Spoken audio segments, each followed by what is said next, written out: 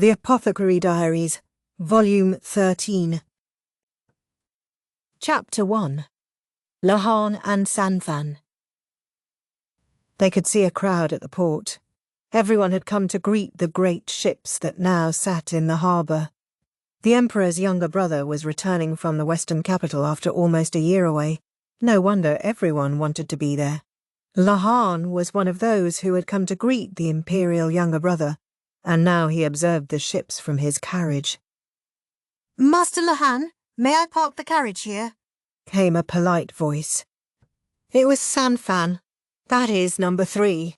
She was a young woman Lahan's age, but she wore men's clothing and kept her hair neatly trimmed. If one didn't know better, she probably would have looked like a particularly handsome young man. As to why her name was a number, that was because Lahan's adoptive father Lahan couldn't remember names. Sanfan was the third person he had taken under his wing because he could see potential in her, so she was simply called number 3. Sanfan was, in fact, the daughter of a merchant family, but after she had run from her parents' chosen marriage match in disgust, she had come to Lahan and given him the hard sell on her skills. Normally he would have turned her away on the spot, but she had commercial knowledge as befitted the daughter of a merchant, and so he took her in. Currently, Lahan and Sanfan were busy working their side hustles to repay Lahan's debts. Sanfan wore men's clothing, in part to prevent people from underestimating her just because she was a woman, and in part as a reaction to her parents' attempt to force an unwanted match on her. Park right near the port, if you would. If you mention my honoured father's name, they'll let us through. Very well. Lahan took out a golden plaque, inscribed with the character La. Ordinarily, such a thing belonged with the head of the clan, but if they gave it to Lahan, he would only lose it, so Lahan kept it on his behalf. Under any other circumstances, that would have been unthinkable, but with Lahan, the unthinkable was par for the course. Some people joked that with that plaque, Lahan could make a bid for control of the clan any time he wished. But Lahan knew better than anyone that if he made a play for the family headship, it was he who would be crushed. Besides, he had no interest in taking over. He was the one working himself to the bone to pay off Lahan's debts. He was as filial as they came. Incidentally, were there no other drivers available? Lahan asked. Sanfan was holding the reins herself. That meant talking through the small window to the driver's bench, which wasn't entirely conducive to conversation. No, not really. Hiring a driver would have cost money, and I had time to kill anyway. Waste not, want not, no. I suppose, yet when I'm with Yifan and Irfan, there's always a driver. Somehow, it was only when he made a request of Sanfan that no drivers were available, and she came instead. Oh? She seemed intent on playing dumb. Lahan decided to let it pass. Sanfan parked the carriage and got down off the driver's bench. Lahan got out as well, leaving the carriage in the care of one of the bodyguards who had accompanied him. The passengers were just disembarking from the ship, and finding Lahan was a simple task. The direction where all the shouting and swooning was coming from was where the Imperial younger brother was the strangely deserted, quiet part of the dock was where Lahan could be found. Nobody who knew Lahan's reputation would get too close to him if they didn't need to. "Excuse me, thank you. Let me through, please," Lahan said, working his way toward Lahan. The old guy stood on the far side of a wall of people, looking beaten. In fact, the crowd had formed a perfectly circular buffer around him. It was rather funny. Lahan's aide Onsu was leading him along. Lahan was not one for moving vehicles. A carriage he could survive, but a ship was too much for him. Lahan himself was badly prone to seasickness, and moments like this reminded him that the two of them were truly connected by blood. "Sir Lahan," Onsu said when he noticed him. He looked even more tired than the last time Lahan had seen him. His year's service in the western capital must have been trying. "I've come to meet my father," Lahan said. "It doesn't look like he's going to be much good to anyone for a while, so I would like to take him home, if you have no objection." In principle, Lahan was a high official and should probably have put in an appearance at his office to report after his return to the royal capital. None at all, sir. If you would be so kind, I'll inform the Moon Prince for you. Onso looked positively relieved. I think he'll agree that this was the easiest way.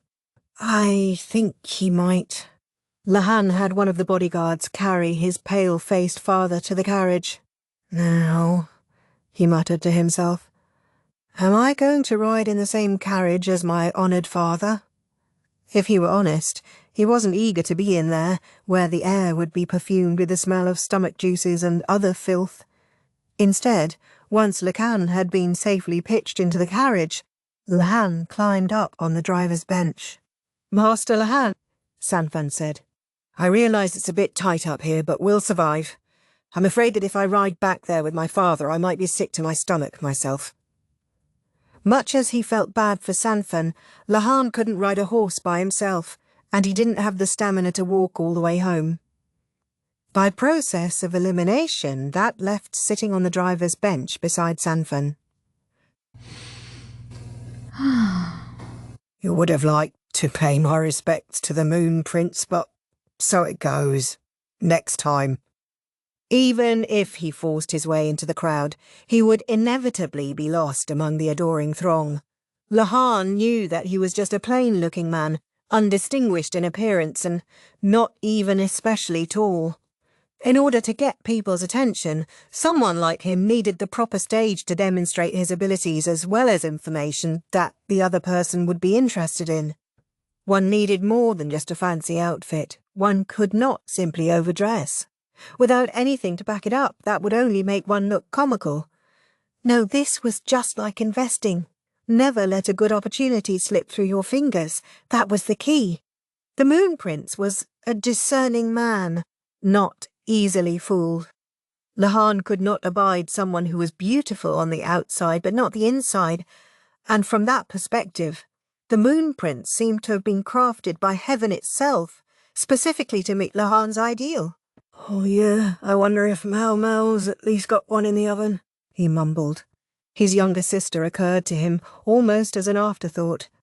Much as he might have liked to speak with her immediately, he would have to do something about the cargo in his carriage first. Master Lahan, shall I contact Lady Maomao? Sanfan asked. Would you? I'll ask her to stop by the mansion. I wonder if she will. I'll write that you wish to speak with her about the matter of her friends, although she might ignore you even then. Lahan thought about it for a second, then said, Very well. Thank you. Please do. Sanfan frequently wrote letters on Lahan's behalf, at least when they were straightforward enough. Maomao didn't know Sanfan, but Sanfan knew about Maomao. The acquaintance only went one way. I will. We need Lady Maomao to come collect them as soon as she may, Sanfan said, oddly subdued. As to who they were, the answer was apparent the moment the carriage arrived back at the mansion. Standing by the weird, shogi, piece-shaped object outside were two women. Master Lahan, said the taller, slimmer one, approaching the carriage. Her name was Yao, and although she was still only 17, she was taller than Lahan. Behind her, looking on with a proper glower on her face, was Enlil. These were the friends of Maomao to whom Sanfan had alluded. Lahan had allowed them to stay at the mansion once in order to have a favour he could call in with Maomao.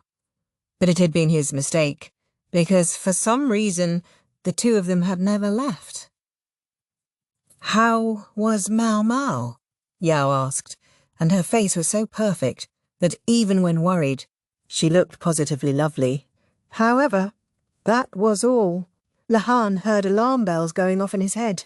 He knew he couldn't get any closer to Yao. I only went to bring my honoured father back.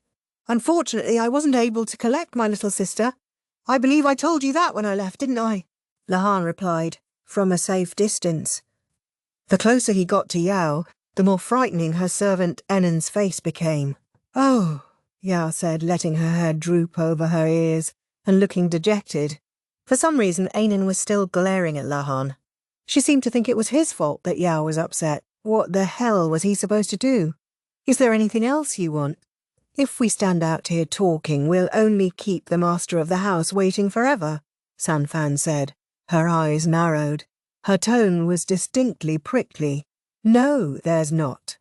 You must pardon me. Yao narrowed her eyes right back, while Enon gave the most brittle of smiles. Further, I believe the agreement was that you would stay here until Lady Maomao returned. Out of your concern for her, yes? I'll arrange porters for you. So see that you pack your luggage, Sanfan said, and her smile was open and easy. Since Lady Maomao has indeed safely come home, you must no longer have the slightest bit of interest in this household.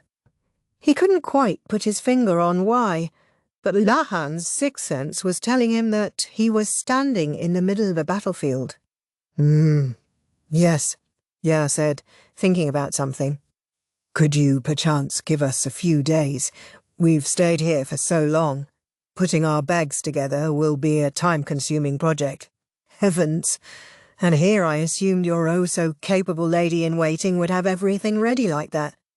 You know, I thought I heard that a relative of yours had gone to the Western capital as well. Wouldn't you normally prioritize greeting them over Lady Maomao? You heard right, but my uncle is going to stay in the Western capital for the time being. The situation has his household in such a tizzy that there's no place for me there. What was going on here? Their exchange sounded so polite, and yet Lahan could see sparks between Yao and Sanfan, not to mention Enon, who continued to glare at him. In any case, Lahan found himself with one goal in mind, to get out of there as fast as he could. He hopped down from the driver's bench and called one of the nearby servants. Is a bedroom ready for my father? Make some congee, something easy on the stomach, and get some sweets, but nothing too fatty. Some fruit might be a good idea. Make sure the fruit juice is nice and cold. Yes, sir, the servant responded. All right, I'm going to go take care of the rest of my work. Lahan trotted briskly away from the scene, trying not to look like he was fleeing.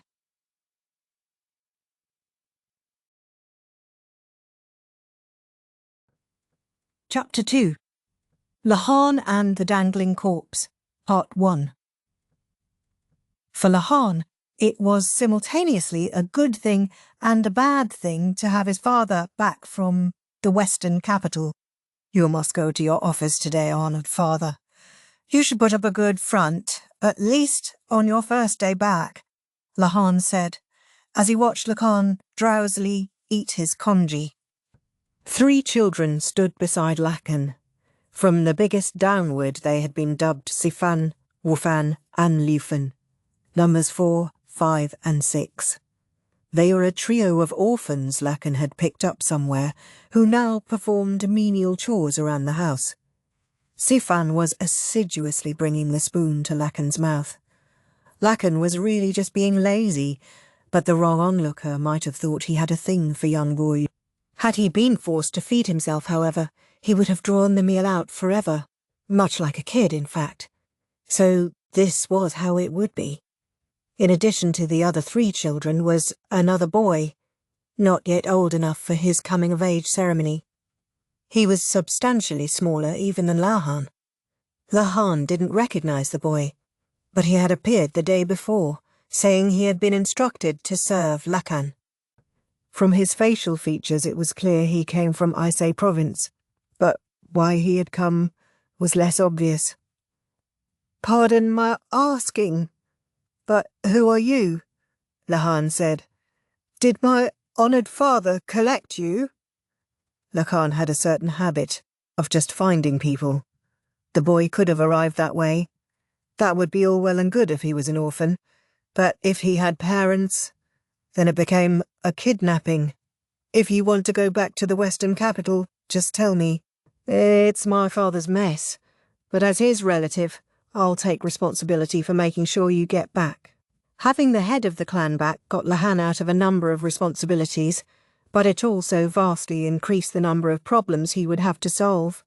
Getting a single child back home, though, that was easy enough.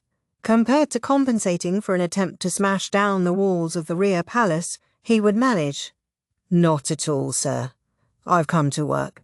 The Moon Prince commanded me to look after Master Lahan for the time being. Lahan had no idea why the Moon Prince would have ordered that, but he said, I see. May I ask your name, then? Certainly. I am called Kanjunjie. Kanjunjie. His name explained everything.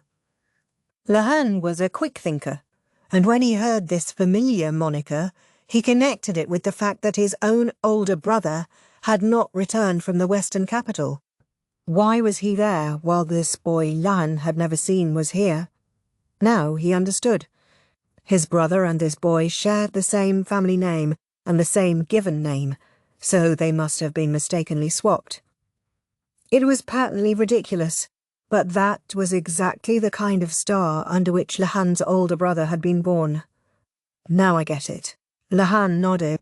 In his opinion, his brother was a real jack-of-all-trades, but a master of none, except for pulling the short straw, if that were a trade. He had been left behind in a far land, where he was probably working industriously at that very moment. Lahan bore no ill will toward his older brother. In fact, he thought he was quite a good brother, and hoped to introduce him to a pretty girl some day. Sanfan came into the room. Master Lahan, she said. Yes, what? I'm terribly sorry, but I found this among the master's clothing, and I thought you would want to see it. Sanfan held out a letter that smelled of a simple but high-class perfume. The sender wasn't immediately apparent, but Lahan could tell who it was from the writing. Lovely characters with just a hint of strength in them. It was a message from the Moon Prince to Lahan explaining, in terms at once indirect and apologetic, who Kanjunjie was and why he was there. It was largely as Lahan had surmised. Once his brother had returned to the central region, they would send Kanjunjie back home, and the Moon Prince wished the boy to remain in Lahan's care until that time.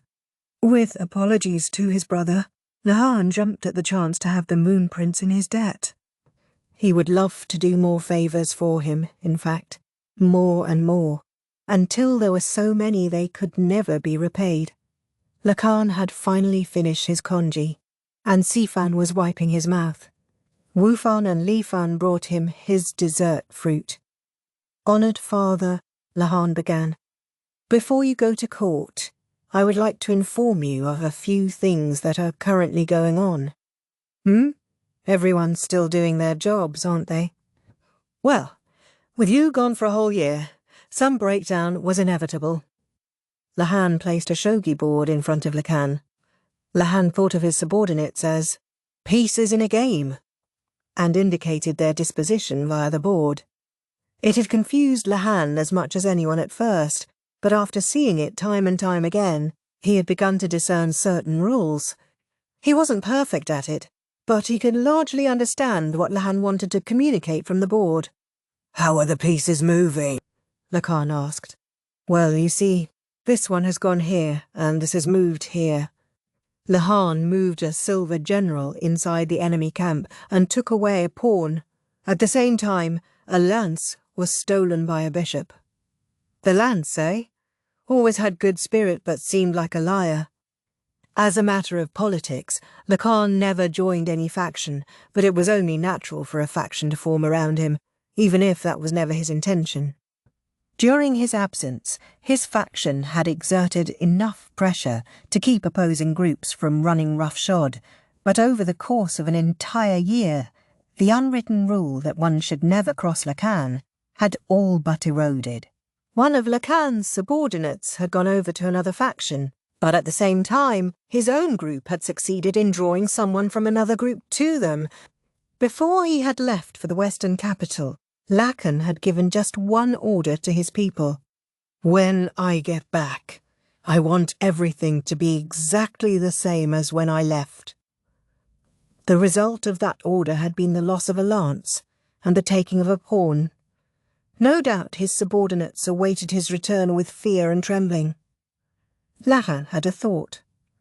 Perhaps it had simply been too much to ask a bunch of soldiers, people not normally versed in political negotiations, to maintain the balance of power within the court. He thought they should still get passing marks, but there was no telling how Lahan would react. "I suppose we should at least see this pawn we've picked up," Lahan said. "Certainly." Lahan picked up a brush, while Wufan and Lufan brought ink and paper, and then he wrote out the orders in such a way that the aide, Onsu, would be able to understand them. He felt bad for Onsu, telling him to come to work the very day after he had finally gotten to see his wife and child for the first time in a year, but from the moment one became Lahan's assistant, there was no such thing as time off. The boy with the exact same name as Lahan's brother was agog from the moment he got out of the carriage. "This is the royal court. My! It's so much bigger than the administrative office in the western capital." Lahan had been thinking about what to do with the boy. Normally he might have simply left him with Sanfan, but there was a problem. His freeloaders, Yao and Ainen, had stuck their noses in. For some reason they had made a big show of doting on the boy, Jinshi. Sanfan and Yao didn't get along very well, and sparks constantly flew between them, although Lahan had no idea why, or at least he wanted to pretend he didn't. In any case, at least Lahan and the boy seemed to get along all right, so Lahan had decided to assign him to Lahan as a sort of junior assistant. If that made Onso's burden lighter, it meant Lahan wouldn't have quite so much paperwork piling up, for which he would be grateful. Still, he had trouble imagining it would go as smoothly as all that. "Say, Anan, are my bangs straight?" "They're perfect. You look as beautiful as always." From behind Lahan came the voices of his freeloaders. Since they were sending Lahan by carriage, it had been decided to let the young ladies come along. He could hardly have put himself and his father in a vehicle while the women walked. "Master Lahan, it's all well and good to be courteous to women, but I don't think you had to go quite so far," Sanfan whispered to him. She was serving as their driver once again. Quite frankly, it would have been more efficient to have her doing other work, but Sanfan wouldn't hear of it. "That's not your decision to make, Sanfan," Lahan said. After a moment, she replied, "Understood. All right. I'm going to see my father to his office." Starting tomorrow, he was going to leave Lahan with Onso. Lahan certainly wasn't going to spend his days babysitting him. "Ainen, let's go to the medical office," said Yao. That would get the two of them out of the equation, which was something of a relief. Now that Maomao was back, Lahan fully intended to have them return to their dormitory. "See you later, Junji," Yao cooed. "You too. Good luck at work today, Lady Yao." "Lady Ernan." "Gosh, you don't have to be so formal." Yao was surprisingly familiar with Jinji herself, and just when Lahan had been so sure she didn't like men. Maybe it was because the boy was still so young that she was able to show him some decency. "You'll be helping your brother and your uncle now." Yao and Ainen were about to leave when Lahan motioned them to stop. "Pardon me, but the two of you seem to be under some sort of misapprehension." "What do you mean?" Yao asked, tilting her head. Young Junji supplied the answer himself. "Mum, my surname is Khan, but I'm not related to Master Lahan or Master Lahan." "Really? I heard what Master Lahan said yesterday. He said, 'Junji, I think he's my nephew,'" Ainen said, doing an uncannily accurate impression of Lahan. Come to think of it, she had been making a midnight snack the night before.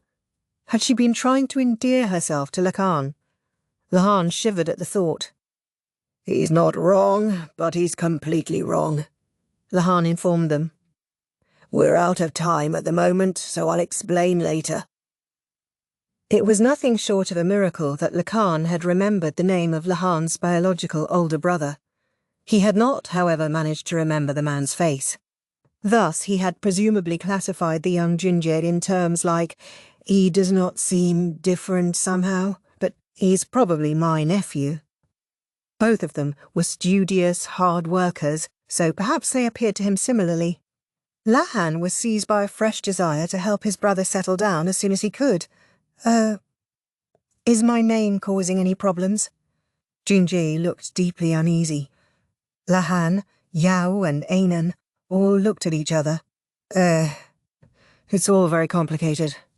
Don't worry yourself. More importantly, my honoured father has fallen asleep again, so give him a good shove, would you? Lahan said. Yes, sir, Jinshi said, and he and Lahan proceeded to shove the sleeping Lakan's back. Lahan was supposed to be done worrying about Lakan once he had deposited him at his office, but there was an unusual hubbub when they arrived. A crowd had formed. Well, now, Lahan said. What do you suppose is the matter? Young Jinshi asked. They looked at each other. Onso stood outside the office, and now, just hours after getting home, he already had a very grim look on his face. So, Onso. Whatever seems to be the matter? Lahan asked. So, Lahan, perhaps you should see for yourself. Onso indicated the office with a significant glance. It will be quicker than explaining, he seemed to say. Lahan looked. Well, I'll be. Something very unbeautiful hung there, namely a man's corpse, dangling by the neck from one of the rafters. Heek! Young Jinshi said, terribly frightened. That's a corpse, dead by hanging, yes. First time you've seen one? Yes. What is it? What is that thing? I told you, it's a corpse, a dead body. How can you be so calm about it? Young Jinshi was all out of sorts, but for Lahan, a human corpse was nothing especially remarkable. The more people there were, the more corpses there would be. That was all.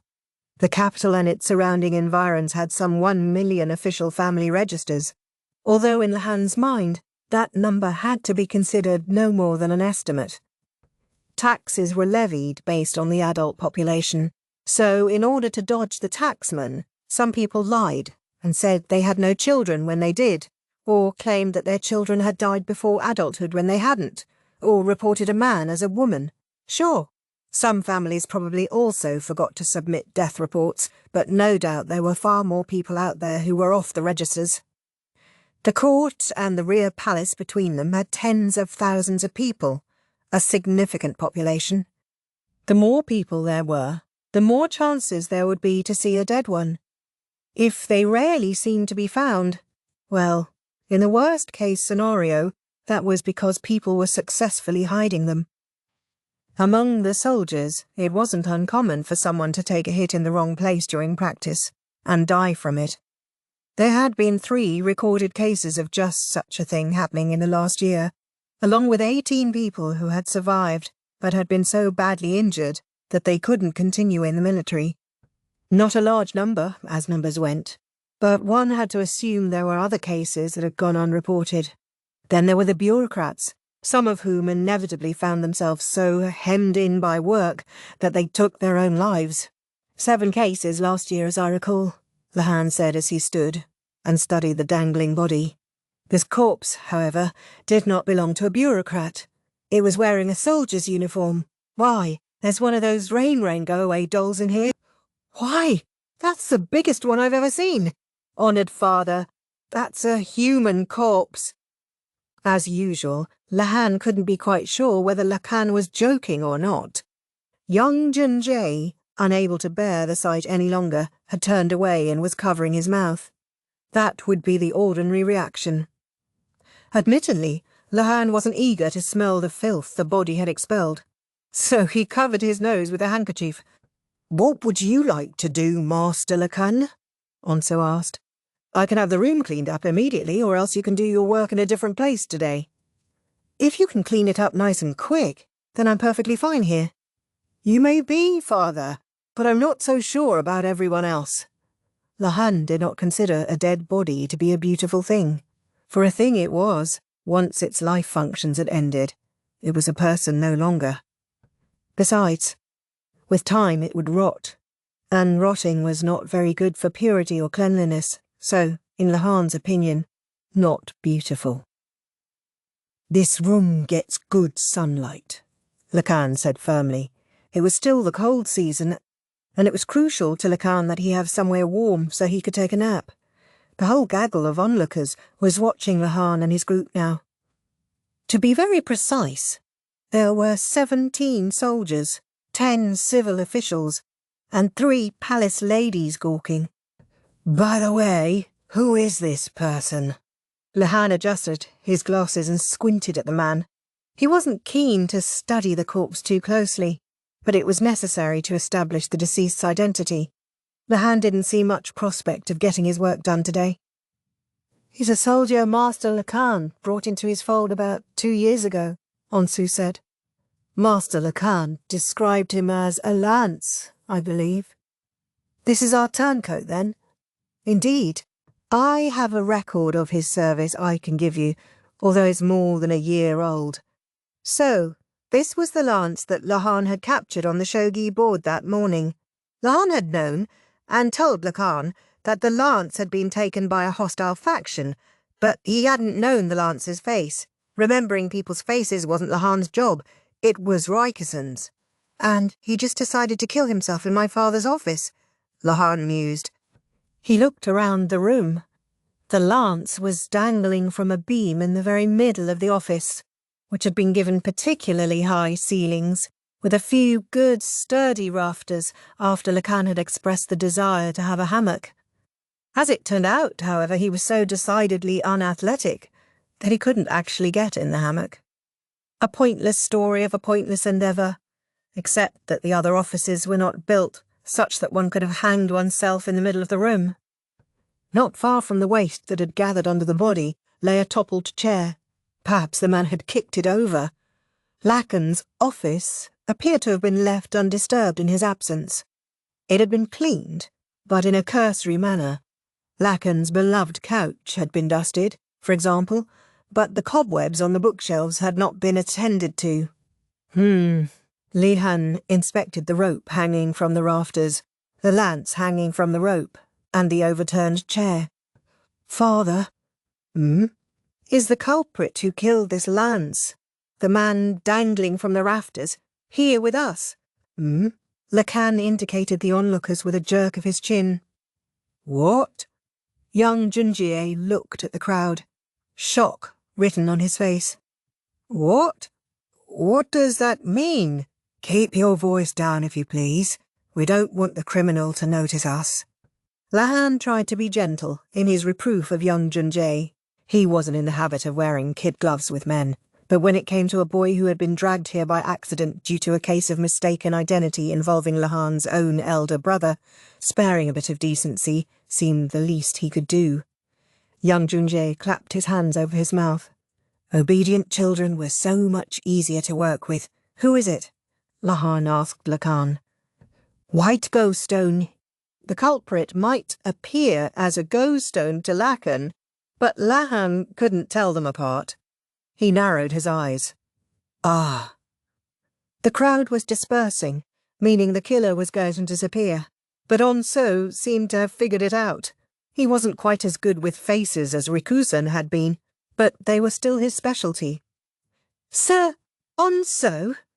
Lahan turned to him, thinking what a lot of trouble this all was. "Sir Lahan." "You're not thinking of abandoning me to handle this on my own while you go do your work, are you?" Onsu placed a hand firmly on Lahan's shoulder and gave him a nasty smile.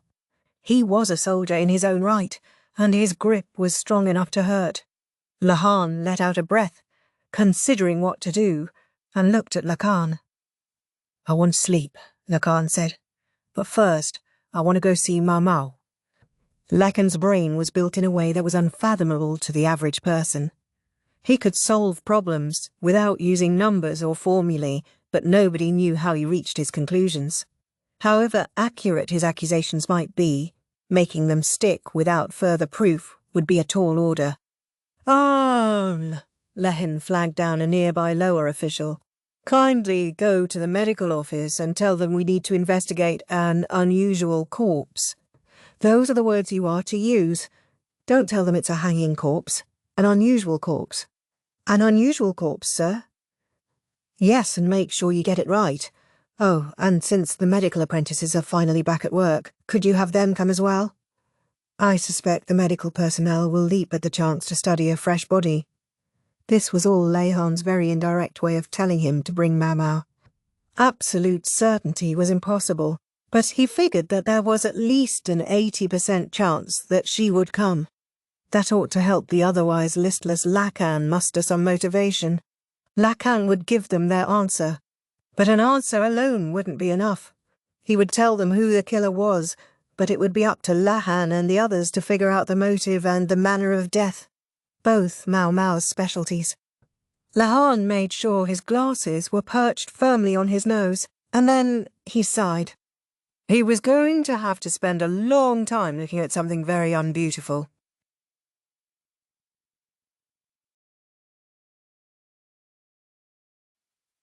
Chapter 3. Lahan and the Dangling Corpse, Part 2. When Lahan saw his little sister for the first time in almost a year, she was not looking very happy. It turned out there hadn't been any need to have Sanfan write a letter specifically to summon her. "Hello, little sister." The very first words out of Maomao's mouth were, "Scram, abacus specs." "Maomao!" Lahan was right beside her and tried to give her a hug, but she jammed a broom handle into his cheek to hold him at a safe distance. Where had she gotten that broom? Lahan was mystified. "Maomao, perhaps you could show a modicum of compassion for him. Would you, in my place?" Absolutely not. With that, Lahan turned to the two people who had accompanied Maomao. One was Dr. Liu, the head official for medical matters at court. He was a man of stern mien, of the same generation as Lahan's granduncle Liu Men. The other was a much younger man, of average build and with a less than serious look on his face. "So, where's this dead body?" the young man asked. He looked inordinately interested, and Dr. Liu promptly rapped him on the head with a knuckle. "That's enough out of you, Tianyu," the doctor said. Tianyu, so that was his name. Not that Lahan cared about this information. To him it looked like Maomao had been accompanied by yet another troublemaker. But this troublemaker had given Lahan an excellent segue into the matter at hand, so he would let it pass. If Lahan tried anything funny, Lahan could just foist him on Maomao. Although he didn't doubt Maomao was having the same thought about him. "I'm not made of free time. Perhaps you would kindly show us the body. I expect the Moon Prince to give a report on our return this afternoon." "I don't have time to dally," Dr. Liu said. It was clear that he was quietly angry. The report by the expedition to the western capital concerned Lahan as well. Lahan was as eager as the good doctor to get this over with. "This way, please," Onsu said, leading them into the room. They had decided to wait somewhere other than the office, as the situation was clearly too much for young Jonjie. He was a dedicated boy, though, and had asked if there was anything he could do, so Lahan had set him to cleaning another room that Lahan sometimes used. It was stuffed full of junk Lahan had piled up there the way a dog might collect slippers. If you'll pardon my saying so, the La seemed to go rather too easy on their own relations, Dr. Liu said, looking at Lahan, Maomao, and then Lahan. "What's wrong with being smitten with my own daughter?"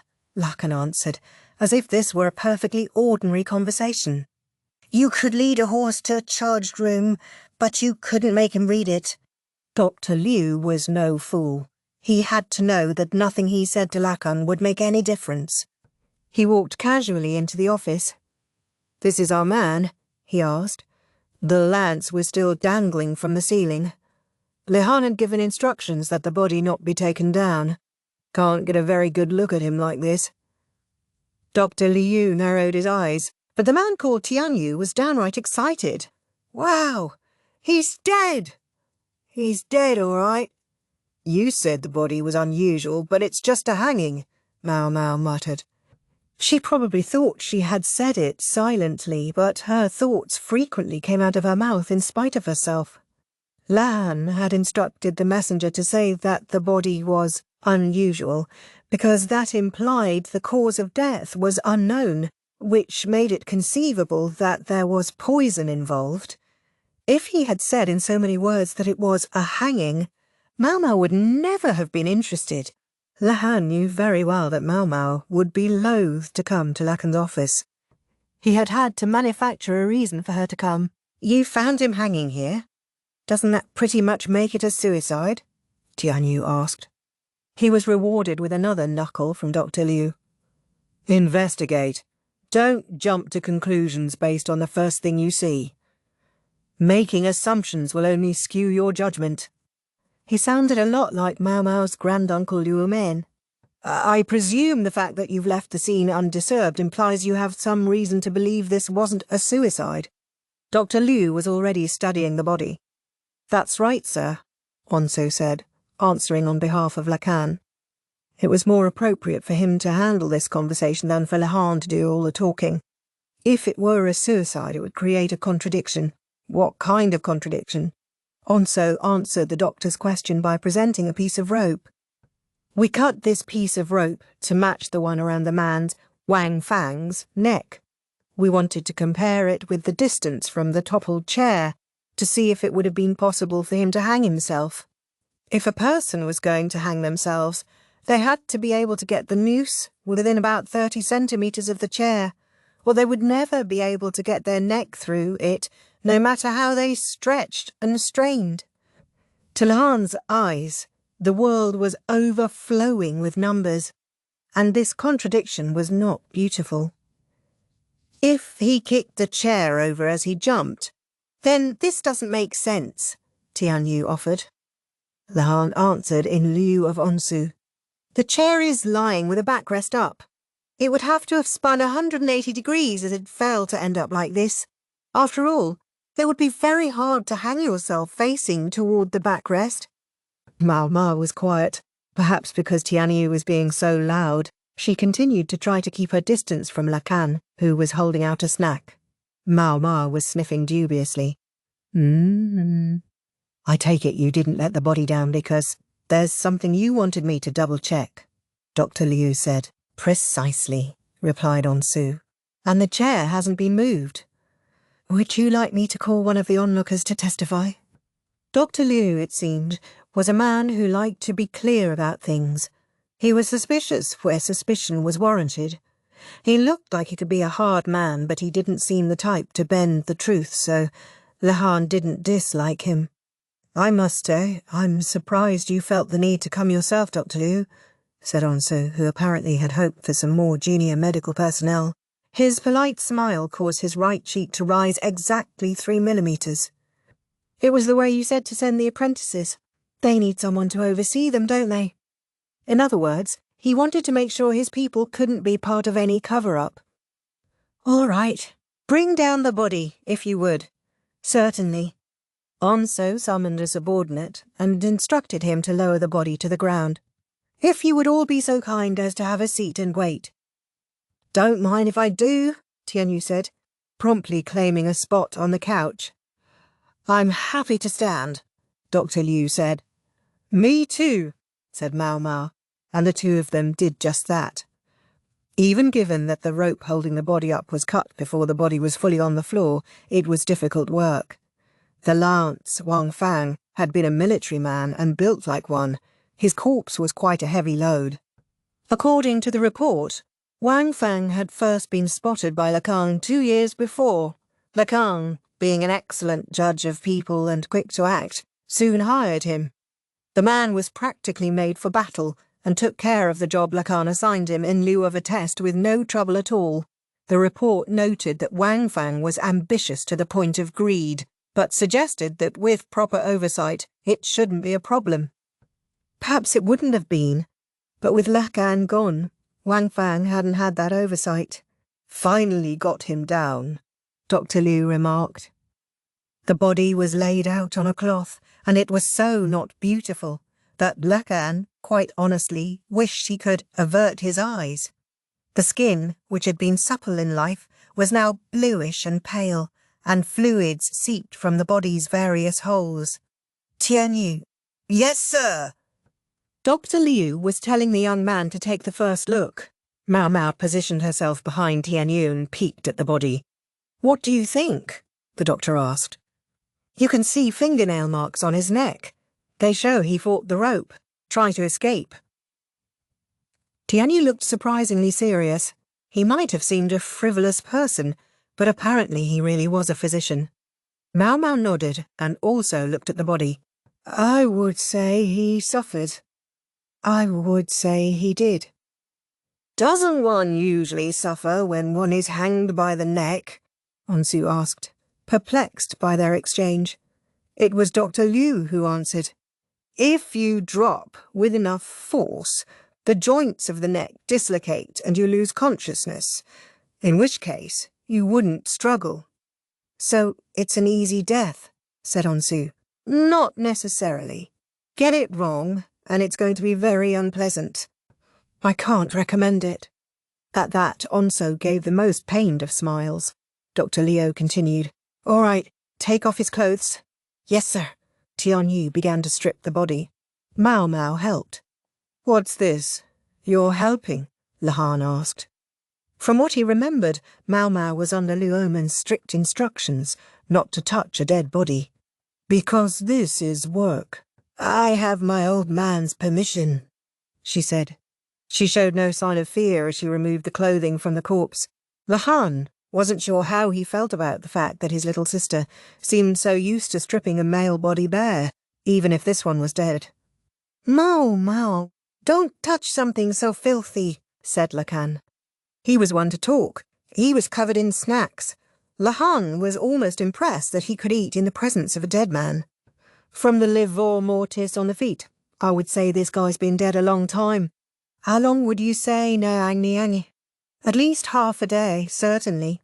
The reddening of the lower body is quite acute." Tianyu plucked at the skin. From the toughness of the flesh, I would say not more than 16 hours ago."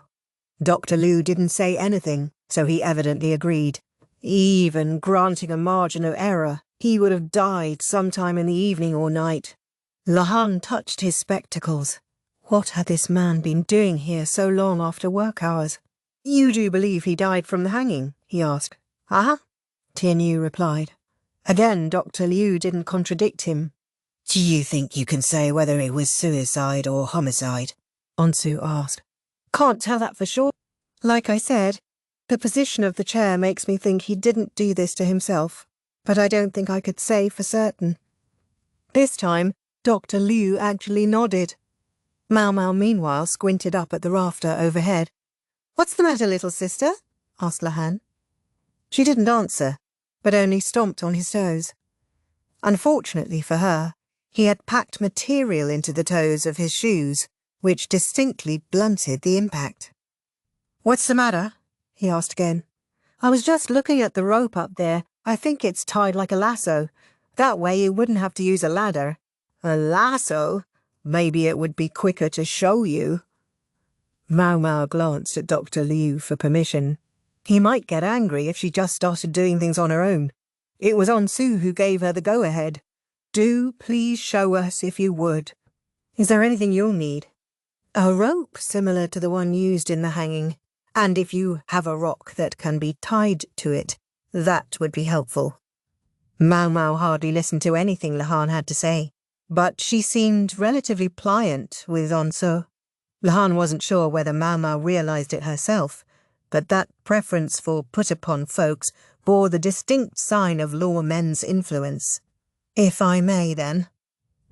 Maomao took the rope and tied the rock to the end of it, then spun it around before tossing it up, where it arced between the beam and the ceiling. "And how are you supposed to attach that to a post?" "Look at the knot on the rope that's up on the beam and you'll get it.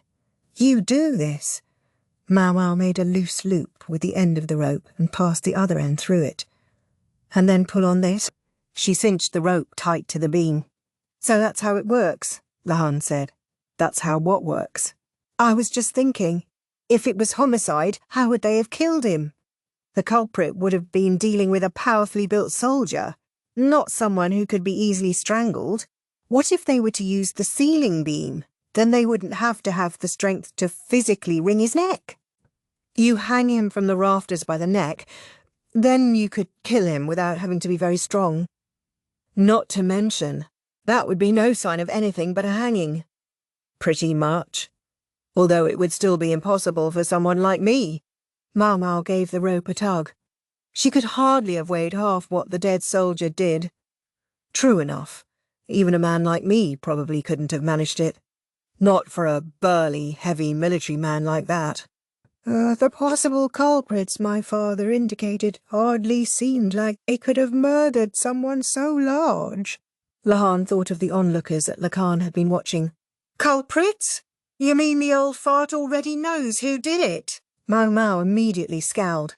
Aha! Daddy figured it out right away. Ugh! Suddenly Lakan was at Maomao's side. She immediately backed up. Eat this, please! She just managed to sound passably polite, but there's nothing polite about the way she grabbed the nearest snack and flung it, like one would for a dog.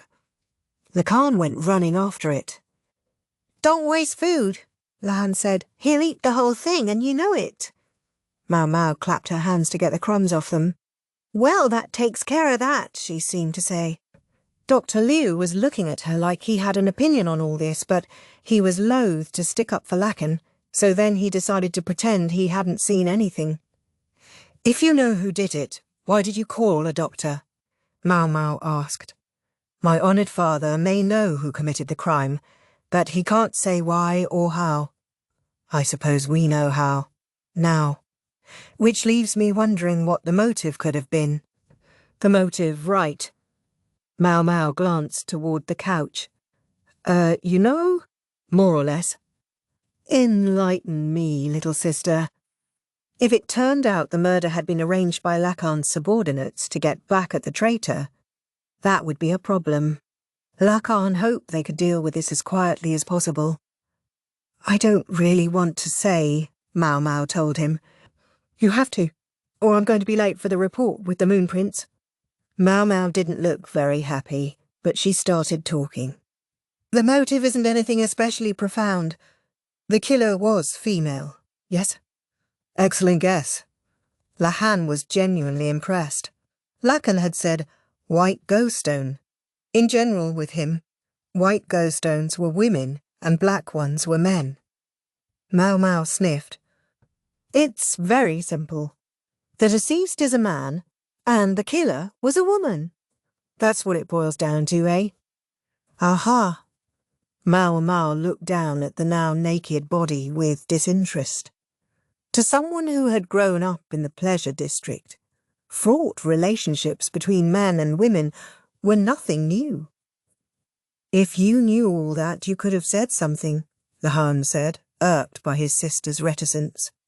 Still, he understood why Maomao had refrained from explaining the motive.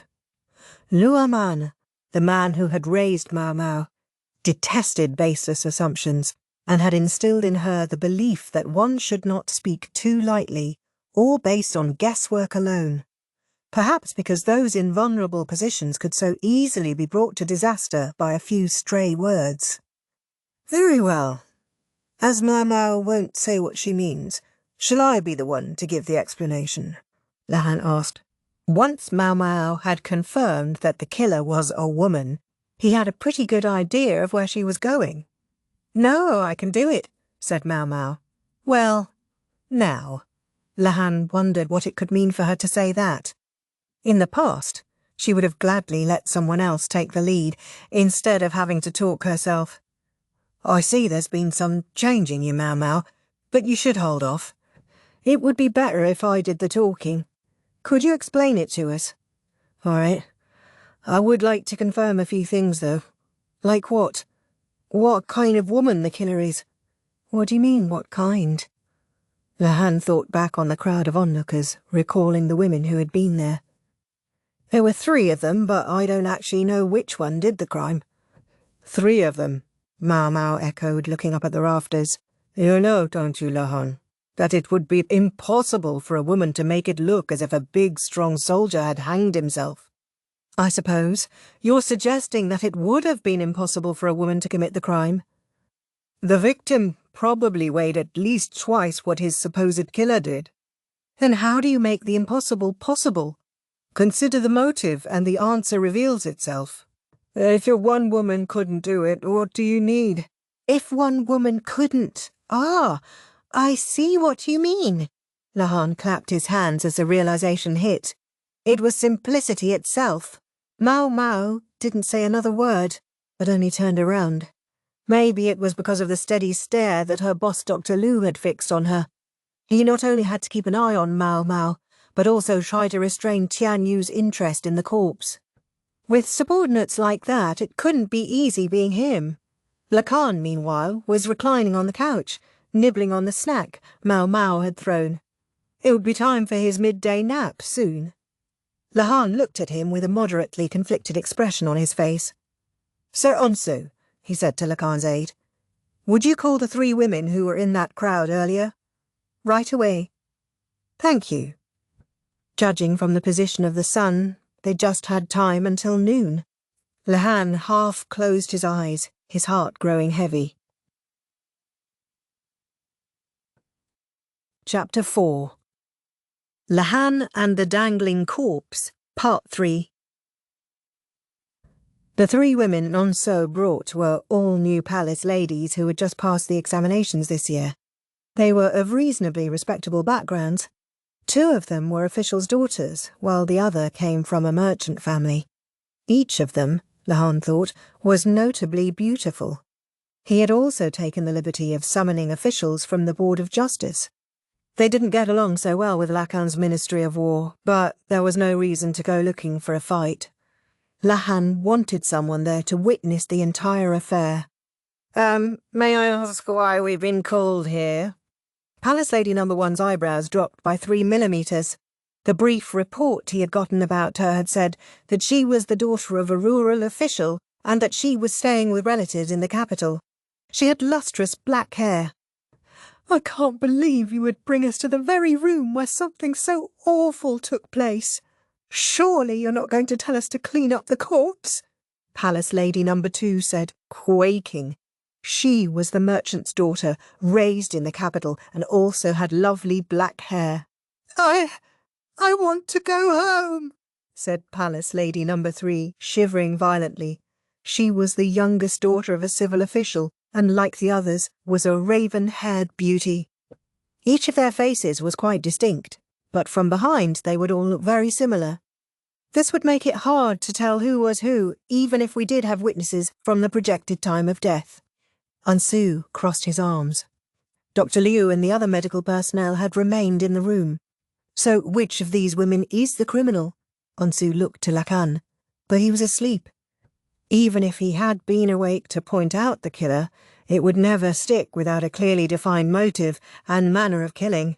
And Lahan would have found it unbearably unbeautiful to try to squeeze some forced evidence out of the situation. "I see you appear somewhat distraught over the fact that you've been brought here as suspects, ladies," Lahan said. As he was speaking to beautiful women, he wished to be as polite as he could, while at the same time hoping, indeed wishing, that they would turn out to be as beautiful on the inside as they were on the outside. "Of course we are. This is a suicide, isn't it?" "Why in the world would you say we killed him?" asked Palace Lady No. 1. "Me? A killer? Of such a great bear of a man?" asked Palace Lady No. 2. "When did he die, anyway?" "If it happened yesterday, I can prove to you that I was at my house," proposed Palace Lady No. 3. "Completely understandable perspectives, all of you," Lahan said. He looked at the 3 ladies, his smile never faltering. "However, there are several distinct problems with the suicide hypothesis, including the situation of the room and the injuries found on the corpse. Further, I think you all should know that alibis provided by your family or friends will not be considered compelling evidence." The 3 women frowned at that. "More importantly, did all 3 of you not have a motive to kill this man?" He pointed at Wang Fang's corpse, which now lay under a sheet. This man was as greedy as he was ambitious, and I'm given to understand that he never saw a woman who caught his fancy without trying to talk his way into her bed. Quite a few officials saw Wang Fang speaking to all 3 of you. True, He spoke to me, all right.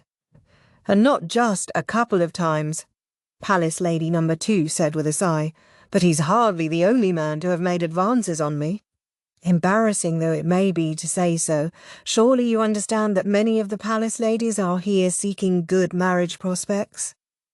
Lady Number 2 was the merchant's daughter, and she had the force of personality to match, a type Lahan hardly disliked. I do indeed, he said. Still, choosing an absent superior's office for a tryst is, let us say, in poor taste. All three women blushed. That said it all. Whatever are you talking about? One of them asked. I have a family member with a nose as sensitive as a cat's. She discovered a very particular scent on the couch that the owner of this office so loves. Lahan hadn't been able to tell himself, but apparently those with better senses of smell knew right away. Maomao, having grown up in a brothel, was particularly sensitive to it. In short, the very couch where Lahan was now sleeping had been used to do the deed during Wang Fang's assignations. It must have been a pleasant place for it. Lahan was very particular about his couches. Only a minimum of cleaning was done in this office during its owner's absence, yet the area around the couch was unaccountably cleaner than anywhere else. You may have thought you had tidied it up so as not to leave any evidence, but since we have someone here with an animal's nose, we knew right away. Maomao was glowering at him, while beside her Tianyu was saying, "Shoot, and I sat on that." As for Lahan, currently snoozing on the guilty couch, he showed no sign of waking up. Suppose this room was that man's little love nest. That hardly means we were the ones he was here with, Palace Lady Number 1 said, her voice trembling. Much as I might like to agree with you, I can't, said Onsu, stepping forward. This is Master Lahan's personal office. No lady in the entire court dared approach it before he left for the western capital. They knew Master Lahan too well. Lahan was unpredictable. You never knew what he would do next. So other officials resolutely kept their distance from him, and even the court ladies made it a point not to get too close, in the same way that nobody would willingly walk into a warehouse full of gunpowder. Many had once made light of Lahan, seeing as he was the oldest son of a famed household yet was branded a failure. The criticism had rolled right off Lahan's back, though. As long as he could play his board games, he was happy. Once Lahan saw that he needed privilege and power, however, he had taken everyone he viewed as an impediment, and had torn them up by the roots. Now there was an unwritten rule when it came to the army's fox. Leave him alone. Don't even go near him. However, Master Lahan has been away for the past year. It was because you're all new here that none of you thought anything of using this room to meet a man. Onsu was right. All three of these women had become court ladies within the past year, and they didn't know Lahan. Even if they had picked up on the unwritten imperative to steer clear of him, it must not have meant much to them. Otherwise they would never have joined the gawking crowd in his office. And there had been no other new court ladies in the last year, except for these three. So your opinion is that one of us killed him because of a little jealousy? I'm sorry to disappoint you, but how would I, or any of us ladies with our skinny arms, have killed this man and somehow made it look like a suicide? Palace Lady Number 2 said.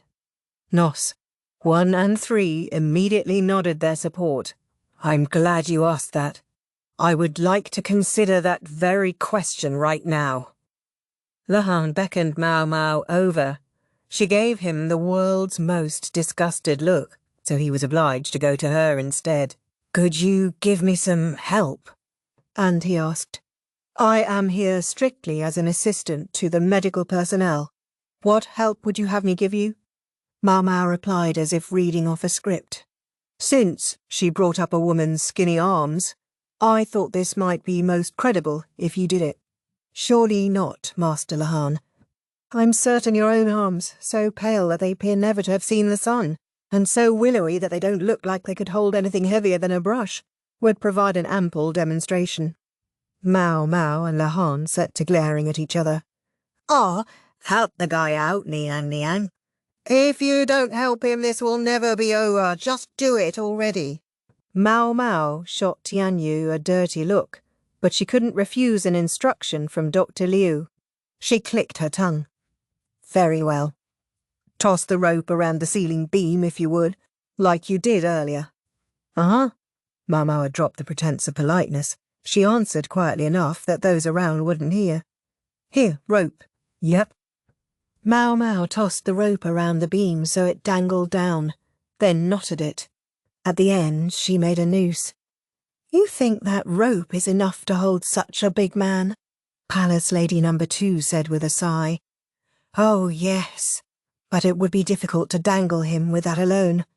I have another rope here."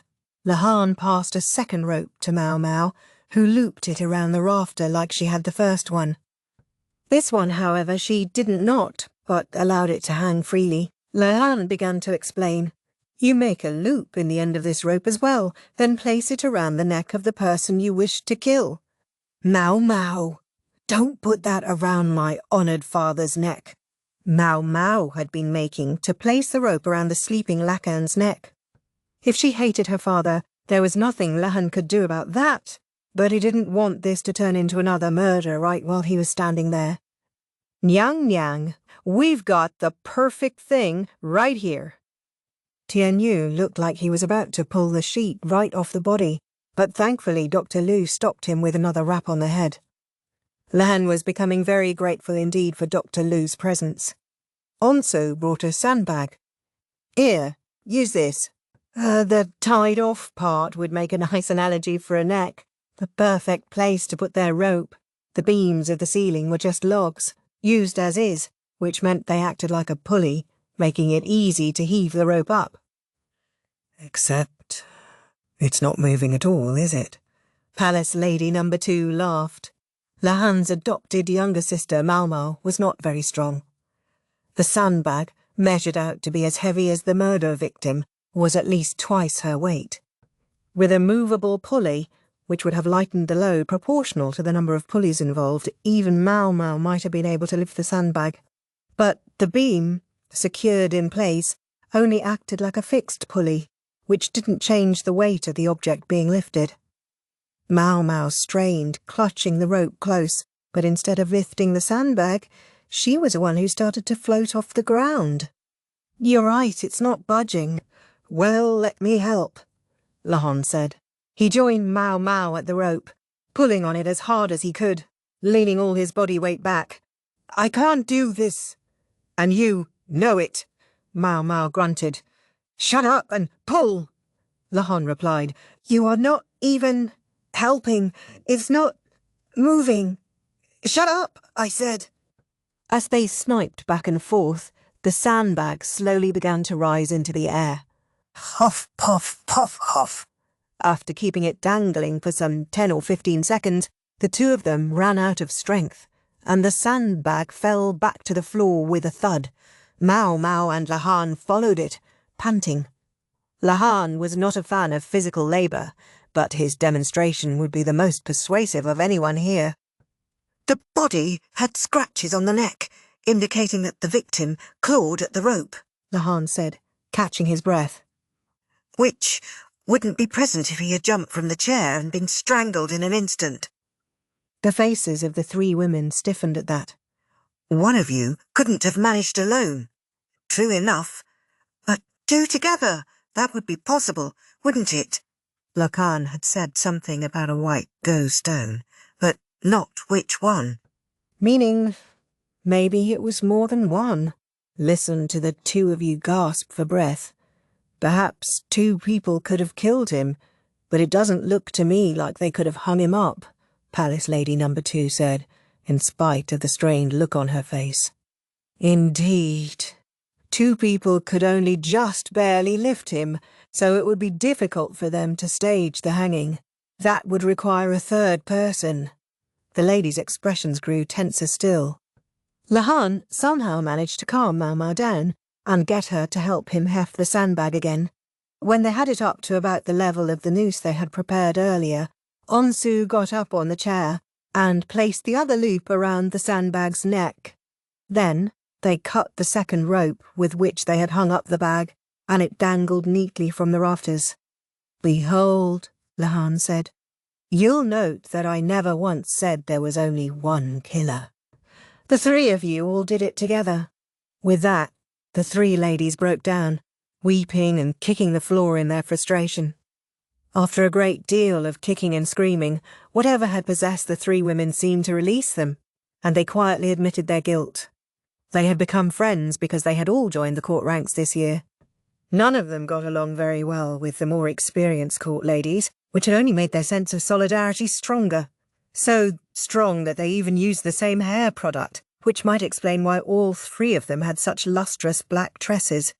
Each woman had been sent to the palace with instructions from their families to find a good marriage prospect, and each woman had found Wang Fang. He had approached each of the ladies separately, and you can imagine where it went from there. Wang Fang had been under the impression that he had been juggling them quite capably, but a woman's intuition is not a thing to be taken lightly, and the three-timer was soon found out. They say that when a case of adultery is discovered, a woman's hatred turns on the other woman, but in this case the three women were already friends, and so their ire lighted on Wang Fang. So it was that the trio conspired to kill him. Knowing that Lahan would soon be home, they invited Wang Fang to this office the day before the strategist was to return. Once one of them was laid out on the couch, the usual procedure in their trysts, and Wang Fang's back was turned, the other two women jumped out of hiding and threw the ropes around his neck. "Women are indeed terrifying," Lahan said with a great sigh. If only Wang Fang had played the situation better. Maybe if he had found some more mature women who could have been more pragmatic about their games. The only ones left in the office were Lahan, Onsu, and Lahan, who was still snoozing away. The folks from the medical office had gone back to work, and the ladies had been led away by the officials from the Board of Justice. The corpse was still there in a corner of the office, so Lahan continued to have young Jinshi busy himself with cleaning the adjacent room. "I can't believe it turns out Wang Fang was murdered because of a bit of jealousy. I thought for sure there must be some other reason," said Onsu, sighing as he prepared a change of clothes for Lahan. The outfit was neatly ironed. No doubt he wanted to get his boss to put on fresh clothes before he met the Emperor. It might not have been just a bit of jealousy. Lahan looked long and hard at the three ladies' service records. In his mind, he began to see a number that united their histories. "You think there might have been something else at work?" "I would be very disturbed if there were, so I'm going to look into it." Even as he spoke, Lahan felt a pang of regret. There went the rest of his day. But then he had expected that something like this might happen. He would just have to carry on.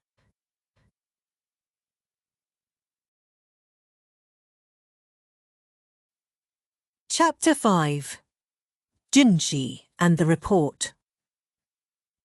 The thick rug in which Jinshi's knees were currently buried was stitched with a dragon, and the pillars to either side of him were carved with images of the same. The rug was flanked by high officials, all of them looking at Jinshi and the other returnees from the western capital. Jinshi was bowing his head humbly. "Raise your head." Jinshi did so, and saw something he had not seen in quite a while, the Emperor seated on his throne. "You must be tired from such a long journey. Are you in good health?" the Emperor asked. "I thank you for your kind concern," Jinshi replied. Strictly speaking, he should have presented himself to His Majesty immediately upon returning from the western capital, but the Emperor had intervened to put the meeting off to the next day. That is, now. The exact timing of the meeting after noon was not a reward for a job well done so much as, one suspected, an act of consideration toward another of those there to make his report. Lahan was diagonally behind Jinshin and looking sleepy. No one but he could be so unrefined as to yawn during an imperial audience. "Suigetsu, have you lost weight?" the Emperor asked. He was the one man in the country who could use Jinshi's true name. Other people referred to Jinshi as the Moon Prince, a usage that had developed largely in contrast to the Emperor himself, who during his heirship had been known as the Sun Prince or the Noon Prince. Not too much, Jinshi replied. He wouldn't deny it. He had lost some 5 kilograms, but there was no need to give the exact number. Jinshi was less concerned about his own weight than about the streaks of white that had appeared in the Emperor's facial hair. The fact that he didn't dye them or try to hide them suggested he had said not to do anything. Jinshi thought he felt a throb from the burn on his flank, which should have healed long ago. An imperial ruler had a great many jobs to do, and a great many things to worry about. No doubt what Jinshi had done just before leaving for the Western capital was something His Majesty worried about very much indeed. The thought that several of those new white hairs might be his fault left Jinshi with a clinging sense of guilt, but he still didn't regret it. Beside the Emperor stood his most important advisors. It was going on 10 years since the Emperor's accession, and there had been much change among them. Where Shisho had once been, Gyokuen now stood. Jinshi focused and began his report. Kazuhijitsu humbly presents himself to the imperial presence, he said. As the Emperor was the only one who could call him by his real name, he was also the only one with whom Jinshi could use his real name. Jinshi had already submitted a written report to His Majesty. Now he went over only the broad strokes of his year in IC province. He stole the occasional glance at Gyokuen. The man's expression never changed, though he must have felt something about the death of his son. You've laboured mightily, I see. It was the Emperor's voice, calm and quiet, as Jinshi had always known it. Before, when he had made reports, Jinshi had often found himself summoned by His Majesty in the evening. They would drink wine, enjoy some snacks, and Jinshi could go into much greater detail about what had happened. He wondered if such an invitation would come tonight as well. His plan this afternoon was to give the briefest of accounts, then make his exit before Lahan did anything. In spite of how much had happened over the last year, it could be boiled down to a few brusque lines and recited quickly enough. That would be all, and then they could get out of... Ah, yes. Suiketsu, that reminds me, the Emperor said when Jinshi had finished his report. Perhaps you would visit the rear palace with me? It's been so long. That was some invitation. A buzz broke out among the courtiers. It was well known that under the name Jinshi, the Moon Prince had once served in the rear palace himself, but there was a tacit understanding that it was not spoken of publicly. Jinshi felt as if the Emperor were playing some sort of prank on him. The most appropriate thing for Jinshi to say at this moment was probably, "Surely you jest, Your Majesty." But having posed as a eunuch for some 7 years, he found it hard to answer. "Sir, I'm only joking," the Emperor said. "You must still be tired. You should spend the remainder of this day resting as well as you can." On the one hand, Jinshi was relieved. On the other, he was reminded that the Emperor was still someone around whom he couldn't let down his guard. A few other people made reports after that, and then the audience was over. At least Lahan had managed not to fall asleep during the proceedings, but the moment the end of the audience was announced, he sprang up and raced out of the throne room.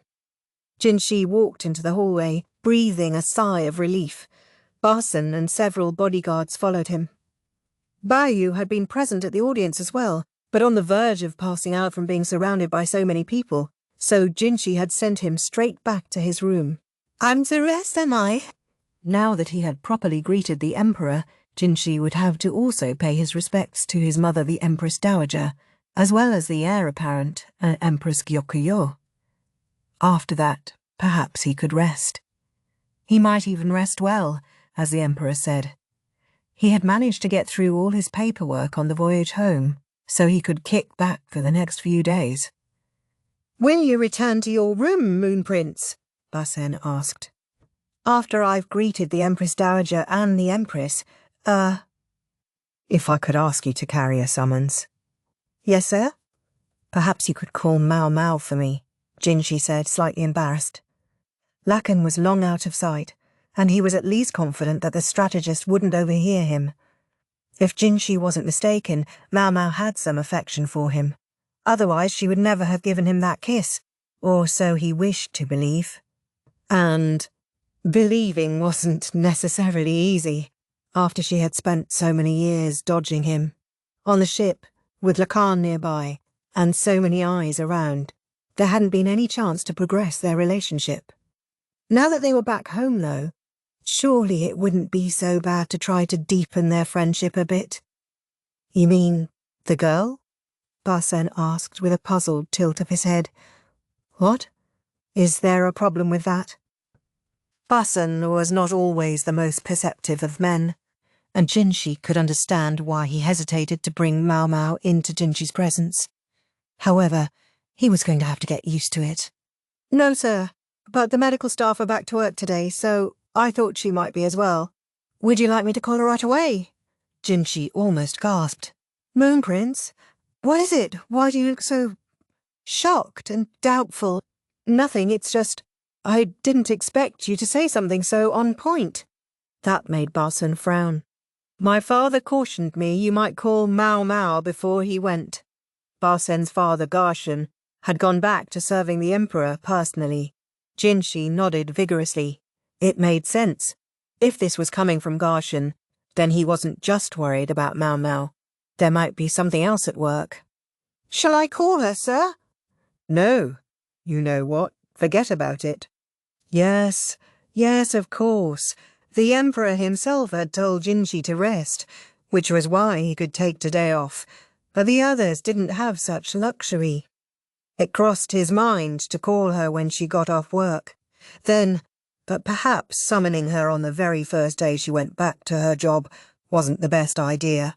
He was her superior, so she couldn't say no, but he could just imagine the glare she would give him, as if to say, "What do you want when I'm so tired?" That prospect held a certain appeal in its own right, but Jinshi quailed at putting his own desires front and centre like that. He couldn't allow himself to forget that he was a person of status. All right. Could you call Maamei, then? My sister? I don't think that should be a problem. Parcin's older sister, Maamei, had remained in the royal capital. She was a canny woman. She would be able to fill Jinshi in on what had happened while he was away. The Empress Dowager hardly seemed to have changed in the years since Jinshi had seen her last, but she seemed surprised by the change in him. "You've lost so much weight," she said. "A great deal happened, you see." Funny how she said the same thing as His Majesty. Did Jinshi look so haggard? "Will you be visiting Empress Gyokuyu's residence after this?" "Yes, ma'am. I would like to pay my respects to the Prince and Princess." His visit to the Empress Dowager was a brief one. She was his mother, but ever since he had entered the Imperial Palace as a eunuch, she had become more distant. He felt like he should talk to her more, but somehow he couldn't do it. There was a great deal Jinshi had done in secret from the Empress Dowager, and he often wondered if he should divulge all of it to her, or if he should take those secrets to the grave. His next visit was to the Empress's palace. Gyokyo had quite a few more servants than she had had in the past. More bodyguards, of course, but also more ladies-in-waiting and nursemaids. Jinshi was met by Gyokuyu's head lady-in-waiting, Hongyang, along with several other women who had long been in the Empress's service. "It's been quite some time, Hongyang, Yinghua, Giwon, Ailan," Jinshi said. "Lady Gyokuyu awaits within," said Hongyang, guiding him soberly inside. The other three ladies were squealing, if not quite as much as they had before. "Here you are." Hongyang showed him to a reception chamber, where he found the Empress along with a girl of some 5 or 6 years old. It was Princess Lingli, bigger than he remembered her, but the moment she saw Jinshi, she hid behind her mother. "Princess?" he asked. "My, what's the matter? Don't you remember your uncle?" Gyokuyo said. Lingley only watched Jinshi studiously and refused to get any closer. To think he had once held her in his arms. Maybe she's shy with strangers, Gyokuyo said. Strangers? Why, Jinshi had known the princess since she had been born. Back in the rear palace, he had checked in on her at least once every few days. It was Hongyang who drove the point home. It's been a whole year. You can't blame a child for forgetting. The young prince had long since learned to walk, and now he toddled about, followed closely by several nursemaids making sure he didn't trip and fall. "Just paying your respects today?" the Empress asked. "I thought we might discuss the Western capital, if briefly." Gyokuyu raised a hand, and Hongyang bustled the prince and princess out the door. Only the minimum of staff were left in the room. About Sir Gyoku. Gyoku was Gyokuyu's older brother, and he had been murdered. True, they were only half-siblings, but Gyokuyu must have had complicated feelings. "I've heard the story. I'm told that my brother's eldest son will succeed him." "That's right, Sir Shikyu." Shikyu was Gyoku's oldest son, making him a nephew to Gyokuyo, albeit one older than her. He can be a soft touch at times, but he'll be all right. "Were you close?" "After my father told me I was to enter the rear palace, I spent some time at the main house being educated for the part.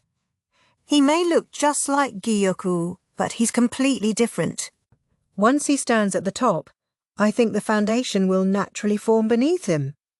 Empress Gyokuyu's words were as good as saying that Gyokyu had not been fit to lead. "What have you heard about the relationship between me and my brother Gyoku?" Jinshi paused. "That it was not a very good one." Well, for the record, I want you to know that I had no hand in this." She was quite firm. "Nor I, ma'am," said Jinshi. They naturally fell into the way they had talked in the rear palace. She spoke casually, he politely. Perhaps it was because the ladies and guards left in the room were all holdovers from those days. "I suppose not. What is the Western capital to the Imperial younger brother, anyway? A rural outpost. Let's be frank, a modest country town. Why should he bother himself with killing its leader? And yet, there have been no end of rumours that I did just that." "How can you convince these rumour-mongers that no one has less interest in power than you?" Gyokuyu laughed, but her words contained some sarcasm directed at Jinshi as well. She was one of the very few who knew of the peony brand that marked his flesh. "Indeed, as I have said, Empress Gyokuyu, your enemy I shall never be," Jinshi said, deliberately using the same words he had spoken when he had branded his own flank. "And may I trust that claim?" "You may. My enemy you may not be, Moon Prince, but I'm not so sure about others around us." "I'm aware, milady.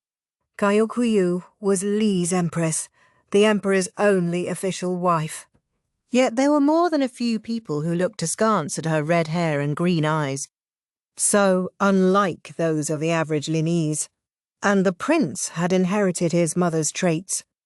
Members of Li's imperial family had commonly married close relatives, and there were those among the emperor's advisers who felt he should have married not Gyokuyo, but Consort Li Hua, who hailed from a branch of the imperial line.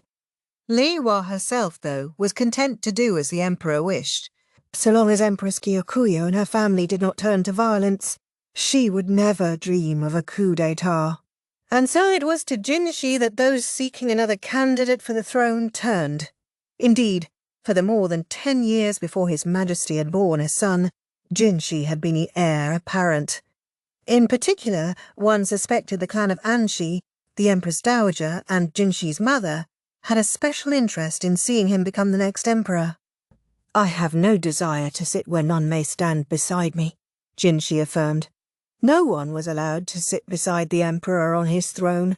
Not even the Empress, who was still his subject. Not his equal. No, indeed. A slight smile crossed Gyokuyu's face.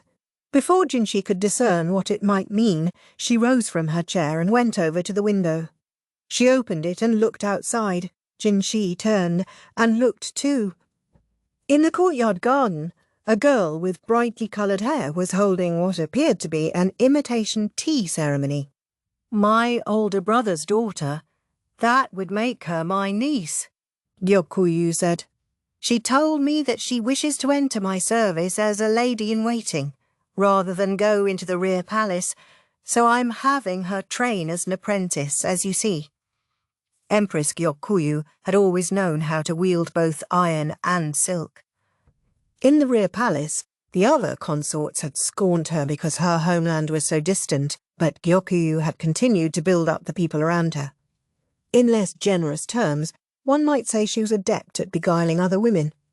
That strength was no small part of why Jinshi had recommended her for promotion to High Consort when he had been a eunuch. If she's not going to enter the rear palace, she could indeed become your consort, Moon Prince. Ha ha! Don't let her see your face, or she might have a change of heart and decide she prefers the imperial younger brother. You'd guess, milady. Though he brushed off her comment, Jinshi had attracted plenty of folks. Men and women, young and old alike in his time, so he was genuinely sweating. As you have made your resolution, Moon Prince, so I shall make mine. I've done many things for which I think I must beg your forgiveness. Beg forgiveness? Not from me. You mustn't, she said, raising her voice slightly. Don't forget there's another whom you've troubled far more than me. Yes, Mom. It was all Jinshi could say. Did she mean Maomao, or His Majesty, or both? They were the only others who had been present when he had done what he had done. When Jinshi got back to his own residence, Suiren was cleaning, not just tidying up, but going over the place from top to bottom. I appreciate your enthusiasm, Suiren, but aren't you tired from travelling? You can relax. Moreover, his home looked like it had been kept quite neat in his absence. To clean it still further, wasn't that the sort of thing a demon mother-in-law, as the world called them, would do? Relax. Don't be silly, young master. Don't call me that. It's the least you deserve to be called, soft as you are. Look at this. I gave the place the slightest once-over, and see how much I found. She cheerfully displayed some suspicious charms, several dolls, and a ball made of human hair, among other things. Jinshi was lost for words. You may forget, young master, but you never know what they'll do when you take your eyes off them for a minute. Young ladies in love, I mean. He had begun to forget, after a year in the Western capital. This had been an everyday thing for Jinshi. Whoa, whoa, whoa! I also found a pair of underpants with human hair sewn into them. A real classic. You want to wear them? Throw 'em out. As you command. Suiren pitched the underwear into the trash bin, without a hint of mercy or remorse. The charms and dolls weren't necessarily all for love. Some might have been intended purely to curse Jinshi. He had no intention of following up on each of the tchotchkes individually, though, nor of losing sleep over anyone so cowardly that they could only attack him in this most indirect of ways. Then again, it was only because Jinshi was so thoroughly convinced that spells and curses were just superstition that he could act that way. Now, whose influence could that have been? Is Maamei here? Jinshi asked. Yes, she is. I have her cleaning one of the other rooms. Maamei was a formidable woman in her own right, but apparently even she couldn't best Suiren. Jinshi found her in the living room, throwing an eerie-looking doll in the trash just as Suiren had been doing. It's been quite a while, Moon Prince. Don't worry, I'll make sure the refuse is burned later. Maamei looked like her mother Taomei, whom Jinshi had seen so much of in the Western capital, only half as old. Her father was Gao Shun, but his contribution was hard to spot. Pardon my abruptness, but could you tell me what's been happening in the last year? Jinshi asked. Of course, she replied. Let me begin with things that affect you personally, Moon Prince. Maamei didn't stop cleaning as she spoke. She said that Gyokuyu's daughter would soon become Empress Gyokuyu's lady-in-waiting, as Jinshi had already heard. Moreover, people were beginning to urge that something be done about a consort for Jinshi himself. To top it all off, the faction that supported Li Huo's son for the heirship could be seen beginning to act, trying to establish their chosen candidate. "And then there's," Maamei said, but then she stopped. "What? Well, it's merely a rumour." "Tell me anyway." Jinshi sat in a chair and sipped some tea Suiren had brought. "When has she done that?" "The Imperial family currently suffers from a dearth of male heirs. His Majesty has only his 2 infant sons, and you are unmarried. So, there are those who, let us say they seek to make contact with this male-challenged royal family." "I suppose that's not so surprising. I do recall the sovereign before last had a much younger half-brother. That would make him the former emperor's uncle. Jinshi had heard that he had fled his home while the empress regnant had wielded power, lest he incur her wrath. That's right. And he has a son. A son from the male line, meaning he could make a claim on the throne. You think he's plotting treachery?" Jinshi asked. "No. His attitude remains as it always has been. He has no interest in politics. However, the rumour is that there's another male member of the Imperial line." "Another male?" Jinshi cocked his head. "Of what generation?" 3 generations back, perhaps. There was someone who was a member of the Imperial family but ran afoul of the reigning emperor." "Hmm?" "He was stripped of his imperial status and executed. But before that, he had a child with a commoner woman. Or so the story goes. By Li's laws, a child born to one with imperial status could be accorded imperial status. Even if his mother was a commoner, if the child had proof of imperial paternity, they could be granted a place in the succession. Most such claimants turned out to be pretenders, and even those who weren't once suspected largely found themselves ignored based on whatever was most convenient for the court's advisers." "That story would hardly pass for a fairy tale," said Jinshi. "I agree, sir. It's drivel. But as the tale is out and about, I thought I should tell you. This was what passed for a joke with Maamei. Such stories abounded. There was even a courtesan who used the royal character Ka in her name on the claim that she was an illegitimate child of an imperial sire. It seemed ridiculous, but then there was always the case of Maomao herself, so the possibility couldn't be dismissed entirely." "I have more to tell. What would you like to do?" Maamei asked. "I'm getting hungry. Could I eat while I listen?" "Certainly, sir." Maamei had found another item in the meantime, a cushion embroidered with hair. She threw it in the trash. Jinshi was starting to think it would be quicker just to get a new palace, but then he pictured Maomao chastising him for the waste of money, and decided to keep the suggestion to himself. Chapter 6. Tianyu's Medical Office Diary. "Excuse me? I don't suppose we can chop this guy up?" Tianyu asked, looking at the nice, fresh, hanged corpse. Well, not quite fresh. It was a full day old at this point. The rigor mortis was starting to wear off. The thought of rigor mortis took Tianyu back to his time dissecting animals. Before he had set out to become a doctor, Tianyu had been a hunter. When he caught an animal in the hills, he often drained the blood and removed the organs on the spot before taking it home. Draining the blood kept the meat from stinking, while extracting the organs prevented their various juices, waste and other contents from getting on the flesh, which saved it from going bad. Tianyu was such a skilled hand at dissection that he had even stripped the bones right out, but his dad had gotten awful mad at him for that.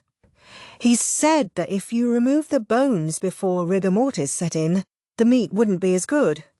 Then he demanded to know if Tianyu wanted to eat crappy meat, and gave him a rap with his knuckle. So, this corpse was bone in.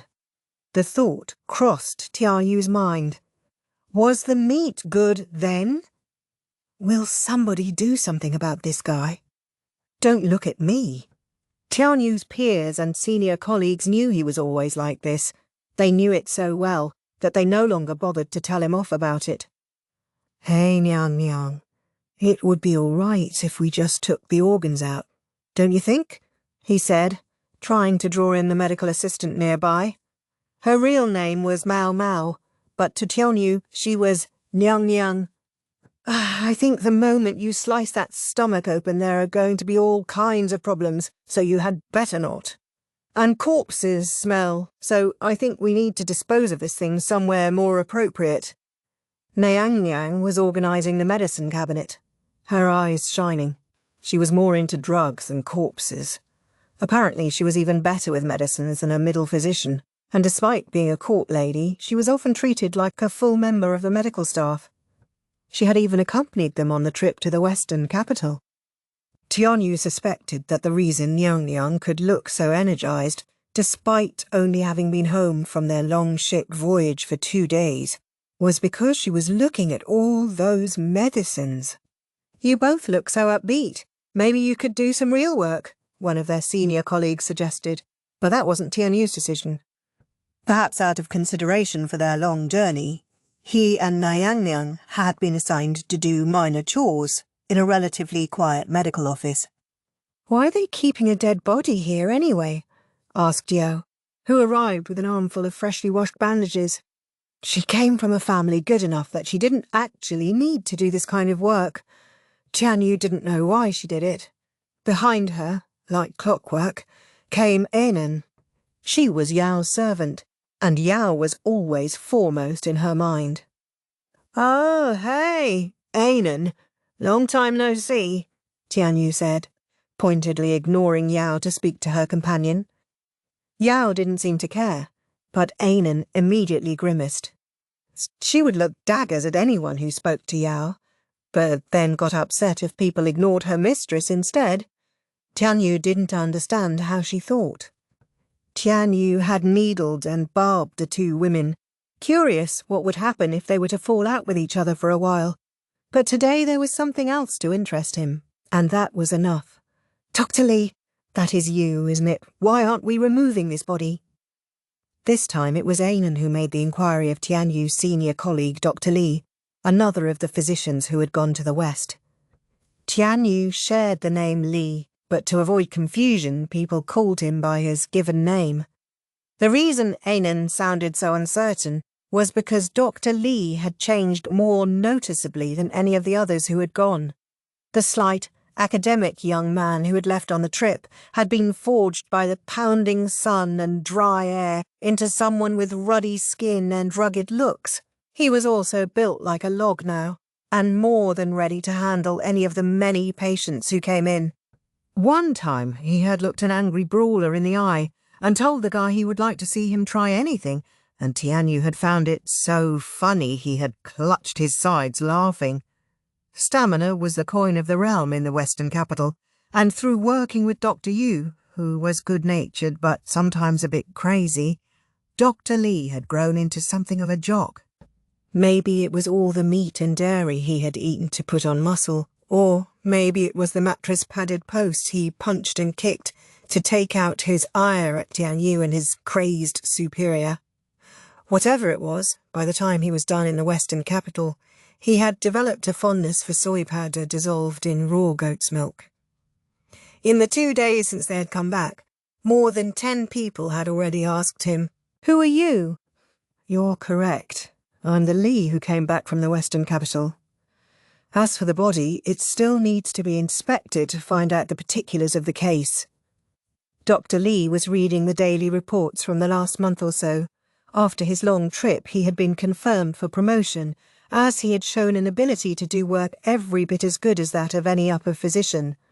Tianyu had also cut open and sewn up plenty of injured arms and legs, but there was no talk of advancement for him. "Really, Dr. Lee, I thought they already caught the criminal and did their examination. They're going to keep investigating." To Tianyu, it was just a question. Apparently, Ennin took it to mean he had time on his hands, because baskets of laundered bandages began to accumulate in front of him, and she was clearly pressuring him to roll the strips up and put them away. Yes, they're going to keep investigating. Makes sense, said Niang Niang, who was discarding some medicine. What makes sense? Tianyu asked. He might be better at dissecting animals, but in most other respects, Niang Niang knew more than he did. The culprits were 3 palace women.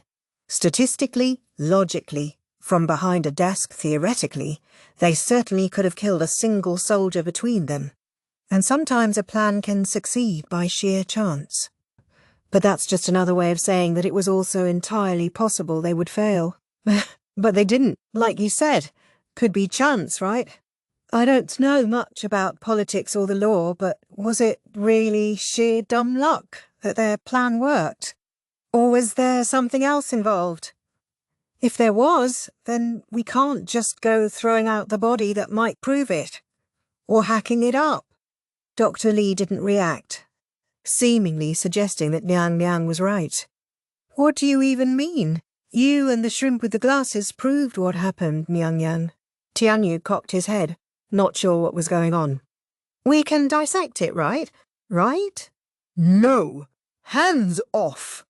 Dr. Li put down the reports and stood in front of the body. And don't make too much of a big deal of the fact that we've got a body in here. You and I are used to this sort of thing, but you'll frighten folks from other departments. Yes, sir. Maybe Dr. Li didn't like the sound of Tianyu's answer, because he found himself absorbing another knuckle. It was hard to know if it was all the additional muscle, but Dr. Li talked with his body more than he had before. Yao, Anan, may I have a moment? Dr. Li asked. The 2 young women had been listening attentively but quietly. I've been reading the daily reports. Is everything all right? It says, the 2 of you haven't gone back to the women's dorm. Really? Why not? This is the first I'm hearing of it. Niang Niang said, looking at them. For some reason her pallor was poor. Yao said, You didn't know, Maomao. The women's dormitory is full and there's no room for the newest palace ladies, so they asked for volunteers to move out. Anne and I were barely there to begin with, so it seemed perfect. We made sure they didn't touch your room, though. We did try to clean it occasionally. It wasn't too dusty, I hope. No, it was fine. Thank you.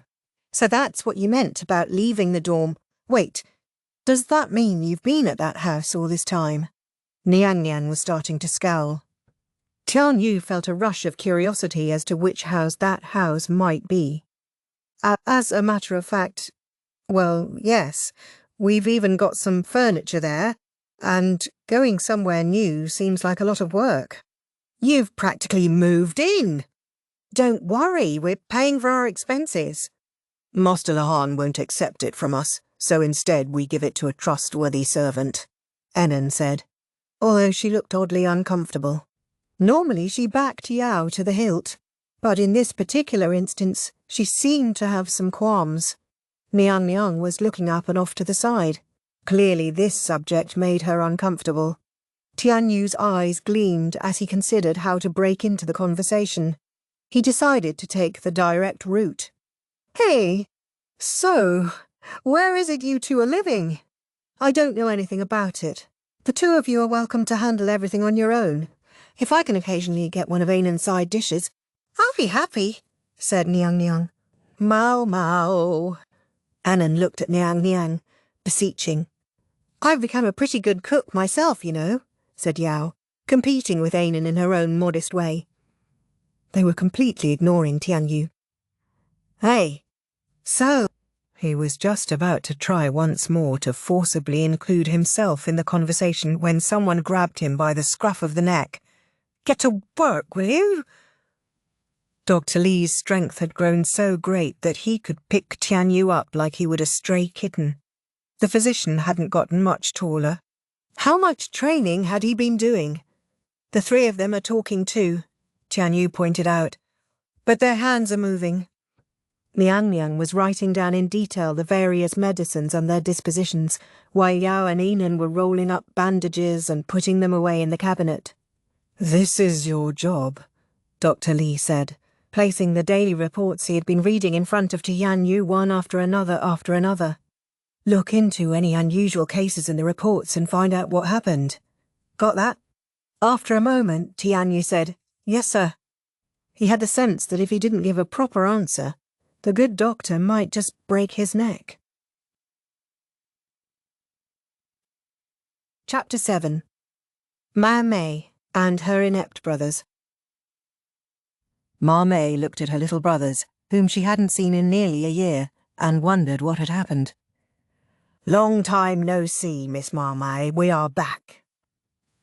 The first one to greet her wasn't either of them, but Chu, the wife of Baryu, the older of her two brothers. Chu had been an acquaintance of Maamei's. In fact, that was how she had come into the family, and she had always been the cheerful type. But Maamei had to wonder why she looked the way she did at that moment. "What in the world happened to you?" Chu's right arm hung limply at her side. Moreover, her whole body was covered with injuries, and her slightly muffled speech implied that she had sustained some damage to her internal organs as well. "Oh, I just made a little oopsie, and now I won't be able to use my right arm for the rest of my life." "Well, don't you fret. I can still do a few tricks with the other one. See?" Flowers and flags appeared in Chu's left hand. Baryu, as usual, was watching his wife with lifeless eyes. Maamei did indeed fret about the state Cher was in, but there was another, bigger problem. "Bosun, what is that?" she demanded.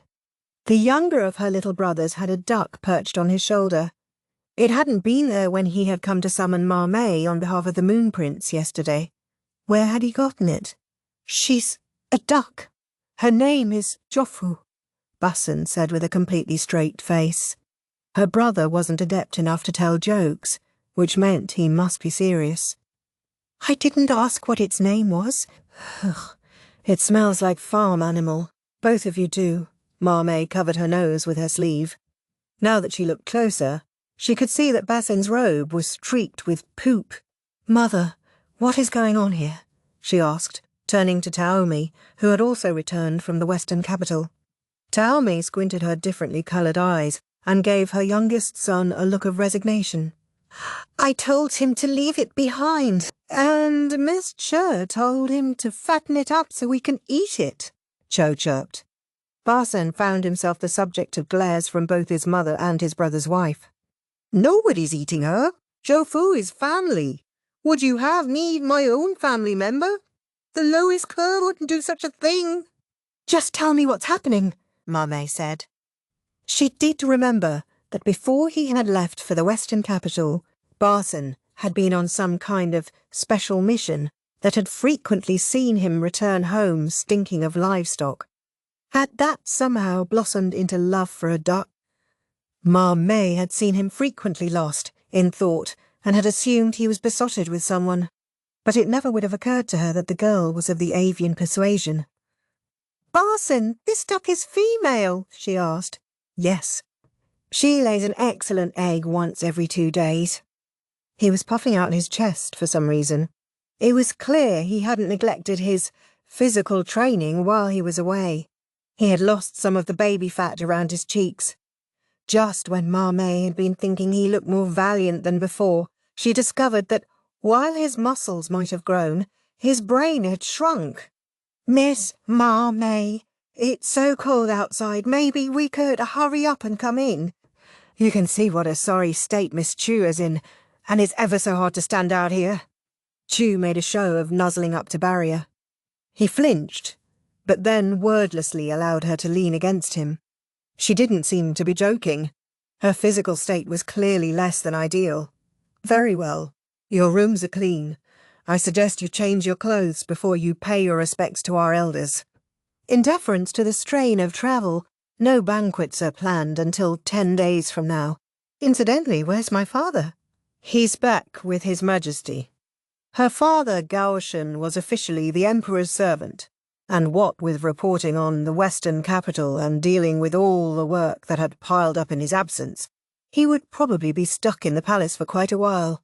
Maamei entered the house with Taomei, Bayu, and Chu. "You stop there," she said. "What is it, elder sister?" Basson asked. "What do you mean, what is it? I'm not letting any ducks into this house. Go put that thing out in a field someplace." "Well said, Maamei." Taomei nodded approvingly. It looked like she had had this conversation more than once in the Western capital, but had come out on the losing end. If Basson could get the better of their mother in an argument, it meant he had grown in more than just his strength, and perhaps not in ways Maamei was particularly glad to see. "It's unheard of to keep a farm animal in your room," Taomei added. "Look who's talking, mother." "You had an owl," said Basson. "An owl is not a farm animal. And I didn't bring it home, so there's nothing wrong with it." Evidently there was some story as to what their mother had been up to in that far land as well, but Maamei didn't want to make this any more complicated than it already was. She decided to focus on Basson. "Until you do something about that animal, Basson, you are not coming into this house," she said, and slammed the door. "Sister, I promise I'll feed her and walk her." "Yes, at first, but you'll stop sooner or later." "Sister, Jo Fu is a good girl. She won't poop in the house," says the man with his robe covered in bird crap. As Maamei was having this absurd conversation through the door with her brother, she felt someone tug on her sleeve. "Mummy, we have guests." It was Maamei's son and daughter, as well as her younger brother's son. It had been part of the arrangement with Chua when the marriage had been decided. Sister-in-law would handle all the child-rearing. The boy was Maamei's nephew, but she raised him essentially as if he were her own son. They're not guests. It's Grandma, Auntie, and your uncle. Don't tell me you forgot them." "Grandma?" the boy asked. A year was a long time for such small children. They had been so close to their grandmother, but now they kept their distance. Only one, the oldest grandchild, seemed to have some memory of her and approached her. "Welcome home, Grandma," he said. "My, you've grown so big." Taomei picked up the boy, Maamei's son, and stroked his head. At that, Maamei's daughter and Barrio's son went over to their grandmother as well. "Goodness, look at these children. When I left, they could hardly say hello." Taomei patted Baryu's son on the head and gave him a hug. Then she pushed him toward Baryu. "Here's your boy. It's been a whole year. Give him a hug, will you?" Baryu quickly, albeit with clear trepidation, embraced his boy. He might have been a bureaucrat who spent all day every day glued to his desk, but apparently even he could manage to hug one small child. Chu, meanwhile, studied her son's face. There, now, don't cry," she drawled, doing some sleight of hand to distract him. She couldn't pick him up with that ruined arm, but it wouldn't have mattered if she could, for she had no impulse to touch the child. She had given birth to him, but she hadn't, in her mind, become a mother. "Who are you, Auntie?" "Ah, I'm Miss Chu." "An auntie, that's right." She gave the flags she had produced to the children, then stepped forward. "Miss Chu will go on ahead back to her room, if that's all right." She moved with such lightness, but they could tell she was pushing herself. Maamei glanced at Baryu. "Why are you unharmed? Your wife is wounded from head to toe." Protecting the Imperial family was supposed to be the role of the Ma clan. How did Miss Chu end up like that? "You're the one who promised her she could do as she pleased if she'd only marry me, weren't you?" "That's some way to talk to your sister." Maamei gave Baryu a kick in the shin, and he hopped up and down on one leg. "Now, who wants a snack?" "I do, Mummy." "Snacky?" Her nephew couldn't talk very well yet, so he just raised his hand. If he was anything like Chua, he would grow up to have quite an aptitude for languages. But at the moment he only knew a few words. "Mother, Baryu, if you would kindly inform Grandfather that you're back home, you'll find hot water and a change of clothes in your rooms." "Very well." Maomei and Baryu walked into the house. Maamei gave the children to their nursemaid. She had more parts to play than just mother. Since the Ma clan men might die defending the royal family at any time, it was always a woman who fulfilled the role of family head so that the clan could continue undisturbed. Maamei would have to oversee the reports from Maomei and the others. She couldn't have them leaving anything out. She opened the window that faced the rear garden. Basan stood there, clutching his duck and looking thoroughly lost. The fluffy white duck looked quite warm to hold. I need to be present for the report, and so do you. How long are you going to stay outside? You mean you'll acknowledge Jofu as part of the family? You weren't listening. I said you are not to bring that duck in the house. If I let you in with it, then the children will want one. What if they each demand a duckling of their own, eh? What will you do then? I see what you mean. Personally, I'm with Miss Chu. I think the best place for that thing is on our dinner table. Basan begged Maamei with his eyes not to do such a thing, hugging the bird close. It was certainly not the behaviour of a grown man, but Maamei couldn't help noticing that in fact it showed Basan had matured. You've learned to control your own strength, she observed. I'm not a child anymore, he said. Basan's physical strength was overpowering, far greater than your average soldier's. It was all thanks to his naturally muscular build and his reduced sensitivity to pain. He had the capacity to shatter bones when frustrated, and for many years he had been haunted by his inability to control his own strength. Maamei should know. Basan had broken her arm when he was still little. It might have been his vivid memories of that moment that left Maamei's youngest brother with so little attraction to women. He had learned in that instant that they were fragile, easily broken. Maamei looked from Basan to the duck and back. I've got an idea. Why don't you take that duck back where it came from? Oh, I could hardly go all the way back to the Western capital now. That's not what I meant. The place you were going before you left for the Western capital. Isn't that where you got it? Oh, Basan gasped as if he were only just remembering. No, wait. I don't have any business there anymore, so I have no reason to drop by. His face was bright red. Maamei's intuition went into overdrive. Silly her. Even Basan wouldn't actually be attracted to a farm animal. If you don't have a reason, you just need to come up with one. Suppose you're there to return the duck, and just in passing you pay a visit to whoever it was that helped you. Basan fell into an awkward silence. Just how bad was he at romance? Whatever. Maamei sensed that one more good push would get him talking. If she keeps ducks, I suppose she's a farmer? No, Basan said firmly. A nun, then?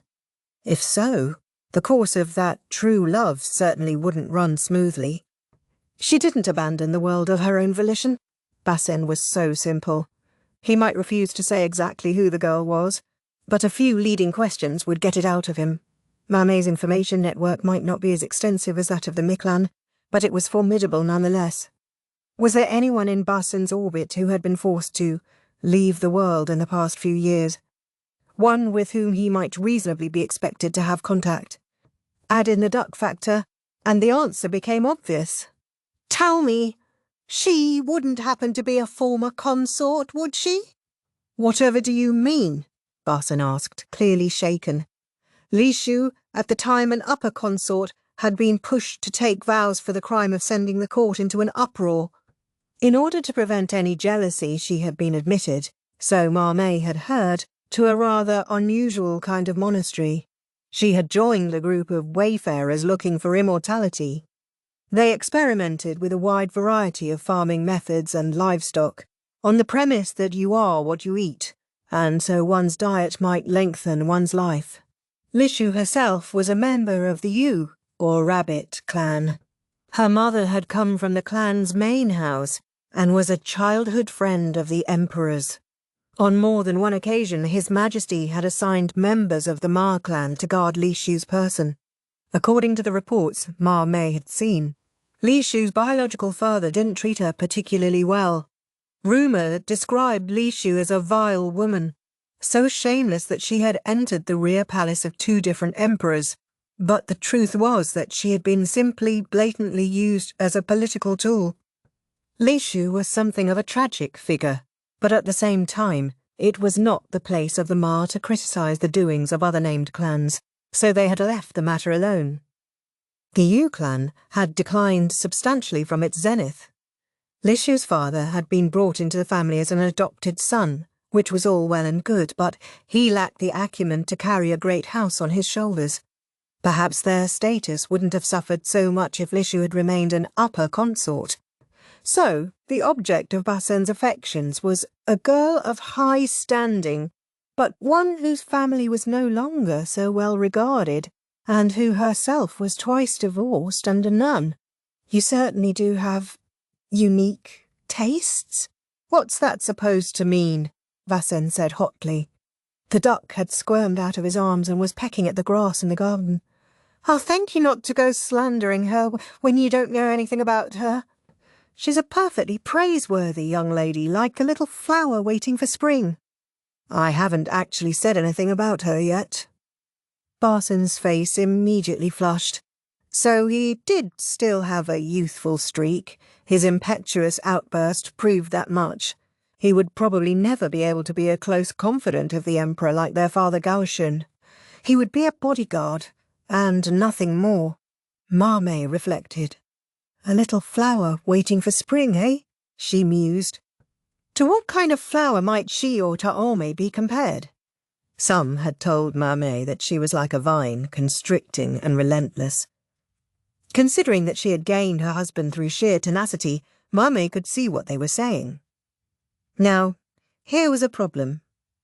As much as Maamei herself was trying to spur Basen on, there was a real question of whether it was appropriate for him to be visiting a recused former high consort. From a common-sense perspective, the obvious answer was no. Still, Maamei hesitated to confront her little brother with this truth and urge him to give up just when he had finally taken an interest in the opposite sex. Was there nothing she, as his older sister, could do? A woman of the Ma clan had one major weapon, her mind. She always had to be thinking 2 or 3 moves ahead so that she could take command should anything ever happen to the men. Purely in the interest of the clan, she should have simply told Basen to forget all about this girl. Yet that would have been to betray her ideals. At the same time, it would have been irresponsible to just thoughtlessly cheer him on. Maamei was beginning to regret having given Basen such freewheeling advice. All right, Basen. For the time being, I want you to take that duck back where it came from. However, you should let them know you're coming. Let them know I'm coming. Yes, that's right. Moreover, your work there is already done, so you absolutely must get approval from, was it the Moon Prince? Was he the one who sent you there? Any time you did something where there might conceivably be any kind of problem, it was important to have your superior's fingerprints on it when the trouble started. That was Maamei's philosophy. Yes, it was. Finally, when you go to give the duck back, I'm going with you. You are? Why? Well, they must have more than just ducks there, right? I'm sure they keep plenty of animals. I'm going to bring the children so that they can get some hands-on experience. If I happen to bump into the honoured daughter of a famous house while I'm there, so be it. It came down to this. She needed to plant the seeds of a conversation. The named clans met once every several years, and most of them could usually be expected to attend, except perhaps that band of eccentrics, the La clan. And it was nearly time for the next meeting. The status of the Yu clan had declined, and it was largely Li Shu's father's fault, so Maamei suspected he wouldn't be there. Someone else would attend in his stead. Maamei had an excellent excuse to participate. She would accompany their grandfather. She just had to make contact with the Yu clan. Then she could help the seeds she had planted grow. What did you do during all that time in the Western capital? Don't you have any impressive feats to show for it? Did I say I did in any of my reports? Without a war on, it's hard for a soldier to distinguish himself, you know. In a world at war, Bohen would certainly have taken any number of heads, literal or figurative. Then again, with his hard-charging personality, he might not have lived long enough to celebrate it.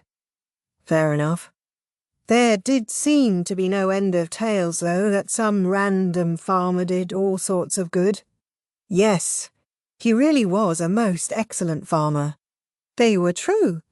Maamei wondered who in the world this person could have been.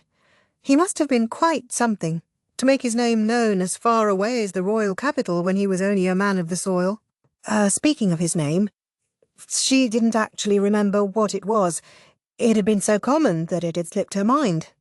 "So what did you do out there?" she asked. Got rid of bandits and bugs." "Right, that won't get us anywhere. Some years ago, the Emperor had gifted a middle consort to a soldier, but that precedent didn't seem to hold out much hope for them. In that case, maybe we could lean on His Majesty's fatherly impulses. The Emperor, she knew, regarded Lishu like a daughter. In that case, they would probably have to get our duo involved." "What are you muttering about, sister?" "Oh, pipe down. I'm trying to think. Anyway, just tell the Moon Prince what you're doing. Got that?" "Yeah, sure. And make sure you wash and change. Leave the duck in the garden. Mother can't make her report without you, can she?" "Yes, all right." Bosson said something to the duck and then left it with the gardener. As Maamei watched her impossibly naive handful of a brother go into the house, she pondered how to make her next move. Chapter 8. True Records of an Elder Brother. Lingering cold, clear skies. I did some crop treading. I got the local women and children to help me. We did about 10 tan.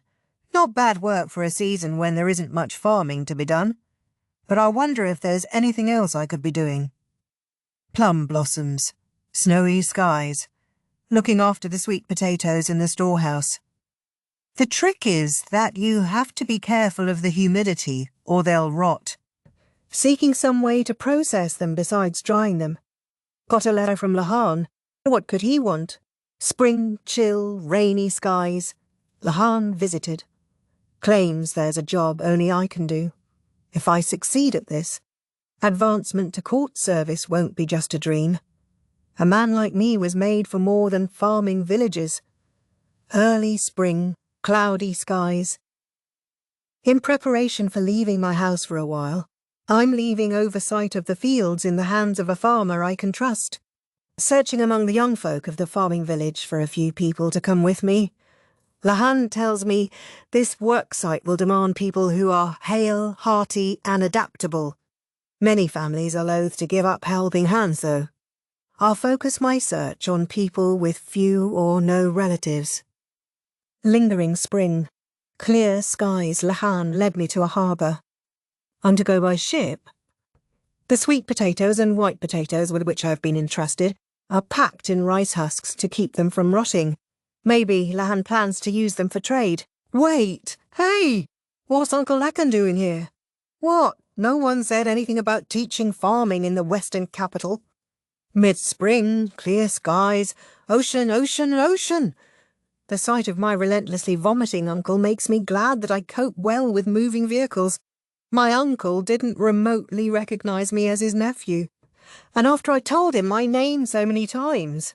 I mean, not that I care. There's not much to do on the ship, so I help with cooking in the galley or dangle a fishing line pointlessly into the sea. Call it obvious, but there's no soil to till in the ocean. Spring in the air, cloudy skies. We make a brief stop at the country of Annan. As a southern land, it has a wide variety of produce. Lots of fruit, but not many dry crops, presumably because the salt wind would damage them. Bought some fruit seeds in the market, wonder if they'll grow in Lee. Spring warmth, clear skies, arrived in icy province. Grass and plains as far as the eye can see. Nothing here at all. Lots of land that could make for good fields if cultivated, but water is scarce. We'll have to find a source of water and see if we can set up an irrigation system. Additionally, landfall has substantially improved Uncle Lahan's mood. Vibrant spring, clear skies. We're going to stay in a sprawling mansion in the western capital. Tried to organise my belongings, only to discover the seed potatoes I brought were missing. Apparently they got put in with the physician's cargo and wound up in the medical office. There was a vaguely familiar face there. I think her name is Maomao. She's Lahan's adopted younger sister. For some reason, she calls me Lahan's brother. Come to think of it, I never did introduce myself to her. When I try, she pays no attention. This is why nobody likes the La clan. Its folk never listen. Cherry blossoms. Clear skies. I'm to go out to a farming village and teach them how to grow potatoes. Why should I come all the way out to Ise province just to do agriculture? Everyone else seems perfectly relaxed. They all get to do work they already know. This is a pure swindle, is what this is. Why's Lahan have to be so crooked? Geez, actually, this farming village is in rough shape. Don't they care about raising wheat? They're sowing at the wrong time, and they hardly even till the ground, let alone tread the crops. And this soil, it's so meagre. Scatter something on it. Anything. Even ash from the ovens would be better than nothing. Spring breeze. Clear skies. I see province sure doesn't get much rain. It's great that I came out to this village with Maomao and her friends and all, but now I'm supposed to spend a while teaching these farmers to grow potatoes. I have a feeling that white potatoes are better suited to the climate here than sweet potatoes. Come to think of it, weren't people talking about a swarm of insects or something? I do feel like there are a lot of grasshoppers around. No matter how many of them you kill, more just pop up in their place. Pain in the neck. I'll dilute the farming chemicals Maomao gave me and scatter them around. Fresh green, clear skies. The midday sun in IC province is bright and hot, but the nights are freezing cold. These huge temperature swings have me worried for the health of our potatoes. I finished my work at the farming village and went back to the mansion in the western capital. I found a goat there. I guess it belongs to some lady-in-waiting named Che. Don't go leaving goats around. They eat grass, roots and all. Nothing will ever grow. They can eat weeds, sure, but if any of those animals started in on the crops, we would really be in trouble. As if a goat wasn't enough. There was a duck, too. I thought that building was supposed to be where the VIPs were staying. Should they really be cramming it full of farm animals? As I was cleaning up my farm implements, a plump, older man invited me to tea. He says he's a doctor, but he really reminds me of my great-uncle Liu Woman somehow, although, admittedly, he doesn't seem terribly concerned about his alleged vocation. Since he had invited me, I figured a cup of tea couldn't hurt, but then who should show up but, well, I had heard the rumours. Hair black as lacquered thread, skin like porcelain, nose set high and 2 eyes as dark as twin obsidians. A man of unearthly beauty, like a celestial nymph. The only disappointment was the scar running along his right cheek, but then without that, I don't know what I might have done. His beauty was enough to drive a person to madness. It was all I could do to swallow hard and answer his questions in the most stumbling fashion. Whatever he said to me hardly registered, which is why, to my chagrin, I answered in the affirmative. I couldn't possibly refuse. And that's how I ended up on a trek across IC province, a cross-country journey to spread the good word of potatoes. Summer starting, clear skies, creaking and shaking along in a wagon with my potatoes. I journey from village to village. People frequently turn suspicious eyes on me, a stranger in these parts. That's fine. I'm used to it. I remember when Uncle Lahan and Lahan chased my grandfather out. I got some truly cold looks from people then. My mother and grandfather kicked and screamed, whereas my father took to farming immediately. I had to ask myself what I was going to do. As a boy of 10, my only choice was to closely observe the adults around me and somehow find the right response to the environment in which I found myself. Truly, I did a fine job. Way to go, me. When I think about that, scurrying from village to village teaching farming methods actually seems rather simple. When this journey is over, I'm going to find me a wife. A lovely wife who's not scary and is eccentricity-free. Fragrant breeze, clear skies. I stay for only a short time in any given village. I must teach them what they need to know in the space of just a few days. I tried using some of my precious supply of paper to give written instructions, but it's proven difficult. Literacy is low in the villages, so no one can read what I write. I suppose I need to boil it down and teach them in the simplest possible terms, but without missing anything crucial. That's what I've been trying to do. Maybe I'm becoming a better teacher, because if nothing else, people have stopped looking at me like an intruder and started treating me like a welcome guest. One time, one of the village girls brought me tea. She was cute, but I'm sure a girl like that already has a husband, or at least a man to whom she's pledged her future. I know these things. I can't go getting the wrong idea. Nobody likes men who think every slight show of decency means a woman is in love with them. It's been interesting getting to know the foodways of this distant land.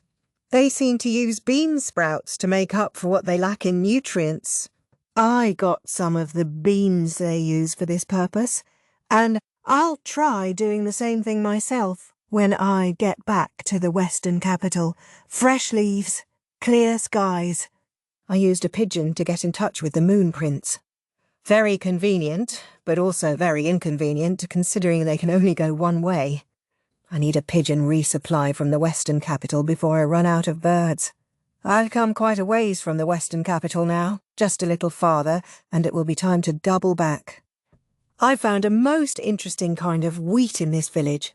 I noticed that one field in particular had yielded a remarkably large amount, and when I looked into it, I saw that the stalks were lower than most, so that fewer of them were knocked over.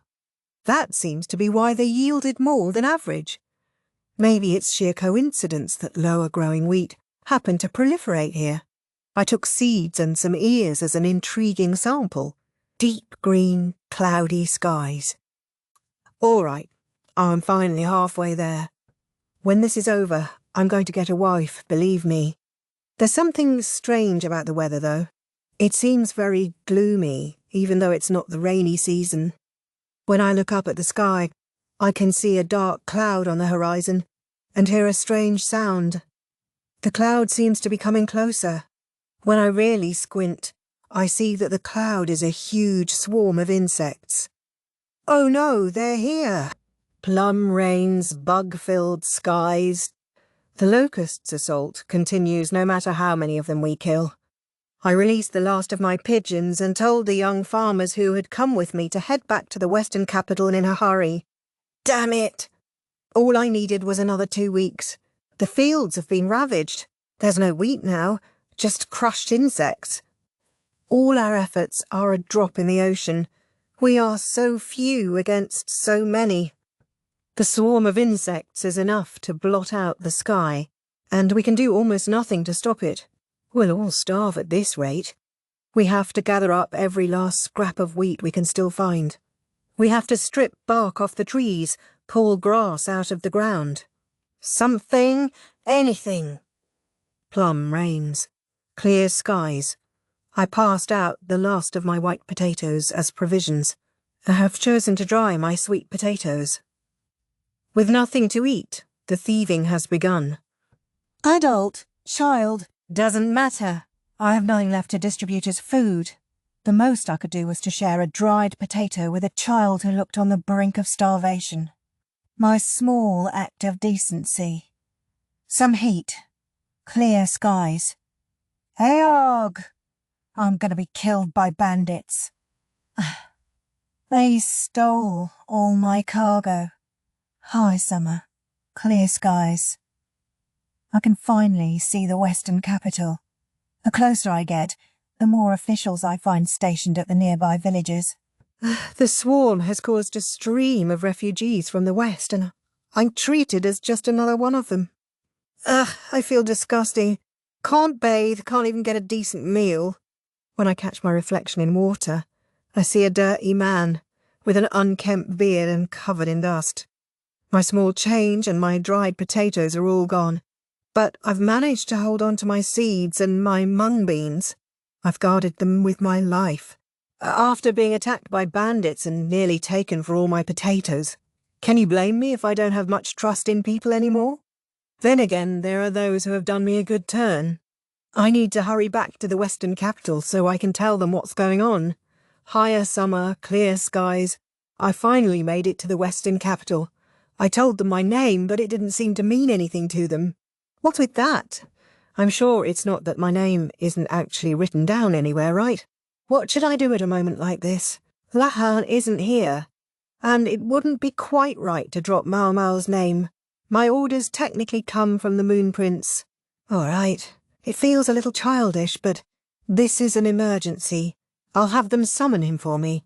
I need to yell at the top of my lungs, or I won't get a reaction. I tried yelling, and they threw me in some kind of jail cell. Okay, it is really hot now. Clear skies. Thankfully, Maomao and the others came to get me, so I'm back in the mansion in the western capital. The food problem is really serious. Things are going to turn ugly if people don't get enough to eat. All I've been able to do for now is to cultivate some modest sustenance. Early autumn, clear skies, relief supplies arrived from the royal capital. I checked to see if they included any crops that looked like they might grow quickly, but there was nothing there. Most of it was cereals and medicine, but not nearly enough of either. We're getting more and more refugees. Is there no way we can fill everyone's stomachs? I ponder the question as I feed locusts to the goats and duck, along with whatever meagre grass is available. Lingering heat. Clear skies. I hear we're starting to see cases of malnutrition from lack of food. Maomao says people aren't getting enough vegetables. Should I show her the bean sprouts I've quietly been growing? She also asks me whether there's any way to grow medicinal herbs, but I think that's going to be a tall order in the western capital. I wonder what it is about the medical profession that seems to attract so many weirdos. Not just the likes of Maomao or my great-uncle Luomin. There's also the little old man who's always inviting me to tea. He says he used to be a physician at the Imperial Palace. He seems like a decent guy, though, so what's the harm? Autumn heat. Clear skies. Lahan! I'll kill that bastard! What's he doing, living with two eligible young ladies? Early autumn. Clear skies. Lahan might have tricked me into coming to the western capital, but if nothing else, I have a front row seat to just how obnoxious politics can be. From what I can tell, the Moon Prince doesn't make a big deal of going about his work, but he really gets things done. He's trying to nip problems in the bud. But in terms of worldly fame, it's much easier for people to celebrate those who solve problems after they start, instead of before. Some guys really know how to deal with things, huh? Speaking of dealing with things, why am I in charge of these goats and this duck? Then again, if I don't protect them, Miss Chu is going to try to eat them. People are starving everywhere. Fresh, cool, clear skies. It really doesn't rain in the western capital. Trying to water things has been a huge headache.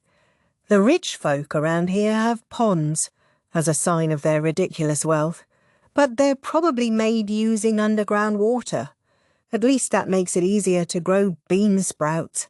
We've started fields near the western capital, but irrigation is proving to be the biggest challenge.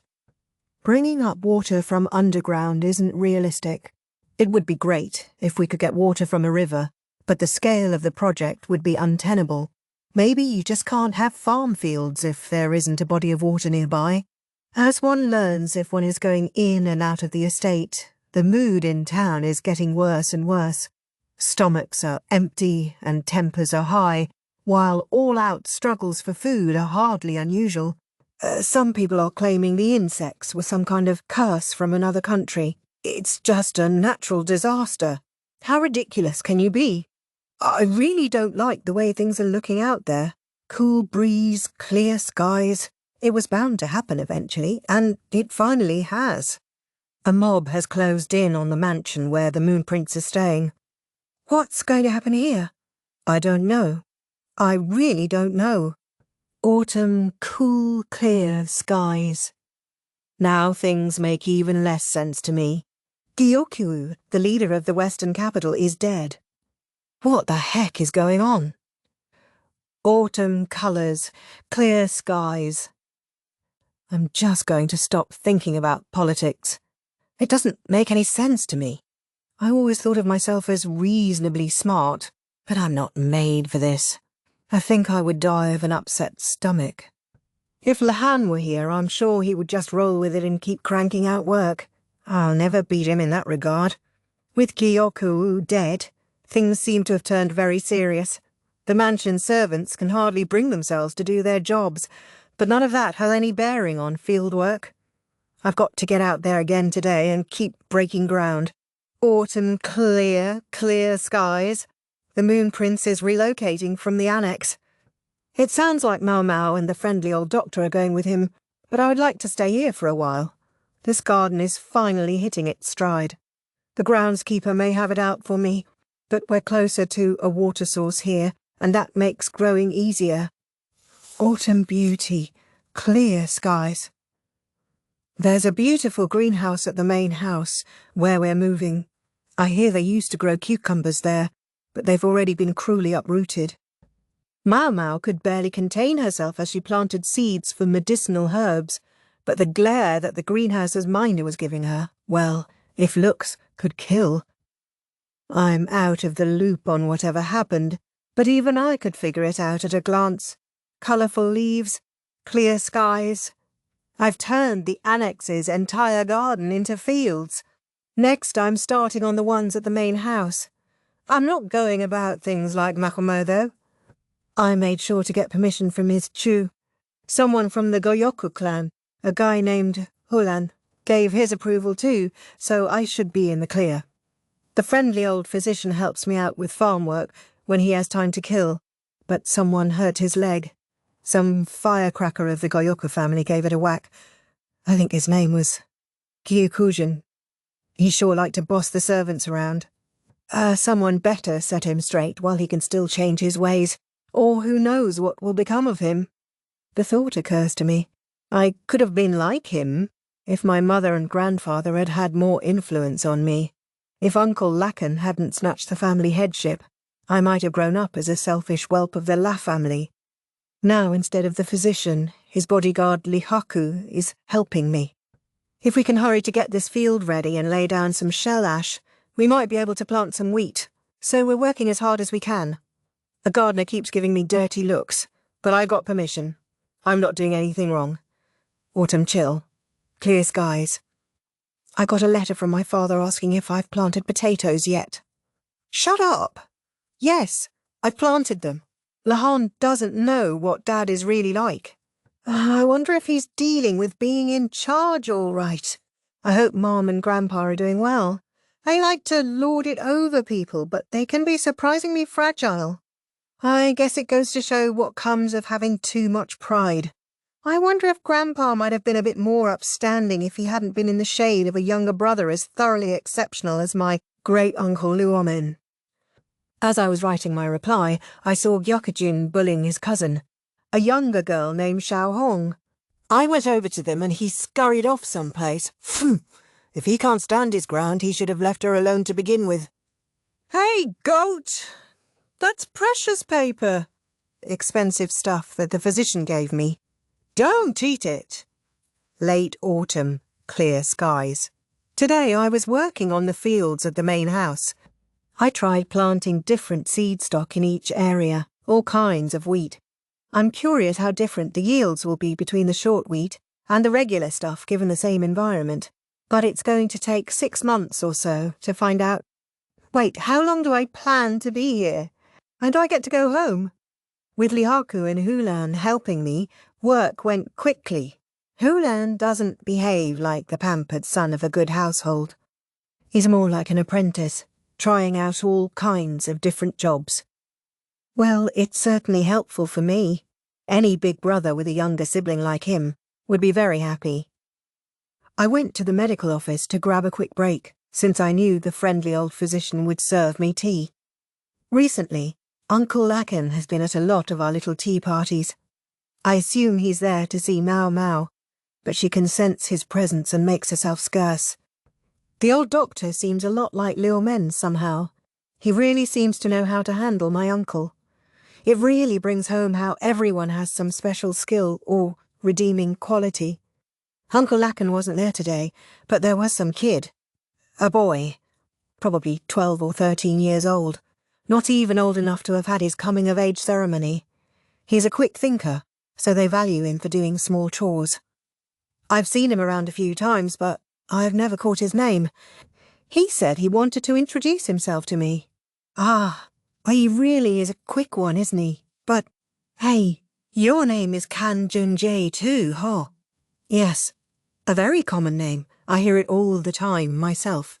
Wow, so you're your family's oldest son? And your nickname is Hakuan? Makes sense. That's just the sort of thing you would call an eldest son. You know, I happen to be the oldest son of my own family. What? You'll use a different name if there's someone else with the same name around? What? Who does that? I mean, no, you don't have to do that. Please don't look at me all resolved like that. I won't give you any grief just because of a shared name. Hey, wait. Hey. I decided to tell him my name was Lahan's brother. Falling leaves, clear skies. There was some kind of commotion at the main house, but I'm busy. Harvesting my soybeans takes priority. Autumn frost, clear skies.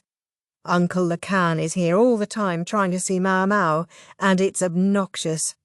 I'm amazed the old doctor can stand entertaining him. Miss Chu said Maomao had gone to the port town to do some shopping.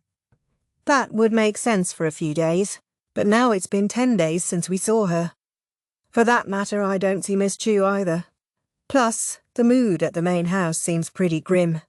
I'm sure something must have happened, but what good would it do for me to say anything? Maybe if I had the power or capacity, but I've never had much talent for those sorts of things, and sticking my nose in only seems likely to get me in trouble. I think I would gain more from thinking about what to do with the soybeans I've harvested. Sure, just eat them, process them somehow, grow them into bean sprouts. There are so many things I could do. Early winter, cloudy skies. Something's wrong with Uncle Lahan. I mean, something's always been wrong with him, but he's been acting especially strange lately. I finally found the moon prints, but for some reason my uncle was there too, berating Hulan. Hey, Uncle, why are you burning those papers? It's scary. In a totally different way from my dad or grandfather. Heck, Hulan. It's just as scary how your expression never changes. Wait, what? Why are you sitting down on the burning papers and bowing your head? Jeez, Burns. You're gonna burn yourself. Water. We need some water over here. 12th month, clear skies. I gather that the reason Uncle Lahan was so angry at Hulan was because he did something to entrap Maomao. I can see why he would be upset. And to think, he's just an old guy who's normally no more than a bit of a nuisance, as long as you don't antagonise him. Oh, and also, he's kind of a loser. And Hulan, something's up with him too. Whatever motivates his behaviour, it's beyond what I can comprehend. I guess he decided his own older brother was in the way of making the Moon Prince the leader of the Western capital, so Hulan decided to eliminate him. I can't believe he plotted all that with that grin on his face, and here I thought he was just a nice guy helping with some chores. Well, I take it all back. I don't need a little brother like that. I would even take Leon over him. Chill, cold, clear skies. Maomao and the others are finally back, but Miss Che is in bad shape. What the hell happened? She can't even use her right arm anymore. It's a real tragedy. Year end. Clear skies. Miss Che has set up camp in the medical office on the grounds that she's a convalescent. I grant that her injuries are serious, but she's really just using that as cover to lounge around and do nothing. I feel bad for the friendly old doctor, who seems to spend all his time taking care of her. I guess they're finally going to decide who gets to run the Western capital. It won't be the Moon Prince, but apparently a man named Shikyu, Master Gyoku's oldest son. He's also, incidentally, Hulon's older brother and the father of that obnoxious brat, Gyoku Jun. Are we really going to be okay with this guy? New spring, clear skies. I saw Xiaohong today. I thought Gyokujin was bullying her again, but on closer inspection I saw Xiaohong do something very unexpected. She slapped Gyokujin, taunted him, practically spat on him, and then went off somewhere. There was nothing the boy could do. He just burst into tears. That was when I realised his and Xiaohong's positions had been reversed completely. There was one other person besides me who saw the scene. Maomao. I just know she had something to do with this. Early spring, clear skies. I headed off to the farming villages with one thought in mind. This year, I'm going to get them to grow some decent wheat. I'll see to it that they tread the crop and till the soil. It's not going to be a repeat of last year. There won't be any lackadaisical growing practices on my watch.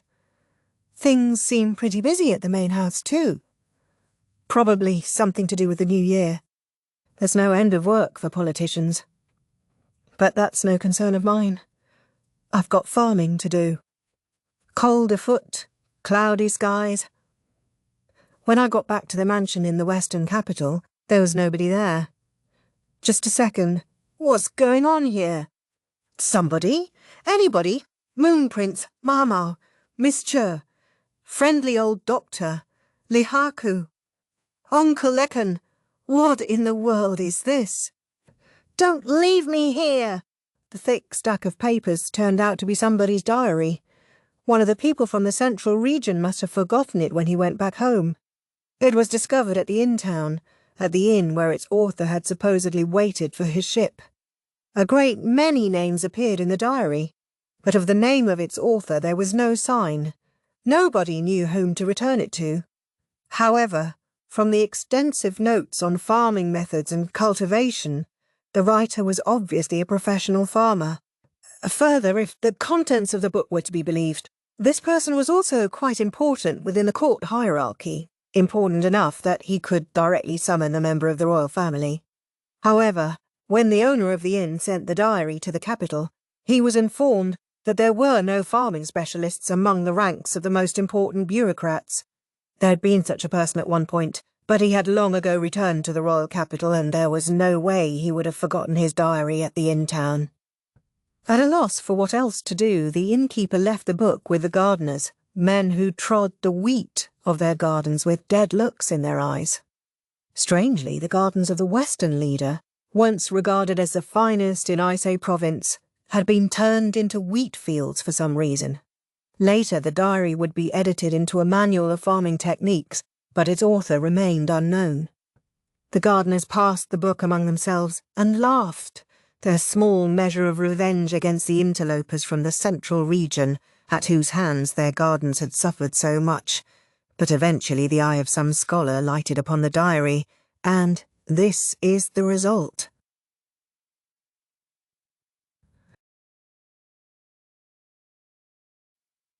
Chapter 9.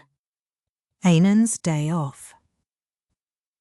The doctors, as a rule, got 1 day off every 10, although that could slide a little depending on whether it was the busy season or not. It was the same for Ainan and the other medical assistants. However, there was a problem with this system. For Ainan, a very serious one. Why is it that my mistress is working today, and I'm not? It's a rotating system. That's how it works, Maomao said, already tired of this conversation.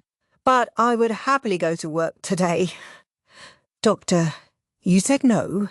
I think that's the end of the matter. Whose side are you on, Maomao? You just get so fired up whenever Yao is involved in anything, Enon. Anyway, why did you call me here? Was it just so you could complain? Maomao gave Enon an unimpressed look. They were in the annex at Lahan's home, in the room that Yao and Enon were currently borrowing. Enon had called Maomao here since they happened to have the same day off, or, more precisely, Enon had dragged Maomao out of the dormitory first thing in the morning. I'm not eager to be in this house any longer than I have to be, Maomao informed her. Also, I have business to take care of this afternoon, so I'll be leaving before then. Maomao did not look comfortable here. She was Lahan's illegitimate daughter, but she herself didn't seem to want to admit it. She received no end of letters urging her to come visit, but she always ignored them and frequently used them for kindling in the oven. Oh, don't worry. Master Lahan has a conference this morning that he can't get out of. His aides are going to drag him there by hook or by crook, so we won't see him again until this evening. Why are you so familiar with that freak schedule? Because I've established decent relationships with the servants around here. Otherwise, she and Yao would have been chased out of the estate long ago. Maomao nibbled on a tea-flavoured rice cracker, annoyed. Enon knew that Maomao liked salty things better than sweets and enjoyed a good crunch.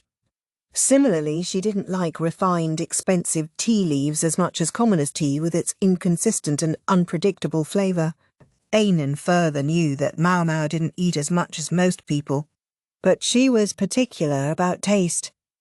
So, if it wasn't just to complain, why did you call me here?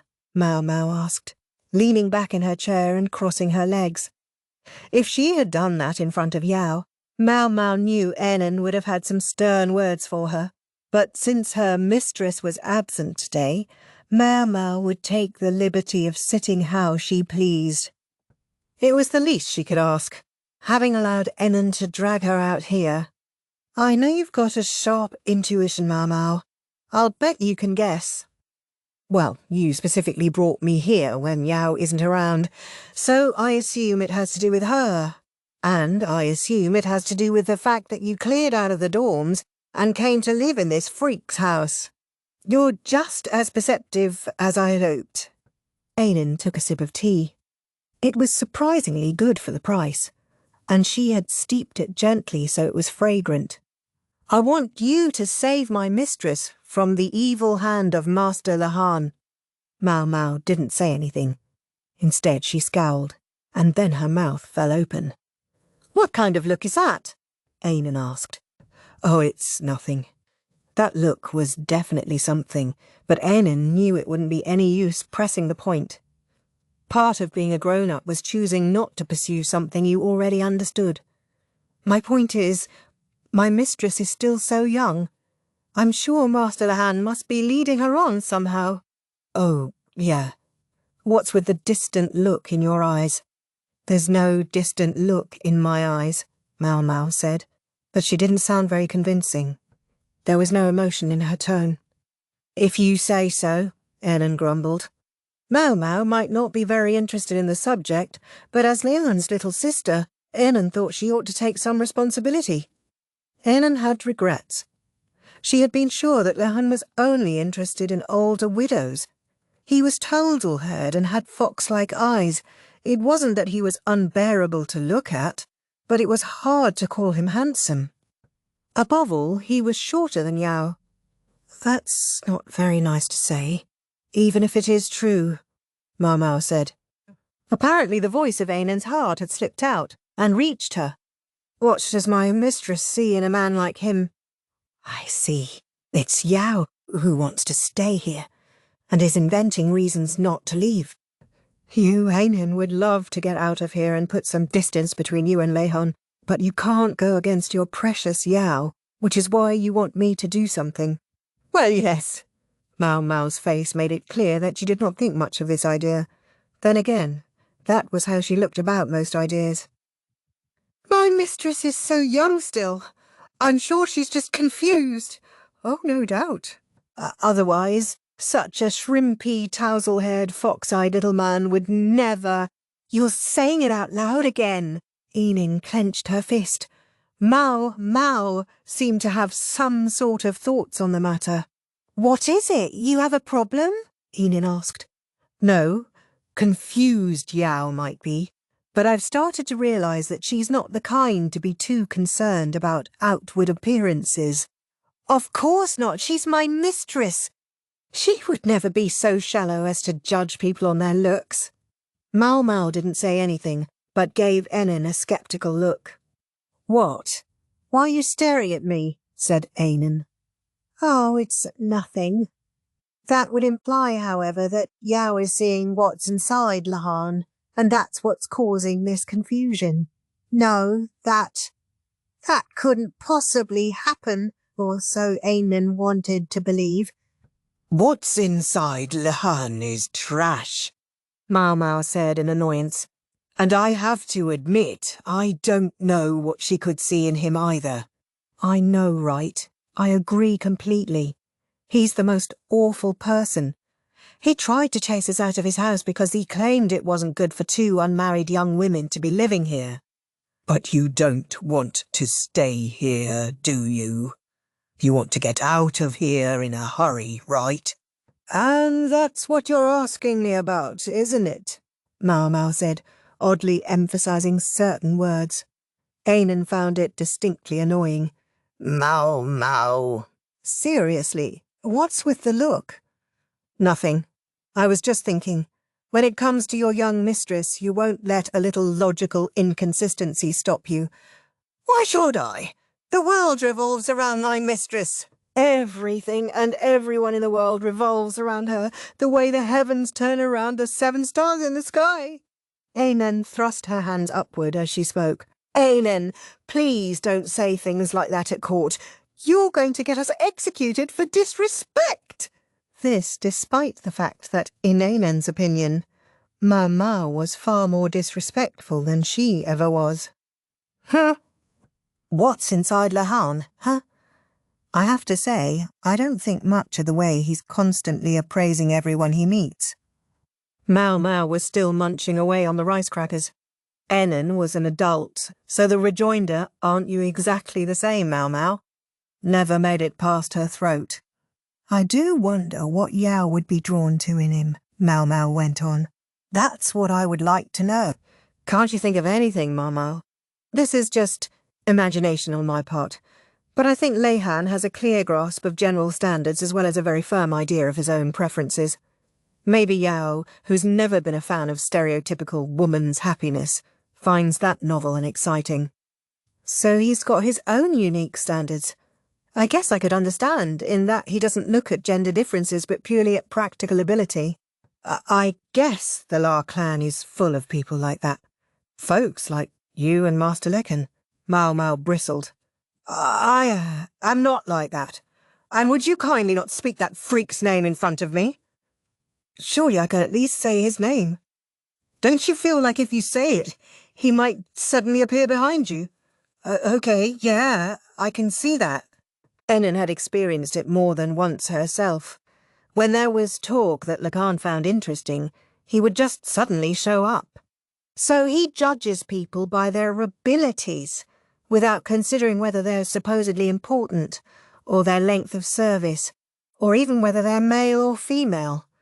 In a way, you could say he's almost Yao's ideal man," said Maomao. "Ideal? Absolutely not," Enin said, veritably shaking as she rebuffed the idea. "There are lots of fine gentlemen so much more suited to my mistress. To suggest that Master Lakan is her ideal, that's not the ideal I'm talking about. But anyway, does this mean that you do have it in mind to see Yao married, Enin?" "Yes, she should have a husband." As long as he meets my standards. "I don't think that's going to happen in this lifetime," Maomao said. She looked exasperated and gave a very theatrical sigh. "It could too." Enin was about to detail to Maomao her ideal husband for Yao when there was a knock at the door. "Yes? Who is it?" Enin asked. Maomao hid in the shadows, alert to the possibility that it might be Lakan. "Please pardon me," said a voice. It wasn't Lakan, but a boy whose voice had yet to change. Sanfan, the fourth child, entered the room. He was one of the kids who worked at Lahan's estate, and he was very clever. Lahan didn't accept rent, so Ainen gave money to Sanfan instead. There was no risk of him embezzling. He knew it would be idiotic to try to skim some off the top. Lahan would find out and chase him out of the house. "What do you need?" Ainen asked. "I've got company." "I'm sorry. I realised that. However, I thought a moment when Lady Yao was out of the house would be a good time to speak to you. It has to be when my mistress is away." "What do you mean?" "Sanfan wishes to meet with you, Lady Ainen." Ainen swallowed heavily. "All right. Well, it looks like you've got things to do." Maomao, sensing the perfect opportunity to escape, grabbed one more rice cracker. Ainen clutched her wrist. "Come with me, won't you, Maomao?" "I couldn't. I would only be a third wheel." Sanfan said it would be no problem. "In fact, she says she's tried to summon you repeatedly by letter," said Sanfan. Maomao looked away pointedly. Please tell her that Ainen and Maomao will both come to see her." Ainen smiled sweetly, while Maomao drew her lips back in a grimace. Chapter 10. Ainen and the Love Chat. Maomao and Ainen were shown to Sanfan's room, which was quite large for a servant's quarters. As far as Ainen could tell, in Lahan's household there were ordinary servants and not so ordinary servants. The ordinary servants were mostly people who had been brought in by Lahan.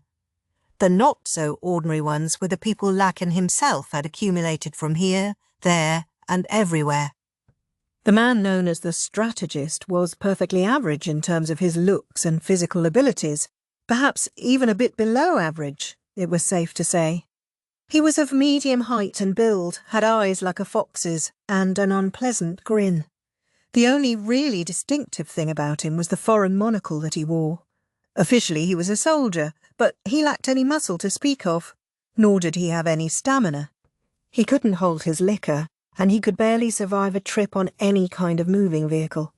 Apparently he had spent time in Icy Province long ago, and he could at least ride a horse. He seemed every inch a useless lout who had gotten his position purely thanks to his bloodline. At least, that was what people had thought of him until a little over 10 years ago. Then, for some reason, Lahan had wrested the family headship from his father to become the leader of the La clan.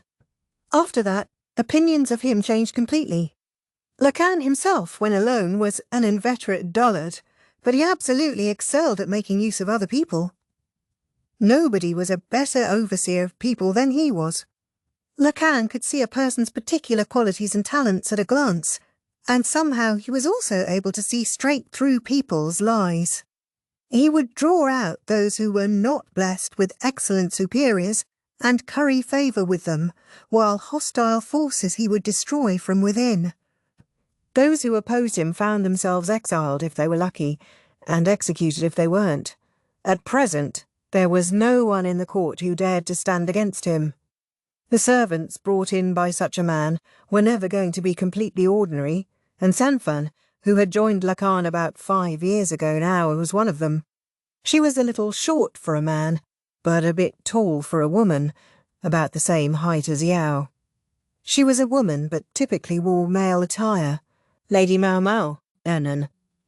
"You must excuse me for summoning you," Sanfan said, the slightest of smiles on her handsome face.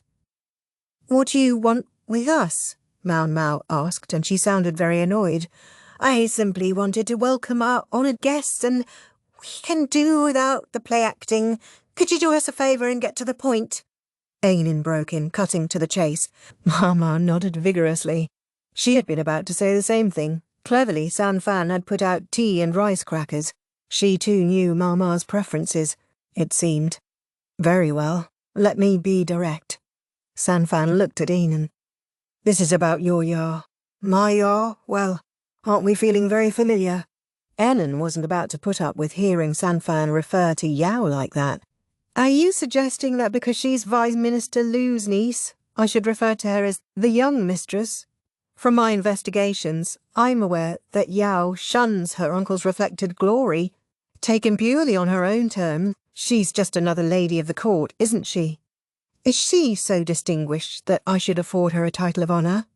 That slight smile played across Sanfan's face again, but it didn't reach her eyes. No matter how you sliced them, those were fighting words. Just as Enon had looked into Sanfan, Sanfan had done the same for Enon and Yao. She must have researched Maomao's background as well, because the tea snacks were crunchy, salty rice crackers, exactly the kind Maomao liked. She munched happily on them. "Are you trying to start something?" Enon demanded. "Nothing of the sort. I only called you here because I thought talking might be to our mutual benefit." "And how is that?" "It's your mutual benefit, so this doesn't involve me, right? Can I go home?" Maomao asked, looking for any excuse to get out of there, but Enon grabbed her wrist again. "Sanfan, what is this mutual benefit exactly?" "I'm glad you asked. It's my opinion that nobody stands to gain from you and your staying at this house any longer. I urge you to go somewhere else, and as it happens, I've found the perfect place." "My understanding is that you've long since vacated your dormitory, is that correct?" Sanfan took out a piece of paper on which blueprints were drawn. The place was bigger than the room Enon and Yao occupied now. There were more ovens in the kitchen and a well nearby. "This residence is in a nice, safe area near the market. It's close to your place of employment, believe it or not. The rent is only—" The number of fingers she held up certainly represented an excellent deal. It wasn't Enon but Maomao whose eyes started to shine, and whose fingers flexed excitedly. "Think of the medicines I could make with all that space. The dormitory was not suited to the processing of medicinal herbs." "I grant it seems like a good place," Enon said. "Doesn't it, though? How about it? You could move in immediately. Much as I would love to jump at the chance, I have a question. What's so bad about us staying right where we are?" "Well, aren't we suspicious? I'm only suggesting that people may look askance at a young lady of fine breeding taking up residence in a man's house for so long." "I take your point. Coming from anyone else, I would assume you suggested this idea out of concern for Lady Yao." Enon stared hard at Sanfan. Maomao frowned, her brow knitting, and she nudged her companion.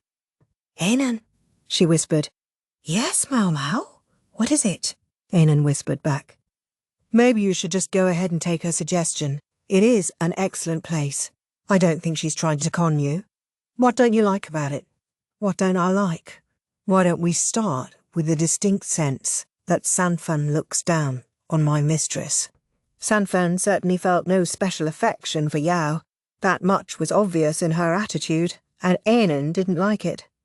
"Oh, please, you're imagining things," said Maomao, hoping to coax Enon into taking the deal so she could go home already. "I am most certainly not," Enon said, and now she looked directly at Sanfan. "As I said, Sanfan, I agree that it's a good offer, but is it made out of concern for Lady Yao?" Sanfan answered with a wide grin. "No, it's made out of concern for Master Lahan." "Master Lahan?" Enon said. She had known perfectly well that Sanfan hadn't been thinking about Yao, but hearing it put so starkly left her at a bit of a loss for how to respond. Enon considered the situation. True, from her perspective, Sanfan's suggestion wasn't a bad one. But it came with a distinct lack of respect for Yao. What did that represent? Sanfan said, "To be quite honest, I would be curious to know how a young woman of marriageable age justifies moving into a young man's house, no matter how much she may resent her uncle's attempts to arrange a match. Particularly considering that that meddlesome uncle is currently far away to the west, with no indication of when he will return. I simply don't know where she finds the nerve to stick around."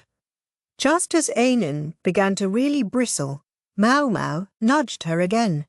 "Enon, is it possible that you actually agree with Sanfan's suggestion as such, but because it comes from Sanfan you can't bring yourself to simply say yes?" "No. Nothing of the sort," Enon said, but it took her a long moment to say it. Maomao could be remarkably perceptive about what other people were thinking and feeling. Ainan just wished she would have picked a different time to activate that ability. Where was it when Ainan needed it?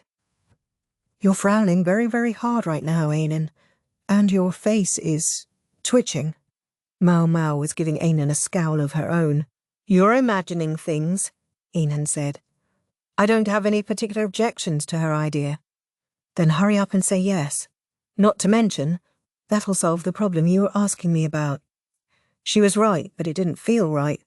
I would have to ask my mistress what she thinks, said Ainan. There was no telling how Yao might react if she learned Ainan had summarily moved them out of the mansion. She might not speak to her for 3 days. At the end of the day, Yao really has you wrapped around her little finger, doesn't she? Maomao grumbled. Are you done with your little huddle? Sanfan asked. I can't say yes or no to moving out until I've consulted with my mistress, Ainan informed her. No? Sanfan tilted her head, puzzled. Here I thought I had found an offer that fit all the conditions for your ideal place you described to Sanfan and the others. Ainan was getting angry at the sense that Sanfan was controlling this conversation. Let me ask you something then, she said. Why are you so eager to get us, and especially my young mistress Yao, out of this house? Perhaps you would be so kind as to enlighten me? Ainan was feeling petty. She thought Sanfan was hiding something and wanted to see her squirm a bit. Sanfan's expression never shifted, however, as she declared, I am deeply in love with Master Lahan. I would and will do anything for him. So when some misguided wet-behind-the-ears little girl shows up and tries to make herself his wife just by moving in, what can I call her but a hindrance? Who's a wet-behind-the-ears little... Ainan was leaning forward when it happened. Puff! The glittering wad of spit came from Maomao. It was filthy, and Ainan unconsciously took a half-step back. Pardon me very much, Maomao said. Not at all. Tea and bits of rice cracker clung to Sanfan's face. Sanfan, are you insane? Maomao asked. And what would cause you to question my sanity? She replied, dabbing at her cheek with a handkerchief. Tousle glasses, that's what. He only ever thinks about making money. He never lets a relationship go too far, and speaking of women, he specifically said that he thinks widows are perfect, like the piece of trash that he is. He's got completely average looks, but if the numbers were lovely enough, he would be asking whether he could have a child with another man. And on top of all that, anyone who did marry him, I guarantee, would find that freak strategist came with him. Maomao's analysis was accurate, if rather cruel. I know all that. I also know that he'll cut loose anyone and everyone he must to achieve his goals, and that when it comes to those he doesn't get along with, he'll make sure they find themselves between a rock and a hard place, without ever getting his own hands dirty or leaving any evidence. I know his athletic abilities are abysmal, that he can't ride a horse or shoot an arrow. He's all brains, and no anything else. Maomao threw her hands in the air, disbelieving. Then you see what a worthless guy he is. Her reaction was so over the top that Ainan's fury at Yao being called a little girl seemed slightly less absurd in comparison. It was then that Sanfan blushed, just faintly. I realised that Master Lahan may not appear to be such a wonderful person, but nonetheless he was the one who gave me the opportunity to live like myself. He doesn't twist his thinking just because something is beautiful. With apologies to Sanfan, who was clearly in the flush of maidenly love, Ainan couldn't bring herself to think well of Lahan. Maomao, feeling like she wanted to throw up, gave Sanfan a very serious look. However highly you may esteem Lahan, Sanfan, he's a piece of trash. My guess is that just when you think you've both had fun and it's time to seal the deal, he'll suddenly marry the young daughter of some fine family, as if all your flirting together meant nothing to him. Then he'll at least pretend to create a perfectly decent family. That guy is no good, I'm telling you. Most of all, I think you would find it hard to become the mistress of this household in your current situation. Remember, You would be a daughter-in-law to, you understand? A sweet-toothed freak of an old man would be part of the deal, no question. Maomao was merciless, but when one got right down to it, what she was saying was indeed very true. I'm more than aware of that, believe me. And that they may call me number 3, but I would be perfectly happy to be Master Lahan's number 2. However, I would want the future mistress of this household to be someone I wanted to support. At that, Ainan and Maomao were both struck dumb. They shared a look. Sanfan was further gone than they had thought. Did Lahan realize he had allowed a woman of such dangerous ideals so close at hand? Come on, just call it quits. There are so many men out there who are much, much better than Lahan. I'm afraid, Lady Maomao, that there aren't that many who are willing to think like he does. Sanfan, you may not match my Mistress Yao, but you're very capable. You've just got tunnel vision right now. Try to be rational. Any man who would choose a woman on such narrow-minded criteria as whether she's capable is a man I'm not interested in to begin with. I'm telling you, that guy is definitely all about looks. He can say what he wants about numbers, but he loves a pretty face. You've got to face reality. Maomao shook Sanfan by the shoulders. Ainan could at least halfway understand Maomao's feelings. Why that bespectacled loser should be so popular with the ladies, she couldn't begin to guess. Some men just seemed to attract women, even when you would think they wouldn't. Perhaps Lahan had simply been born under such a star. That was bad. She wanted to hurry and get out of such a dangerous man's house. Much as she resented it, Ainan found herself thinking that maybe she should take Sanfan up on her offer and move out of here. If there was a 1 in a million, or even a 1 in 10 million, chance that the unthinkable might happen, what would she do? If Yao really were in love with Lahan. Ugh! No. Ainan, you're looking very out of character, Maomao jibed. But Ainan didn't have time to find the perfect retort. The fear of that which must never be was growing steadily within her, and the problem didn't seem likely to be solved for some time. Ainan spent the rest of her day off worrying, with no relief in sight. Chapter 11. A flower called Joka. Joka, facing a pile of books, recited the words of the venerated text as if she were singing. It might be called reading aloud, except she never opened a book. She knew the 4 books and 5 classics by heart, every one. If someone named one of the books and a page, she could recite it from memory.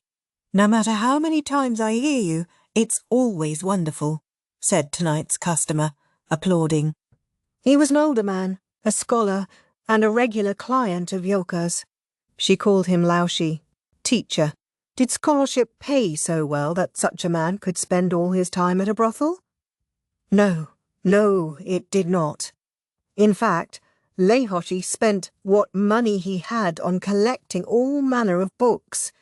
Maybe that was why, despite being old enough that he could easily have had grandchildren or great-grandchildren, he didn't even have a wife.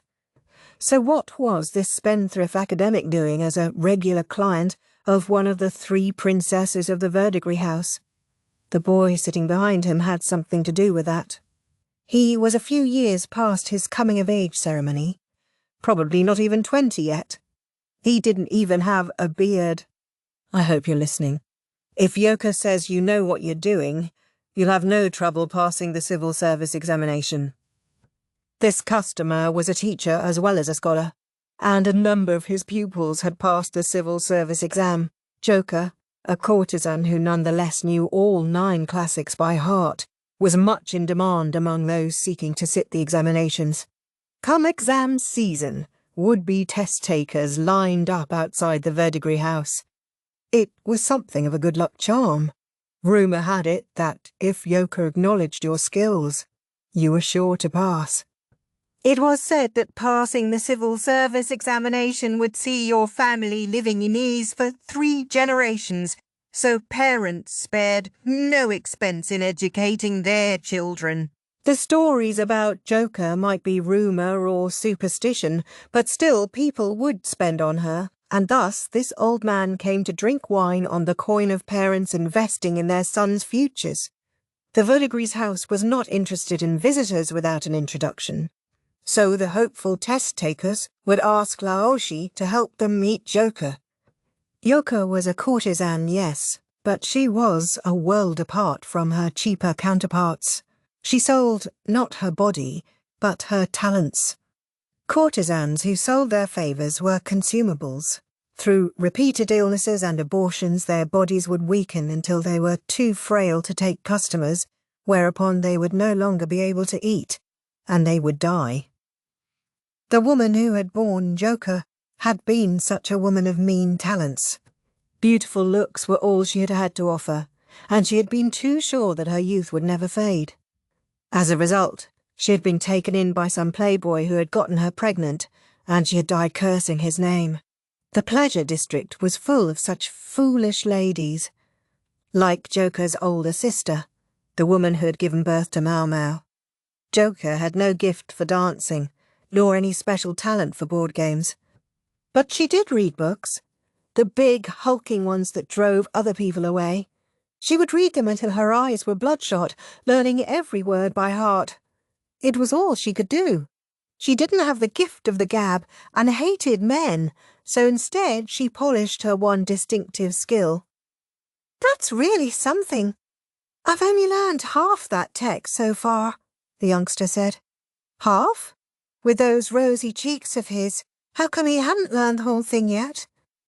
If he had time to ooh and ah over her accomplishments, he should spend it poring over the books lying in front of them. They had proper lamps here. He wouldn't even have to study by firefly light or the moon reflected off the snow. He could read to his heart's content.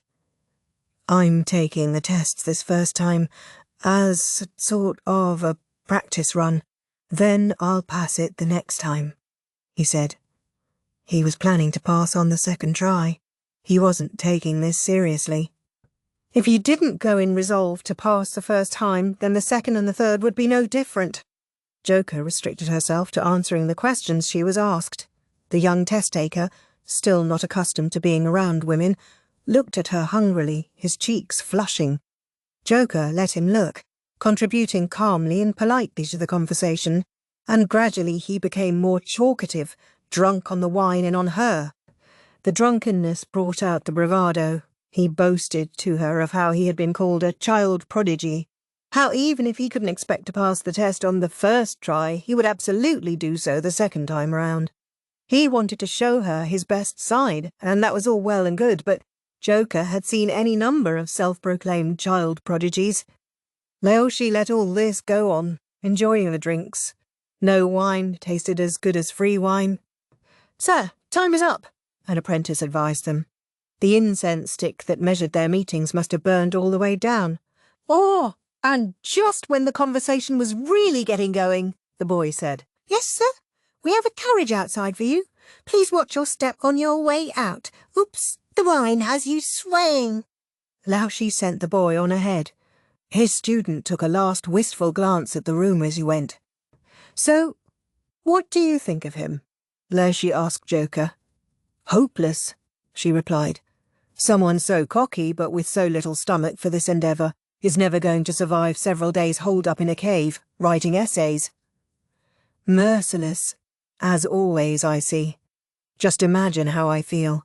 I'm the one trying to whip him into shape." Laoshi's distinctive long eyelashes drooped. "Then I suggest buying him some stomach medication. Otherwise his nerves are likely to drive him to try to use the bathroom during the test, after which he'll be suspected of cheating and beaten." The civil service exams were the gate that led to the bureaucracy, so there were many who would stop at nothing to pass them. As such, penalties for cheating were harsh, up to and including execution in particularly bad cases. Yes, I think you're right," Laoshi said, stroking his beard. "The way he looks, I think he would need at least 20 years of study to have any hope of passing." The average age of those who passed the civil service examination was somewhere in their 30s. The test really wasn't something that could be accomplished in 1 or 2 lackadaisical attempts. Well, I suppose I'll buy that stomach medication and then head on home, Laoshi said. The Verdigris house had its own apothecary shop. It used to be run by Luomen and Maomao, but now Maomao's apprentice, a man named Sarzen or something, was looking after the place. He probably had stomach medication available. "Goodbye, then. I'll be back," said Laoshi. "And I'll be waiting for you," Joka replied. In reality, she didn't care if she never saw him again. She simply knew that if she didn't put on a show of being hospitable and courteous, the old madam who ran the place would make her pay for it. With her customers gone, Joka tossed herself spread-eagle on her bed. Her clients never slept in this bed. Joka was not a foolish woman. And yet, whatever airs and graces she might put on, a courtesan was a courtesan. Joka was pushing 30. She had to decide what to do about her future before her customers started to dwindle. Joka despised men, and being bought out of her contract was out of the question to her. She would rather wither on the vine like the madam. Ugh, so tired. She flopped back and forth on her bed. One of the apprentices came in. "Sister Joka." "What? I'm supposed to be done for the night, aren't I?" "Yes, but, well, there's one more person to see you." "Excuse me?" Joka sat up, thoroughly displeased, and straightened her robes. "Who the hell is it?" She wanted to simply say that she was done for the night and let that be the end of the matter, but she could see the madam in the hallway, and she was positively beaming. That meant the newcomer was loaded. "Joka, you've got a customer." "You'll be so kind as to see him, won't you?" The madam sounded like a mewling kitten. It made Joka sick. How much money had he plied her with to get her to purr like that? "Hello, Joka." Before her appeared a young bureaucrat who showed up once every 6 months or so. He was slim and wispy. Joka secretly referred to him as Willow Boy. Behind him was another man, probably some friend of his. The friend, in distinct counterpoint to Willow Boy, was built like a chopped log. Willow Boy's family was very well-to-do, but he himself showed little appetite for rising in the world. He was one of those clients with, let's say, unusual tastes. He seemed to enjoy Joka's dismissive treatment of him. Every time he visited, he constantly begged her to step on him. It annoyed her no end. "It's been too long," she said, once again, only for form's sake. Her heart might not be in it, but her act was flawless, so that even the madam couldn't complain. It was a skill she had learned in order to continue doing work she didn't want to do, but on Willow Boy it had the opposite effect. "Oh, I like that look in your eyes." He turned a smitten look of his own on her, giving her goosebumps. She knew he wouldn't try to force them to be closer than they were, but nonetheless it was exhausting to deal with him. "Is something the matter? Normally you send a letter before you visit," Joka said, her indirect way of telling him to make a damn appointment. "Ah, my friend here was so insistent we should come today." He turned to Logboy. "This is her. This is the famous Joka of the Verdigris house." "Oh, you're every bit as beautiful as I would expect of one of the most storied residents of such a famous house." "Your lustrous black hair is particularly stunning," said Logboy. Joka had heard it all before.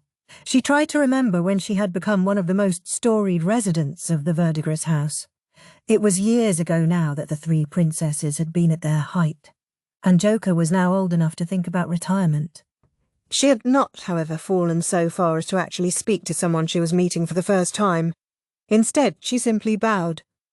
"May I not even hear your voice?" Logboy asked. "You think it's that easy to get her to talk to you?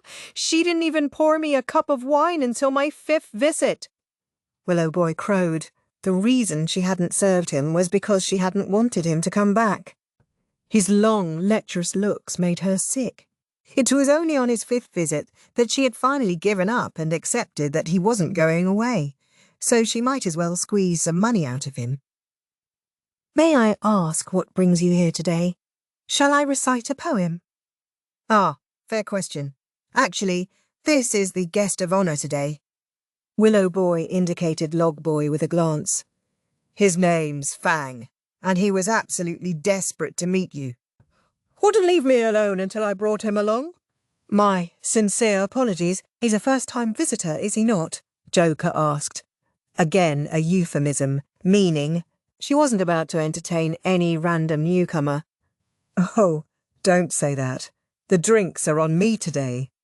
A bold proclamation from this young leech, Joka thought, but it helped her understand how this had happened. The old madam was glowering at her from the hallway.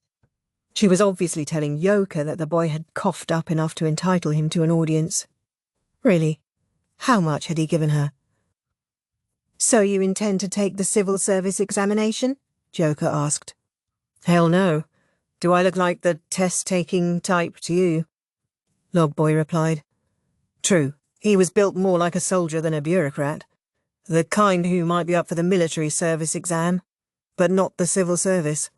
Log Boy kicked back in a chair and poured himself a drink. "Come on, jeez," Willow Boy grumbled, but then he turned to Joka.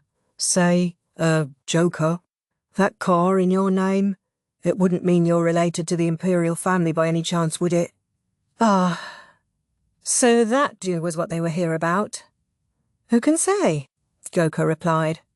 "Surely a woman descended from such an august lineage wouldn't have to scrounge her living as a flower of the night." Joka had adopted her name as a strike against the foolish woman. Only members of the royal family were permitted to use the character Ka, which meant flower. For a courtesan to use it was a risky move, but it also got people talking. It seemed particularly suited to the cold, brusque Joka. "I can tell you it's not completely impossible," Log Boy said. "As a matter of fact, there's a girl working at court right now who's supposedly the offspring of some high official and a prostitute." "Oh, yeah. I heard the same thing," Willow Boy said. Joka, for her part, didn't say anything. What was this lummox getting at? Joka had every suspicion that the young woman working in the palace was Maomao. Was he trying to find out about her? One couldn't seal the lips of others. The fact that the story had reached even Willow Boy's ears was evidence that it was useless to try to stop it now. Nonetheless, Joka had no intention of selling out the young woman, who was effectively her little sister. Instead of trying to play dumb, she decided to change the subject. "My mother told me, you see, that my father was a man of high stature," she said. Joka thought of neither the woman who bore her nor the man who had planted the seed as her parents. She only referred to them as her mother and father to make things easier for her patrons to follow. Joka stood and went over to her desk. She opened a locked drawer and took out a wooden box. "What's that?" asked Log Boy. It was a trick box that another customer had given her. It was an interesting little device.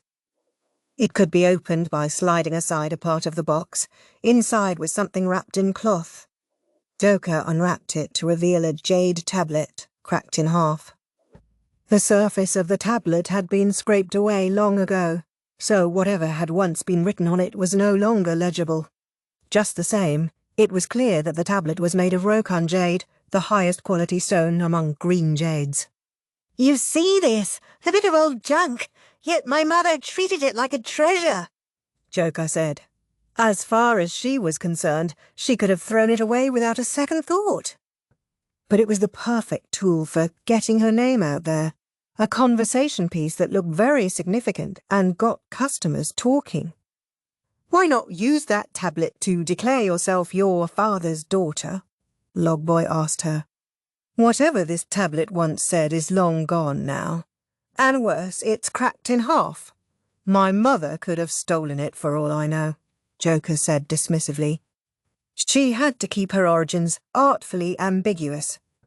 Playing at having noble parentage was all well and good, so long as it merely stirred up rumours, but she couldn't have anyone taking the idea too seriously. If the madam ever caught a whiff of the slightest possible trouble with Lise Majesty, she would cut Joka loose in an instant. Truth be told, Joka didn't believe for a moment that she had imperial blood in her veins. She had heard about the man who had evidently planted the seed of her from one of the old courtesans. He had been handsome enough, the woman said, but reeked like an animal and had rough, knobbly hands. Apparently, after several visits to the Verdigris house, he had stopped coming. Joka would sooner have believed he was a bandit than a nobleman. The Verdigris house was picky about its clientele, but that chiefly manifested as an interest in how much money they could spend. Joka suspected it had gone something like this. The man had stolen the jade somewhere and was hoping to sell it. But it could too easily be traced. The jade itself was still of excellent quality, however, so he had scraped off the front and broken it in half. Still, people had been leery of it, and he wasn't able to find a buyer, so he gave it to some idiot courtesan he was romancing. Some customers were disappointed to find out she was simply a thief's daughter, while others insisted that no, the story about the noble connection might still be true. Which kind, she wondered, would these men be? It doesn't matter to me who your parents were. You're still you, Joka, Willow Boy said, looking at her with passion in his eyes. Not that she cared. Joka put the broken jade back in its box. It had played its part. I'm only sorry to disappoint you, she said. No disappointment at all, the man called Fang said. But would you consider selling that tablet to me? Of all things she had thought he might say, she hadn't expected that. As you can see, it's only a broken, shaved-down piece of stone. It has no value, Joka replied. That's perfectly fine. The romance of it is what interests me. The story. Joka had no special attachment to the tablet as such, but that didn't mean she was prepared to part with it at a mere suggestion. Giving it up would mean losing the air of mystery, the suggestion that she just might be related to the Imperial family. I'm terribly sorry, but I'm afraid it's not for sale. It may be simple junk in the eyes of the world, but for me it furnishes my one small connection to my late mother. Joka looked demurely away, and caught the apprentice's eye as she did so. The girl took the hint and went to call the madam. I simply can't trade the memory of my mother for mere cash. If she were to do so, it would be only when she was ready to retire as a courtesan. Aw, Fang. Now you've made things awkward with Joka, Willow Boy griped. I certainly didn't mean to, Fang said, but his eyes never left the wooden box. The madam appeared and clapped her hands loudly. All right, gentlemen, the incense has burned down. It's time to wrap things up. Oh, all right. Fang, let's head home. Willow Boy practically dragged Fang out of the room. Joka typically found Willow Boy a rather unpleasant customer, but at least he knew when to make his exit. Until next time, sir, she said, as he left, in her usual cold, flat tone. Chapter 12. Joka and her little sister. About a month after Joka showed her broken jade tablet to the two customers, her little sister Maomao came back for the first time in nearly a year. I'm home, she announced with all her usual enthusiasm. She had written ahead to say that she would be visiting the Verdigris house, so Joka was awake, though rubbing her eyes. There were no customers this afternoon, so most of the courtesans were getting a few precious moments of sleep. Maomao, it's been forever. Perrin made to grab her up in a hug, but the old madam got between them. Huh, you don't look so different, considering it's been a whole year. Same to you, Grams. Can't believe you didn't stop in the moment you got back to the city. I could almost start to think you didn't care about me. I have a job, you know. Maomao did indeed look very tired. You're too young to be looking so exhausted, the madam remarked. I had something else I had to do first thing this morning. I trust you're not so tired that you forgot my gift. The madam, stubborn as ever, stuck out a wrinkled hand as if to say, hand it over. Here. Maomao showed her a cloth-wrapped package. Inside was what looked like an ash-grey stone. Well, I'll be... You really did it! You brought me ambergris! The old lady reached for it, but Maomao held it away from her. Several other courtesans had gathered in the lobby in hopes of scoring a souvenir from Maomao as well. What's the matter? Give it to me, the old lady said. Oh, I don't know. A piece of ambergris, this large and this pure. I feel like it might be a little much to just give it to you. How can you be such a miser after all I've done for you? Here, I thought selling you our medicine nearly at cost was plenty of repayment for that. I'm renting you a space in one of the most prominent brothels in the pleasure district. Can't you even bring yourself to be grateful? It's a landlady's job to look after her tenants, and we're practically suffocating in that tiny shop. Oh, so began one of the legendary arguments between Maomao and the old madam. Joka gave Perrin a look that said, "Oh boy, here we go." "Say this will cover a year and a half of our rent, or no ambergris," said Maomao. "A year and a half? Huh? For that fingernail-sized pebble? More like 2 months," spat the old lady. "Are you blind, Grams? How much do you think a chunk of ambergris this big would go for on the open market?" Maomao had managed to make this about the rent. The man named Sazen might be running the verdigris house's apothecary shop at the moment, but the rent and other sundry expenses fell to Maomao and Luomen. "What's going on in here?" someone asked. "Speak of the devil." Sazen had just come in. "Exactly what he looks like," Perrin told him. "Maomao and the old lady are going at it over the rent. Maomao hired you, so you had better be rooting for her." "Why, Perrin? Your colour looks exceptionally good today." "I had a visit with an expert last night, someone I haven't seen in a good year. It's been so long, I took the opportunity to take care of him as thoroughly as I could. Her specialist was some soldier, Lihaku or something. He had apparently been in the western capital all last year, just like Maomao.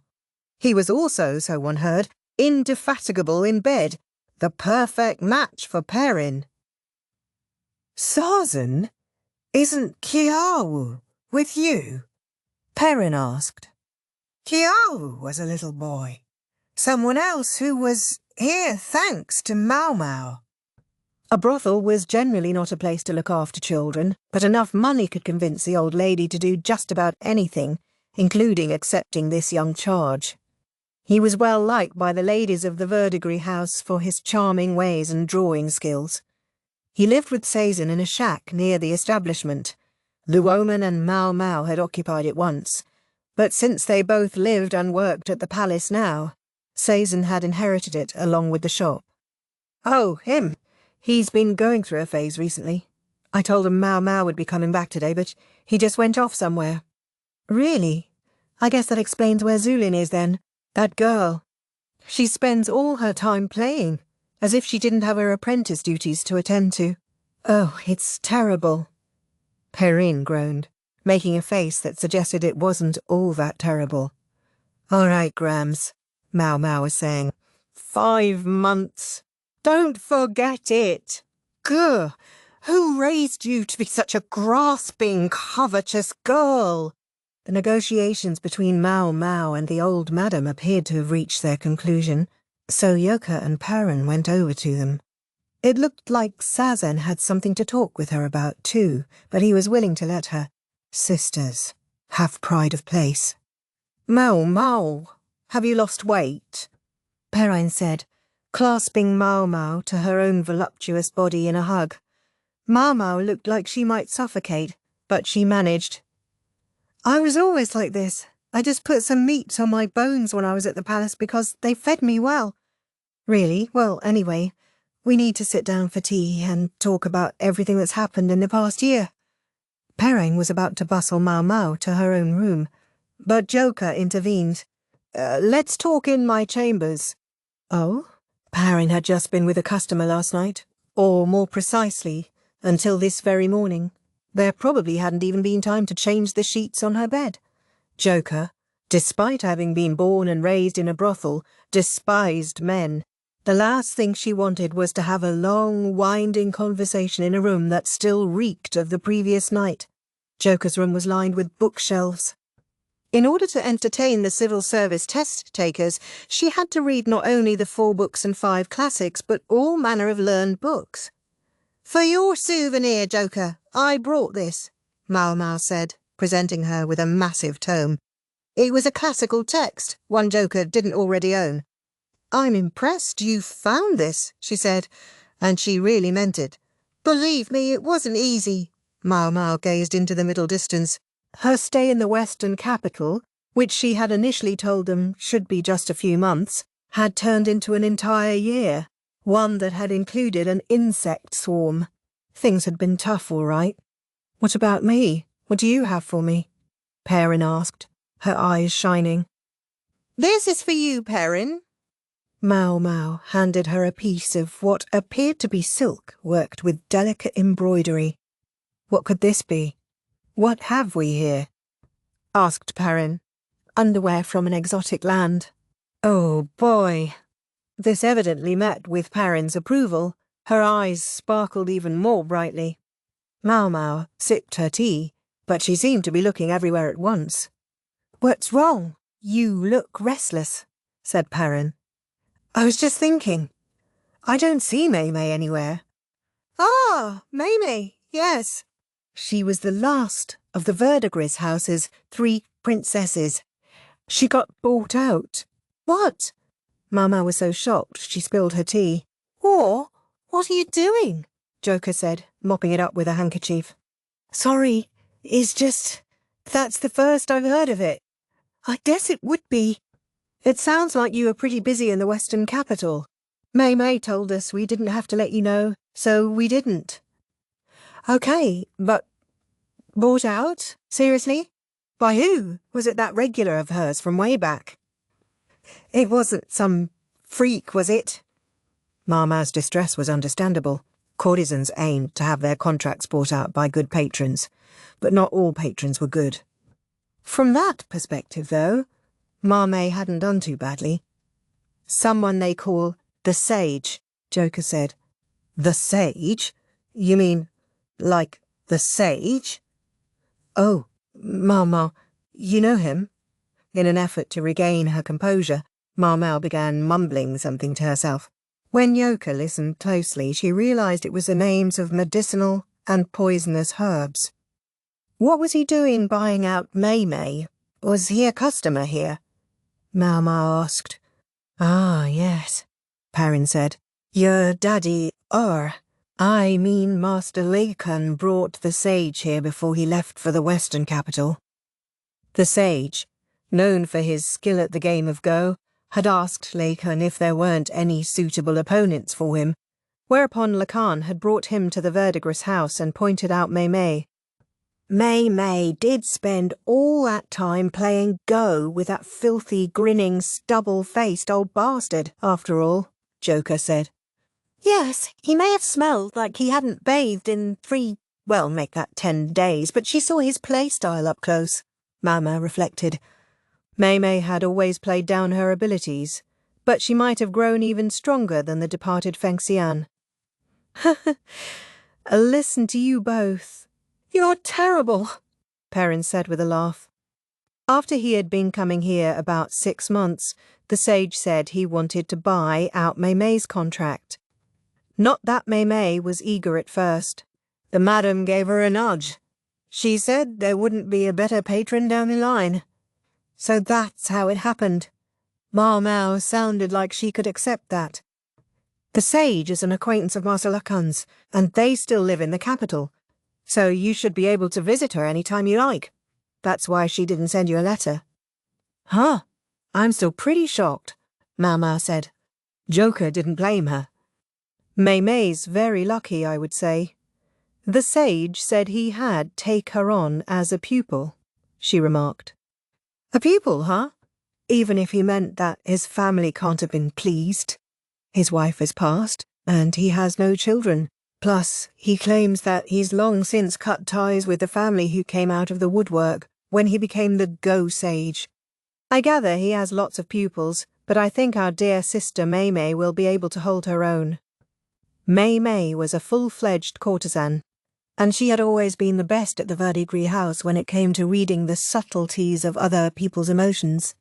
Besides, with Master Lahan's introduction, who could interfere? Maomao didn't seem to like that, but she did seem to accept it. Courtesans tended to think of being bought out as the be-all and end-all, but life went on after the money was paid. Better to have a backer than not. Maamei is definitely the most newsworthy thing that happened around here. Let's see. What else was there? Joka and Peirin proceeded to fill Maomao in on everything that had happened in the past year. How Sazen was managing with the apothecary shop. Somehow. How Kaiwu had become rather contrary lately. How, with Maamei having moved on, Zulin's older sister was now the third best-selling courtesan at the Verdigris house. I guess the only other thing would be the effects of the locust swarm. Prices have gone up all around, Peirin said. Oh, I see, replied Maomao. More or less everything they had said was something she expected. Other than the news about Maamei, she hardly seemed surprised by any of it. It wasn't just Maamei, it was safe to assume that soon enough proposals would come for Peirin as well. The changing of the guard at the Verdigris house was inevitable, yet Joka couldn't shake the sense that she was being left behind, alone. Not that she had any intention of letting her anxieties show. She had to keep her customers convinced that she was a proud woman of noble blood. It wouldn't do for her to be whining and whimpering. Joka did, however, have her doubts, namely about the woman in front of her, Maomao. She had always assumed her little sister was in the same position as she was. She had even looked after Maomao when she was but a suckling infant, out of sheer pity. But Joka and Maomao could not have been on more different paths in life. Each had a courtesan for a mother, but Joka had chosen the path of the courtesan herself, whereas Maomao had taken the way of the apothecary. Or perhaps it would be more accurate to say that Joka had had no other choice but the courtesan's path, whereas for Maomao another possibility had been available. If Joka had had someone who could have been to her what Luo Men was to Maomao, would her life have been different? It wasn't that Joka regretted the life she had in light of this hypothetical other existence, nor did she feel any jealousy toward Maomao. That would be to strike down something Joka herself had helped to raise up. While Joka was ruminating on all this, Maomao was telling Peirin about everything that had happened in the Western capital, how she had gone as an assistant to the medical officers, how the freak strategist had been there, and what a pain it had been, how a man known as the older brother of Lahan had been along. She spoke about the swarm of insects and being attacked by bandits. The fact that she seemed to skip over certain parts of the story was probably because there were things she couldn't reveal publicly. Naturally, serving at court would bring one into contact with things that must not be spoken of, although there were plenty of customers at the Verdigris house who didn't seem to understand that and would chatter quite freely. Okay, slow down. What's all this about being attacked by bandits? What happened exactly? Peirin pressed.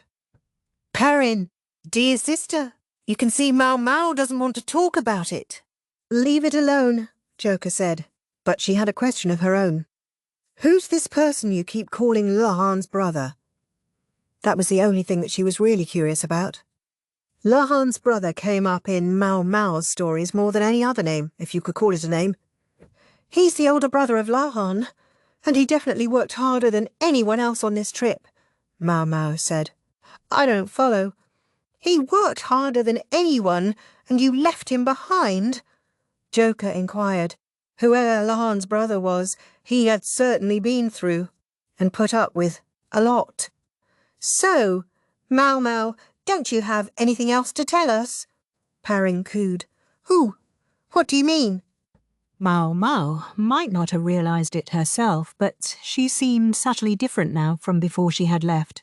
Joka had noticed it, and it certainly wouldn't escape Peirin, who was as sensitive as anybody to the telltale signs of love. Going to play dumb, are we? Then maybe I need to tickle you until you beg to tell me what you're hiding. Irk. Maomao went pale. To be tickled by the foremost bedroom performer in the Verdigris house, indeed in the whole pleasure district, would leave no one unscathed, not even Maomao. As far as Joka was concerned, she wouldn't push Maomao when it came to secrets she couldn't divulge. But as for other subjects, even Joka felt a certain mischievous impulse. Of course, if Maomao really didn't want to tell them, Joka wouldn't genuinely force her. But Maomao's expressions were unmistakably different from before. It's really nothing much, Maomao said. Oh, tell me another one. Do you really think you can lie to your big sister? You are in love. Parin's hands ran up and down Maomao, who reacted like a hissing cat. Stop that. I mean it. So she really didn't intend to tell them even in the face of Perrin's tickle assault. That only seemed to inflame Perrin further. Her eyes gleamed and grew ever more intense. If Perrin was sensing something from Maomao, there was definitely love afoot. Joka believed she and Maomao had similar views of romance, and she knew that if she were to ever fall in love herself, she would certainly not want everyone teasing her about it. One more reason she tried to keep that word, love, at arm's length. That rapport inspired her to take pity on Maomao. She didn't want to see the young woman pressed any harder on this subject. Dear sister, I think she's had enough, Joka said. If she were to wind up with any strange proclivities thanks to you, who knows what it might lead to later? Oops, you might be right about that. Maomao, having endured the tickling, lay twitching on the floor. After a few long seconds, she heaved herself up with a resentful look at Perrin.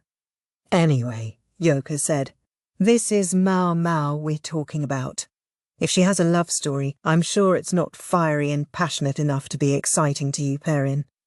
If I had to guess, whoever he is, he just kept bugging her while she waited patiently in hopes that he would give up already.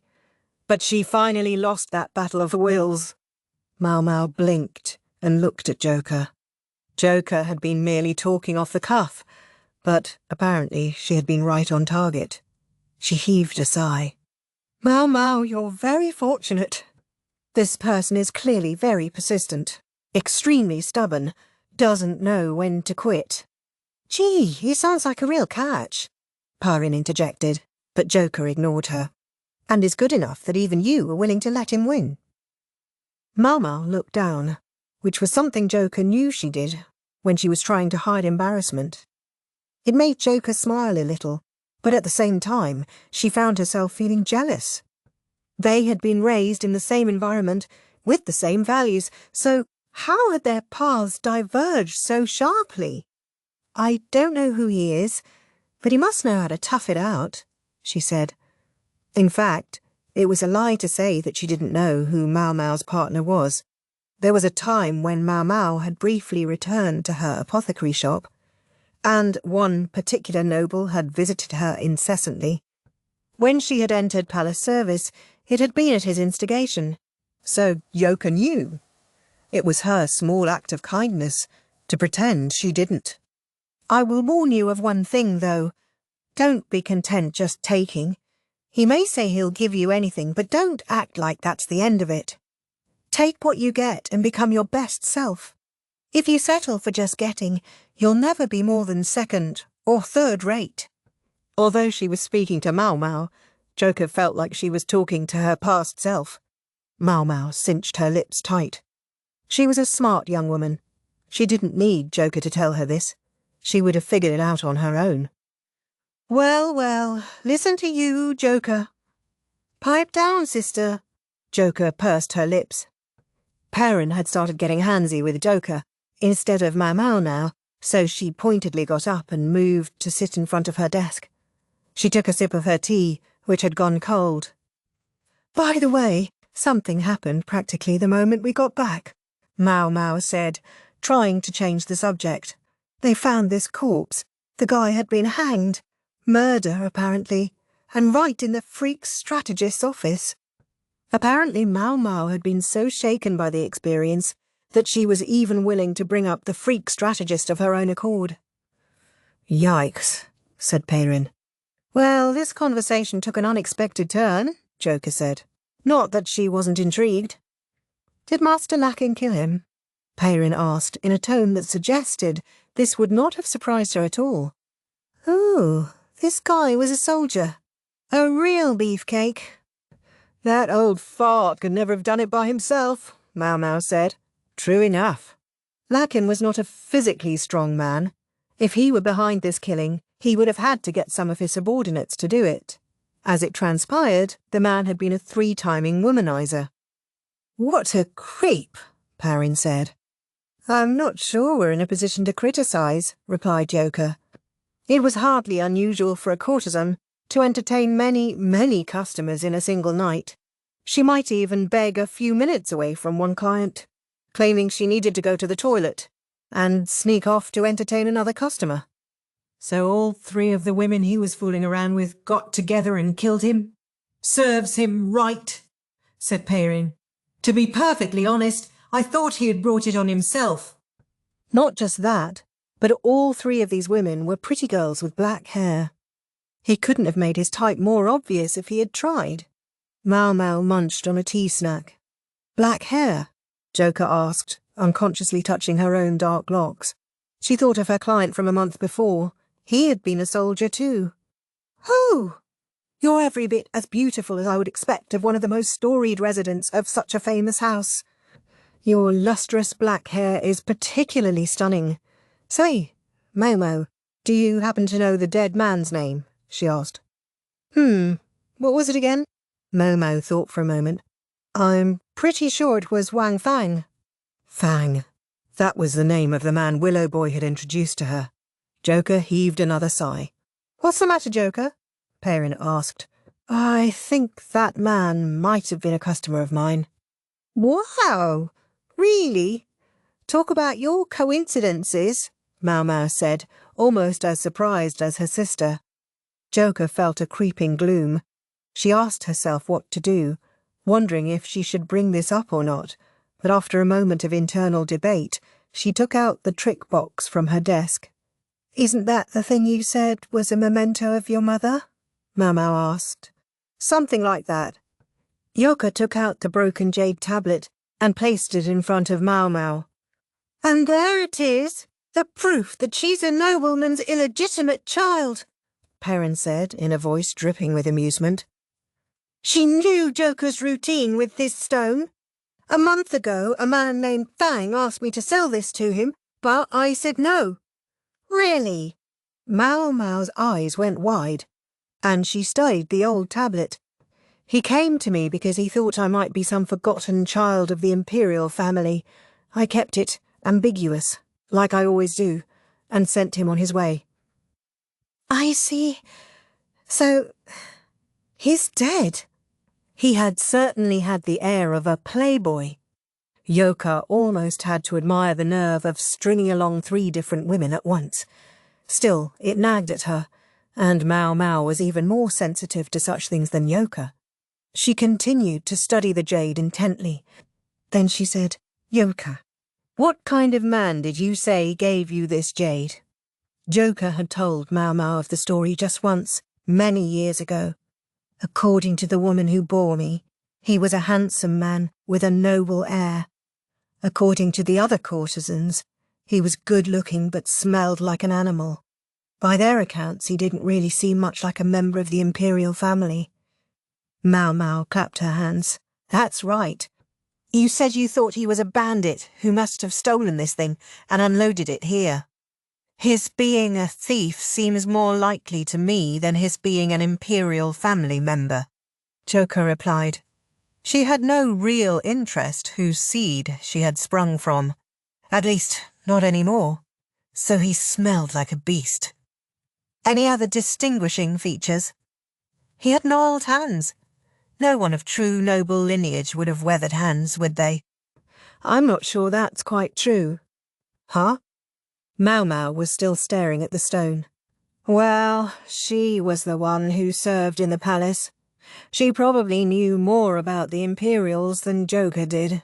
Pyrin, evidently not very interested in the conversation, was stuffing her face with tea snacks. Maomao was muttering to herself. From the colour, it looks like this is Roken jade. Valuable stuff. It looks like the surface was shaved down before it was broken. I'm guessing the original size was about 9 centimetres. Finally she said, "Joka, may I touch it?" "Go ahead. May I chip it a bit?" "What do I care if it gets a little more beat up at this point?" "Perrin, lend me your hair stick." "Here you go." Maomao jabbed the jade with the tip of the hair stick. Joka had said she didn't care if it got a bit more damaged, but she was still surprised by Maomao's enthusiasm. Then Maomao measured the depth of the score. "This is jadeite," she declared.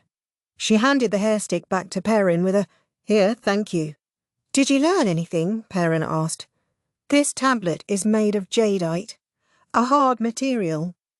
The damage to the surface didn't occur naturally. It was deliberately scraped away, and that was done before the tablet was broken."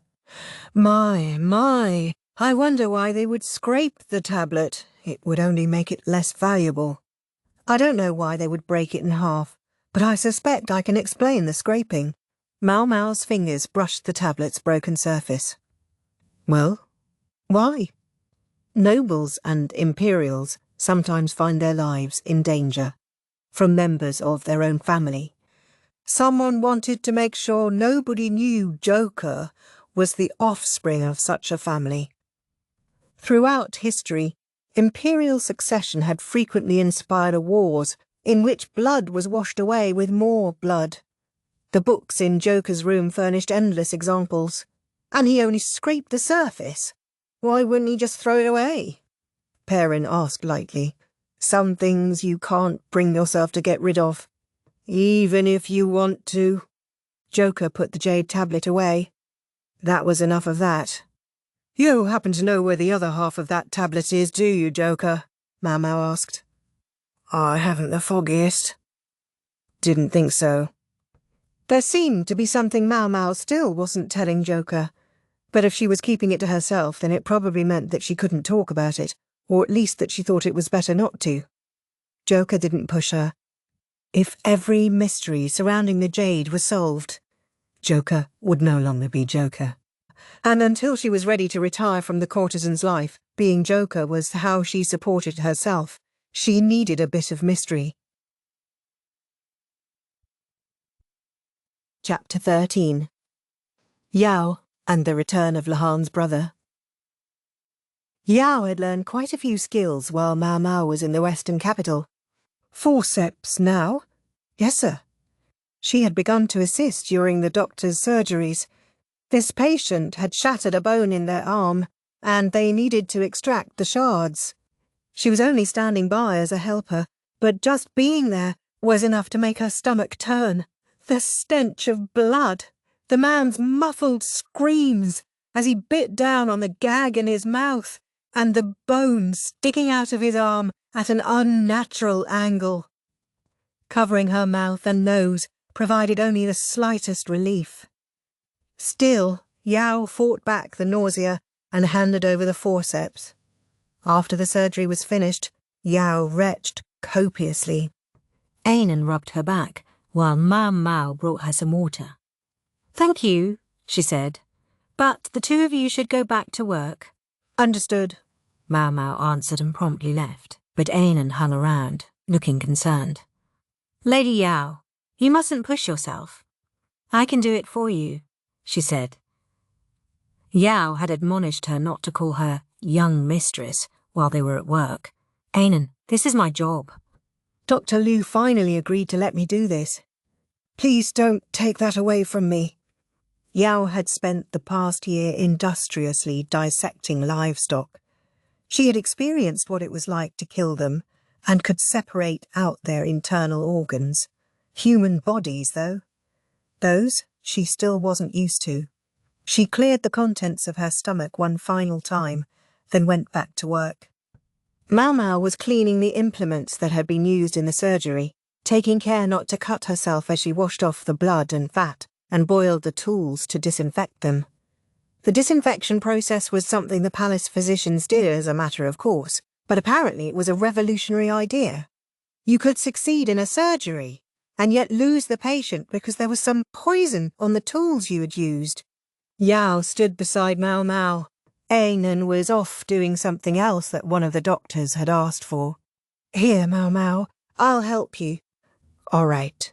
Could you cool and wipe down the boiled scalpels?" "Sure." She had to make sure the tiny knives were completely dry. It was a very important job.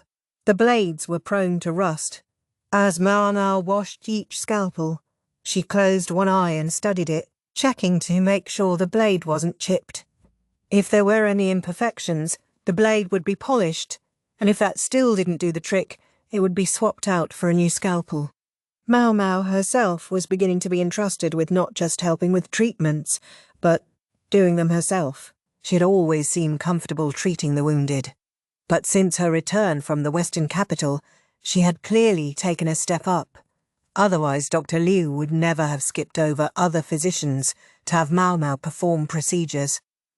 This was clearly well outside the bounds of a palace lady's job description, however, and Maomao's name was never actually recorded as the person wielding the knife.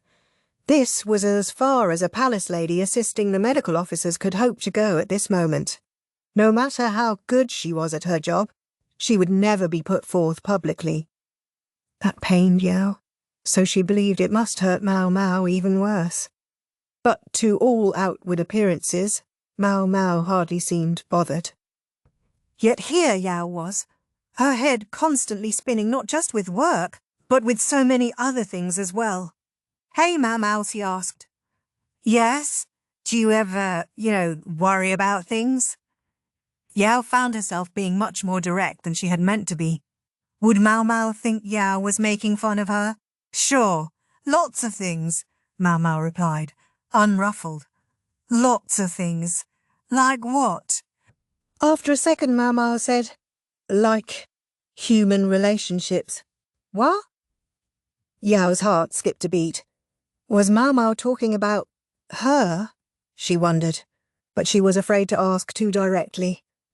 Yao looked Maomao in the face, wondering who she could be talking about. Eventually Maomao said, somewhat awkwardly, "There's all these freaks around, you know."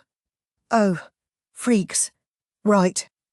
Maomao wouldn't say it in so many words, but she was referring to her birth father, Grand Commandant Khan. People often called him the freak strategist, and for a while he had gone virtually everywhere Maomao did. It certainly couldn't have been easy, Yao reflected. Her uncle was always on her case, but at least she didn't have strange folks chasing her hither and yon. "It's tough, huh?" Yao said. "Yes, very tough." Yao, feeling relieved, went back to wiping down the now cool scalpels.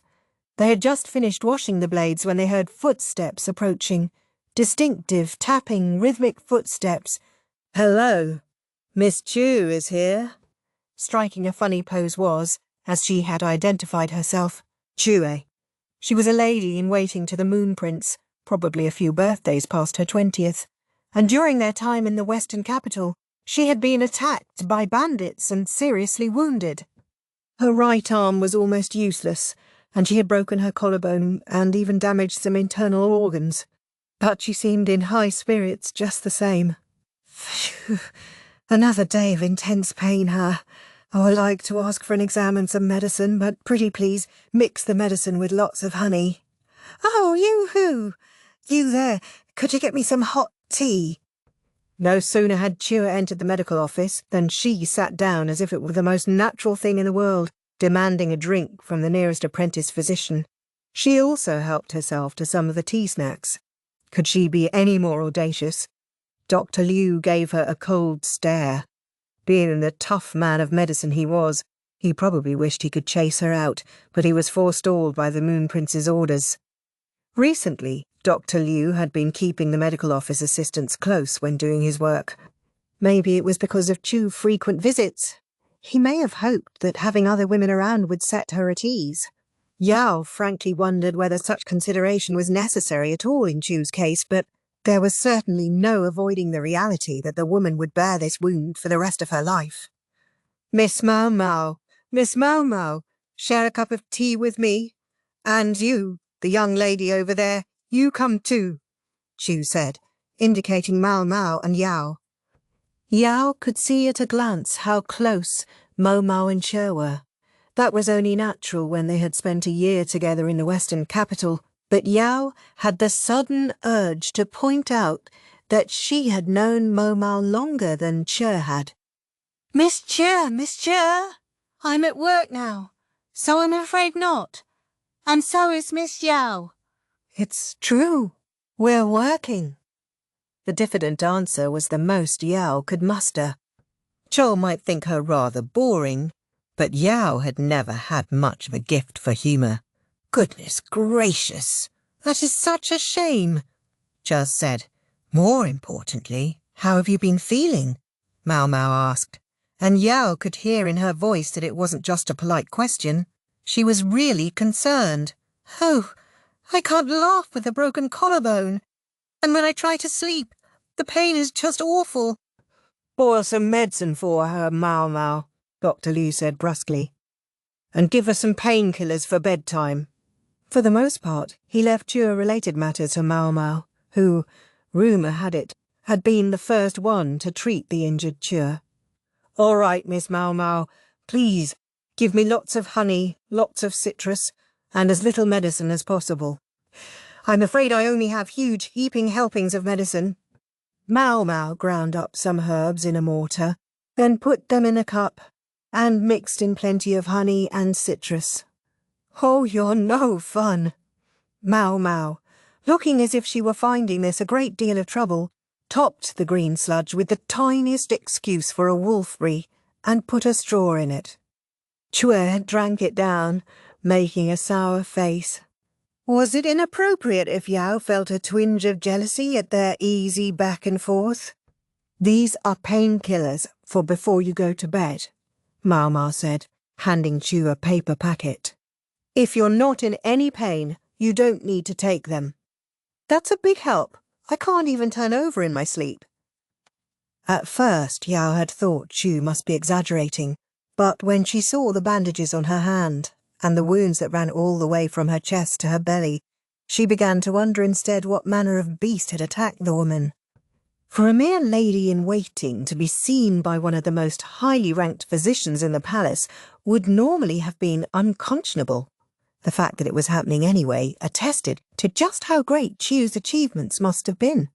Nonetheless, as someone who didn't know Chu very well, the best thing Yao could think was, who is this weirdo? Oh, that reminds me, Miss Maomao. Chu fished 2 letters from the folds of her robes. I have letters for you. Miss Chu is not a goat, so don't worry, she wouldn't eat them. And neither would your goat, because you left it back in the Western capital, didn't you? Yes. Much like how we forgot your poor brother. We don't talk about that. Maomao made a big X with her hands. Oh, don't worry. He'll be home very soon. His ship should arrive any day. I'm glad to hear that. Yao, who had no idea what any of this meant, started to feel a little left out. But at the same time, she didn't have it in her to simply jump into the conversation. Maomao studied the letters intently. They didn't say who the sender was, but the handwriting and paper seemed to give her a good idea. One of the letters she regarded with a scowl, the other with what Yao took to be steeled resolve. You, come here when you've had your medicine. I'll change your bandages, said Dr. Liu. Yes, sir, right away, sir, Chu said, and trundled into the exam room. You too, Maomao. Yes, sir. Yao, could you take care of the rest of these? Yeah, sure. The doctor had summoned Maomao too, so only Yao was left to finish wiping down the scalpels. When Yao's shift was over, she went back to Lahan's estate, and someone was waiting for her. Lady Yao, welcome. I've found a new place you might like. What do you think? It was the servant called Sanfan, who approached Yao holding the blueprints of a house. Sanfan looked like a handsome young man at first glance, but in fact she was a woman in men's clothing. It was notable that she greeted Yao not with "welcome home," but simply "welcome." You could move here just to try it out. If you don't like it, you could move again. I'll find as many places as you need. Sanfan sounded very solicitous, but this was a roundabout way of saying get the hell out. At that point, Enon appeared, putting herself between Sanfan and Yao. "Young mistress, you must be tired.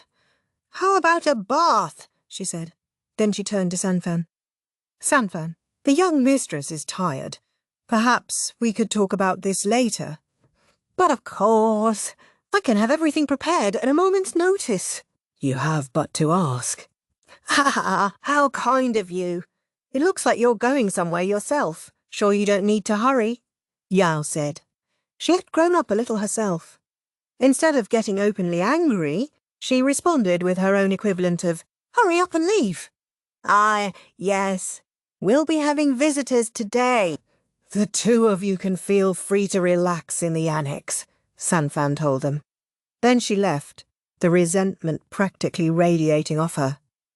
Enon watched her go, a conflicted expression on her face. "What's the matter?" Yao asked. Normally, Enon would have hissed and spat at Sanfan as she left, but today she did nothing. In fact, she'd been acting a bit unusual ever since her recent day off. "Oh, such bad taste," Enon was mumbling. "Who has bad taste? What kind of taste?" "Oh, it's nothing." Enon prepared a change of clothes on a towel. The annex on Lahan's property, where Yao and Enon were currently living, had no bath of its own. Instead, they had been given a particularly large bucket that they could use in lieu of a tub. At first, they had borrowed the bathtub in the main house, but that servant, Sanfan, had gone out of her way to give them the bucket. Once again, it seemed like an act of kindness on the surface. The message seemed to be that they should not use the house's bathtub. Sanfan clearly felt hostility toward Yao, and Yao was none too fond of Sanfan either. "Come on, young mistress. Let's wash up," Enon said. The hot water was already waiting for them. Saifan, another of Lahan's servants, was still young, but he was sharp.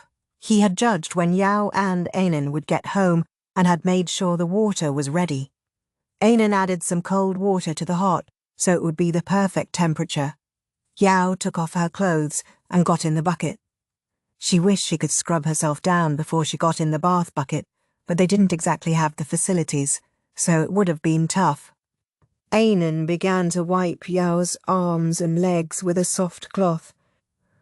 No matter how many times Yao told Enon that she could bathe herself, she never seemed to listen. "Lady Yao, young mistress?" Enon said. "Yeah, Enon? What is it?" Enon wet down Yao's hair and began massaging her scalp. "Now that Maomao is back, I wonder if it might be about time for us to think about moving out." She sounded like she was gauging Yao's reaction. "Maybe... But moving is so much work. We can take our time and think about it." Yao found that the pleasantly warm water was making her drowsy. It was going on a year since Yao and Enon had taken up residence at Lahan's mansion. At first it had just been a way of escaping the various marriage proposals her uncle brought her, but then her uncle had gone to the western capital. So why was she still here? She was worried about her friend Maomao, that was why. She had extended her stay, hoping to get some word of her. Well, now Maomao was back. What reason could she come up with next? Maya was perfectly well aware that her pretexts were flimsy in the extreme, not to mention they kept changing. "Say, when do you suppose Master Lahan will get home?" Yao asked. "Not for a while yet, I would guess," Enon replied, but Yao could hear a tremble in her voice at the mention of Lahan's name. "If we're going to move, I think maybe we should consult with him first." "I really don't think there's any need," Enon said firmly. She did not like Lahan, probably because he could be quite short with Yao. Enon frequently spoke ill of Lahan. He had a thing for older women and especially spent a lot of time with widows.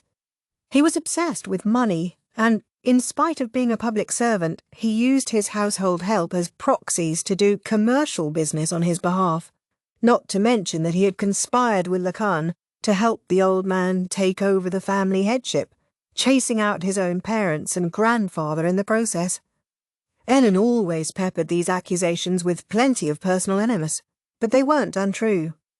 Yao understood that Lahan was not a good person in the strict sense, but his actions weren't those of a villain. Lahan was shorter than Yao, and it was hard to call him very handsome.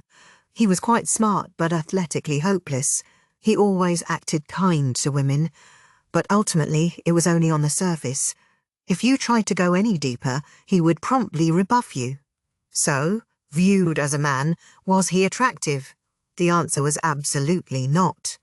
At least, not by Yao's standard. So why couldn't she get him off her mind?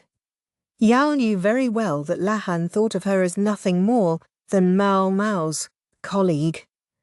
He was decent to her as he would be to any acquaintance of his younger sister, but if she sought more than that, he immediately distanced himself. Yao knew very well that her attempts were hopeless. The closer she got to Lahan, the farther away he would move himself. Yet she had the distinct sense that if she distanced herself now, she would never be able to approach him again, and it left her unable and unwilling to draw back. Call it shameless, ugly, or pathetic, Yao couldn't hold her peace. Say, Enon. Yes? What is it? Are you ever going to get married? Goodness, what brought this on? Enon asked as she dried Yao off. Well, I know you're perfectly popular. You could have your pick. Certainly Enon was the right age to be getting married. I serve you, Lady Yao. I have no intention of getting married until you're safely matched yourself. Which you have no intention of ever letting me do, it appears. Perish the thought, milady, Enon said, clearly shaken. Her hands quivered slightly as she passed Yao her clothing. If there should ever be a gentleman worthy of you, Lady Yao, I would gladly sew your wedding garments myself. Great. And, what kind of man exactly would be worthy of me? What? Enon was shocked again. Yao tied her sash and ran a comb through her damp hair. Well, Enon said, when they went to the annex's living room, dinner was already set out for them. This was another act of consideration on Sanfan's part. On days when Enon had work, he would make sure dinner was prepared. Enon oversaw the menu, so there was no question of the meal's nutritional balance. He would have to be. Enon took a deep breath. She started speaking, slowly at first, but then faster and faster, picking up steam as she went along. An adult man who had his act together. He couldn't be too much older than you, however. I think something less than 10 years your senior would be ideal. We would have to know where he came from, and his family would have to be at least as good as yours. He would have to be about 180 centimetres tall, well-built, and, of course, healthy. It would be wonderful if he were intelligent, but only if it didn't give him a big head. It should simply make him quick-witted and adaptable. He would tackle difficult situations, never giving up and never losing hope. He would help the helpless and never simply resort to violence for its own sake. Hopefully he would be halfway good-looking, but the most important thing would be what's inside. I would much rather he be innocent and naive than a womanizer. He should be tolerant, not restrictive, and humble in all things. That's most important of all. Does a man like that even exist? Yao asked. She thought maybe Enon was setting the bar a bit too high. He must be out there. You only have to look. Yao wasn't convinced. She thought Enon didn't want her to get married, and was deliberately setting an impossible standard.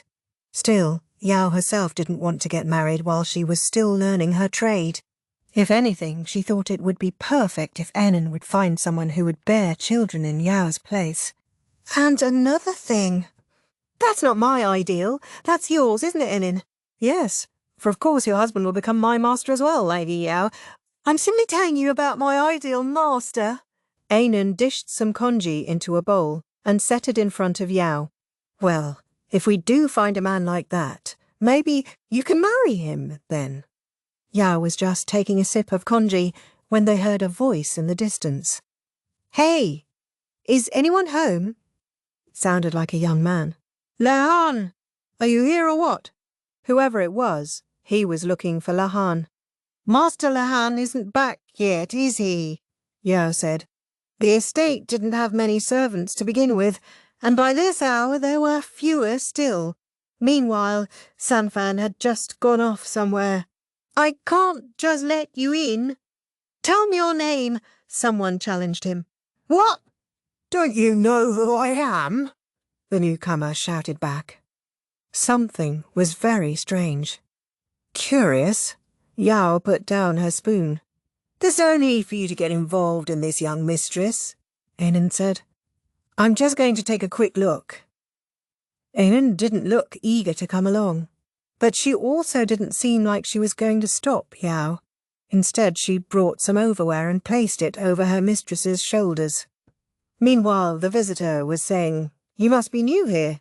You ought to have some idea who lives in the house you serve, you know. Sounds to me like a suspicious character trying to talk his way inside. How dare you? At the gate, a man in his 20s was arguing with the door guard. He was on the tall side, well-built, and tanned enough that for a moment Yao thought he must have been a southerner, but his facial features were very much those of someone from the central region. Nothing about his face really distinguished him, but he could still be called handsome, in his own way. The commotion had attracted not only Yao, but also Sanfan and the other servants, as well as Junjie, the boy who had come home with Lahan. What's going on here? Sanfan asked. Behind him, Wufan and Liufan stood looking uneasy. There's someone here who claims he's a member of the family and is demanding to be let in, the guard said. Why, that's... Junjie went toward the guard and the suspicious newcomer. No, you listen. My name is Mr. Lahan's brother, Junjie exclaimed. Go.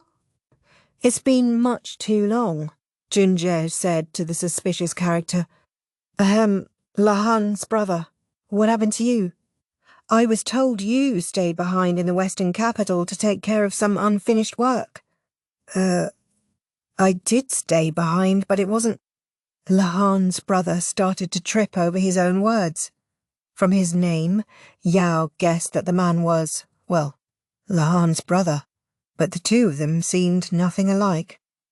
My respect for you runs so deep, Junjie said. I heard afterward about how the locust swarm didn't do more damage than it did because you went all over Aisei province sounding the alarm. Without you, Lahan's brother, hundreds of thousands of people might have starved. That's what Mr. Lahan told me. I was speechless. The fact that me and my family are alive today is all thanks to you. Junjie looked at Lahan's brother with sparkling eyes. Lahan's brother appeared overpowered by his innocent gaze. Junji, sweetheart, I'm sorry to interrupt, but could you introduce me to this person? Oh, of course, Lady my apologies. This is Mr. Lahan's brother. He's Master Lahan's older brother. Yes, she had gathered that much, but she couldn't help noticing that Lahan was a master, while Lahan's brother warranted only a mister at best. Sanfan must have gone to meet this Lahan's brother, and they must have somehow missed each other. You're Master Lahan's honoured older brother, the door guard said, looking distinctly unhappy. He had just been treating this man like a complete stranger. I beg your pardon. He knelt in the dirt and bowed his head. If this person was Lahan's older brother, then he, too, was a member of the La clan. Oh, it's fine, you're fine. I'm used to it by now. Lahan's brother took the guard by the arm and pulled him to his feet. I don't need anyone bowing their head to me. It's my bad for coming home without waiting for someone to come and get me. Really, you don't have to give it another thought. Go back to whatever you were doing. He shooed the guard away, evidently uninterested in meting out any punishment. Pleased to meet you, said Sanfan. I'm Sanfan, a servant at this house, and behind me are Wufan and Liufan. Sanfan went to meet you at the dock, but it seems she was too late. I can't apologise enough. You don't have to apologise at all, really. It wasn't that far.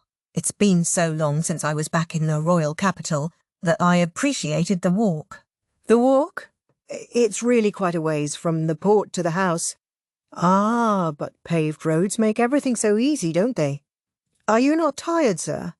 It was fine exercise. Goodness knows I didn't have anything to do on the ship. Apparently, despite being a member of the La clan, he was the outdoorsy type. Yao pondered what to do, then took a step forward. Self-introductions, she was convinced, were an important place to start. It's a pleasure to meet you, sir. My name is Lu Yao, and this household has been showing me its hospitality. This young lady with me is Enen. Oh, said Lahan's brother. He seemed shaken when he looked at Yao and Ainen. And might I ask your name, sir? Yao said. It seemed altogether too rude to go around calling him Lahan's brother. Some might say it was forward of a woman to ask a gentleman's name, but Yao was a woman with a job. She didn't survive by being passive and receptive. Lahan's brother sounded lost again, and he kept shooting glances at Jinshi, who continued to regard him with a shine in his eyes. You can just call me Lahan's brother. Lahan's brother? Yao repeated. Yes. I'm a brother of Lahan, ergo, Lahan a brother. He looked toward the setting sun, and his eyes were clear, filled with what might have been enlightenment, or might have been sheer resignation. He was certainly unusual enough to be a La clan member, Yao thought. She also thought, although she didn't say, that Lahan's brother was very close to Enen's ideal master.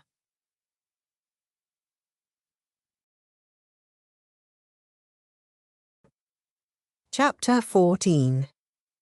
Duo's Truth. The voice of a rambunctious boy echoed around Duo's palace. A lady-in-waiting chased him as he raced back and forth around the huge pavilion. "Slow down! That's dangerous!" "Don't wanna!" The boy stuck out his tongue and roundly ignored the serving woman. In his failure to look where he was going, however, he ran smack into Duo. "Oh, Lady Duo," the lady-in-waiting said, bowing her head apologetically. All the women had been with Duo since her time in the rear palace, and that helped everything go smoothly. "You're looking lively. Just make sure you watch where you're going next time," she said, helping the little boy to his feet. "Sorry, Lady Duo," the boy said. Another boy came up and tugged on her hand. "Lady Duo, wanna play hide-and-seek?" "Afraid I can't today. I've got a visitor coming." She mussed the child's hair, then did the same to all the other kids. The children at Duo's palace were all survivors of the Shi clan. Yue, the Moon Prince, had asked her to give them a safe haven. They still didn't know what had happened to their parents. Duo went out of her way not to tell them. The sharper children had figured out on their own that they should keep it to themselves, and the younger ones had forgotten their parents. They all had to forget that they were ever members of the Shi clan. If they ever proclaimed that they were, then they might well be headed for the gallows, no matter how Duo Yue tried to protect them. The slim youth approached. "No, let's stay out of Lady Duo's way. Come over here." This person was handsome enough to make young ladies swoon, but she was not a man. "Will you take care of them, Suirei?" "Of course, milady." Suirei was another Shi clan survivor, and she was also the granddaughter of the former emperor. She, too, had been given harbour at Duo's residence because, officially, she could not exist. Suirei was clever and a clear thinker and knew much about medicine. It was a waste, Duo thought, for such a distinguished person to languish in this pavilion, but there was no choice. Suirei could live in hiding, or she could not live at all. Yes, Duo said. Maomao's coming. You don't want to see her, Suirei. Duo had sent Maomao a letter. Maomao had responded and was on her way. Maomao. Suirei paused. "I don't think I will." Oh, and you look like such good friends on our trip. When she had gone to the western capital, our duo had induced Suire to come along. She and Maomao had even ended up treating a wounded man together. It's only your imagination, I'm sure. Suire took some of the children by the hand.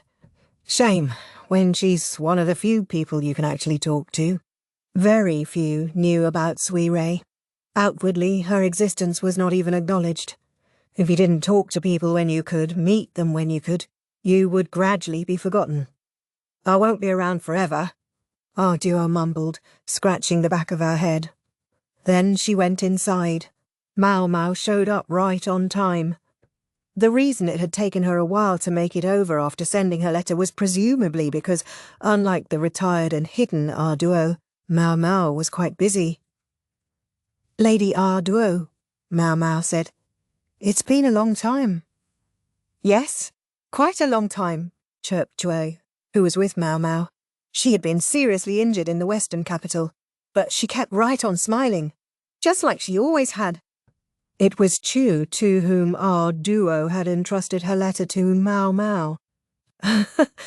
Sounds like you had a spot of trouble in the west, our duo said. She was reclining on a couch, sipping some juice. She could certainly have had wine available, Maomao would have appreciated it, but considering what they were going to talk about, didn't seem quite appropriate. A lot happened, said Maomao. Oh yes, quite a lot. Would you like to hear Miss Chu's story, Lady Arduo? Chu was being unusually proactive in this conversation. It seemed to spark Maomao's curiosity, for she looked back and forth between the two women. She must have been surprised when she received Arduo's letter from none other than Chu. What exactly are you and Miss Chu, Lady Arduo? She asked. Considering that I used Chu to deliver my letter to you, surely you at least have an educated guess. Arduo took a baked treat from the table and took a bite. It was buttery and smelled lovely. May I take it that you're Miss Chu's real master, milady? Indeed, she had hit the mark. That's right, Arduo said. Yes, indeed, added Chu. His Majesty handed Chu off to me not long after I moved here, and me barely back from giving birth. I show up and they say, no, you work somewhere else now.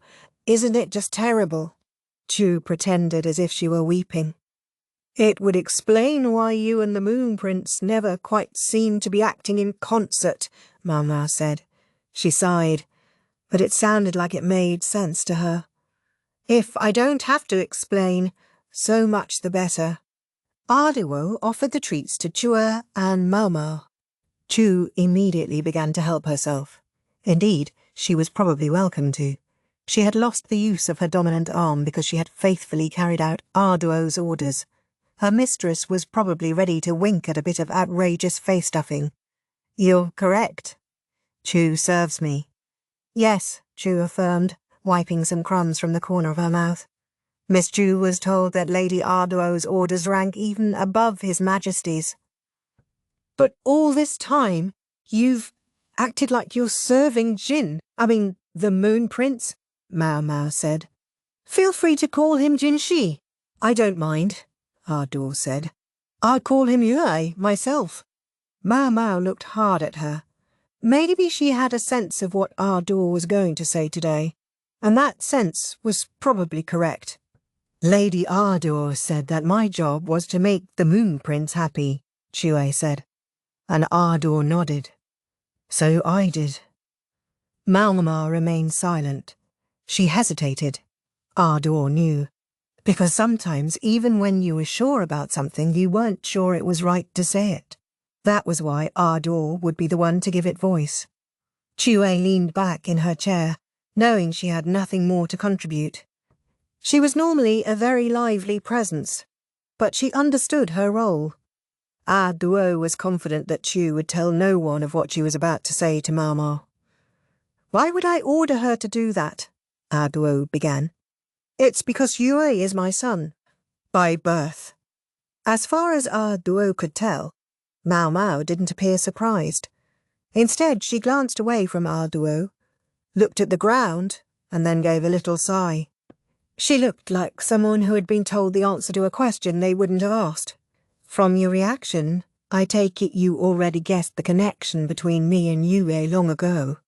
I thought it seemed like a possibility. And the possibility that the real Imperial younger brother and my son were switched? After a moment, Maomao said yes. It was clear from her expression that she had strongly suspected, but would have preferred not to actually know. Duo occasionally heard talk about Yue and Maomao from others, but now she thought she saw why their relationship wasn't getting anywhere. Maomao was doing everything in her power to pretend it didn't exist. Why would you tell me this, milady? Oh, come now. Every rumour I heard made it sound like things between you and Yue had developed in the western capital. Maomao immediately scowled at Chue. Maomao was presumably the kind who didn't like talk of her love life getting around. Duo knew her pain. She had often been teased about her relationship with His Majesty, and more than once she had been on the point of strangling one of the other palace women. At the time, Duo had viewed His Majesty as merely a milk sibling and an old friend. She remembered how profoundly unpleasant it had been to endure people's taunts. The hell of it was when it came to other people's romances. She suddenly saw the fun in it. She shook her head. No. It was wrong to do to others something she hadn't enjoyed suffering herself. Yue's quite a handful, if I may say so myself, she said. I'm aware, Maomao said with a distant look. At the same time, he's also, well, a young man. I expect he'll summon you to his palace in due course. Chu gave me that summons along with your letter, Lady Duo. Duo looked at Chu, who made a point of whistling innocently. Do you understand what it means to answer that summons? Duo didn't know for sure if Yue had called Maomao to his palace because he wished to establish relations between them as a man and a woman. Maybe he just wanted to talk about the weather or ask for her advice on something, but in the general understanding, when a man of the nobility called a woman to his personal residence, it was as good as a command to spend the night with him. I come from the pleasure district, Maomao said, heaving a sigh. Yue's not just another trick, Duo cautioned her. The most noble blood in the nation runs in his veins. After a second, Maomao said, I'm more familiar than most with how to avoid pregnancy. I intend to make sure there's nothing to regret afterward. Maomao would always take the realistic perspective.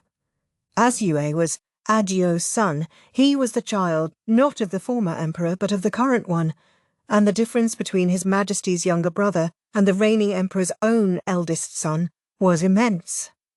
On the one hand, there was the empress's boy, not even 7 yet. On the other, the son of His Majesty's consort, already well into adulthood. From the empress's perspective, the only thing she could do was pray that nothing happened to His Majesty before her own son had reached maturity. Li functioned on a system of hereditary succession, with inheritance usually going to the oldest son. And it was Yue who, by this calculation, was closest to the throne. Empress Gyokugyo had much foreign blood, and no small number of the emperor's advisers looked askance at the young prince's red hair. Some also made the case to the emperor that he should prefer consort Li Hua's son on the basis of consanguinity. In the past, Duo had conspired with the Empress Dowager to exchange their infants. She could not turn back time. Jinshi would have to live in his false position, not knowing the truth. Duo could hardly turn motherly at this late date. Yet nonetheless she asked Maomao, if something does come of it, would you consider raising the child in secret? In spite of all anti-pregnancy medications and abortifacients, a child would be conceived when a child was conceived. Might it not be that tens or hundreds of lives could easily be stolen away for that child's sake? Maomao feared that political war could break out.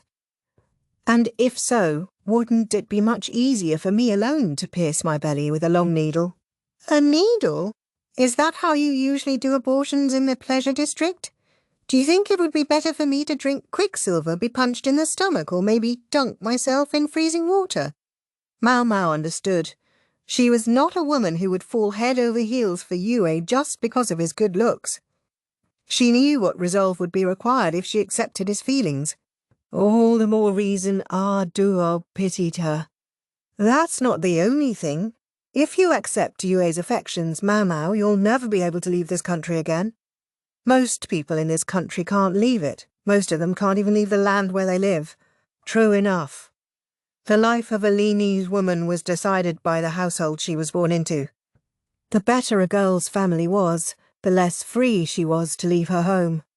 There were even those who spent their entire lives inside the family estate. Nonetheless, our duo looked into the distance.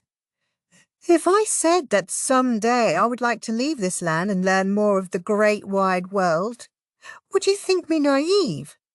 No, Mum. Maomao shook her head. In far places you'll find many things we don't have here. And not just things, words, cultural achievements, as well as medicinal herbs, drugs, and methods of treatment. It's only natural. With a different climate and environment come different illnesses. Maomao seemed to grow notably more passionate as this declaration went on. Duo sensed in this woman a kindred interest in foreign lands.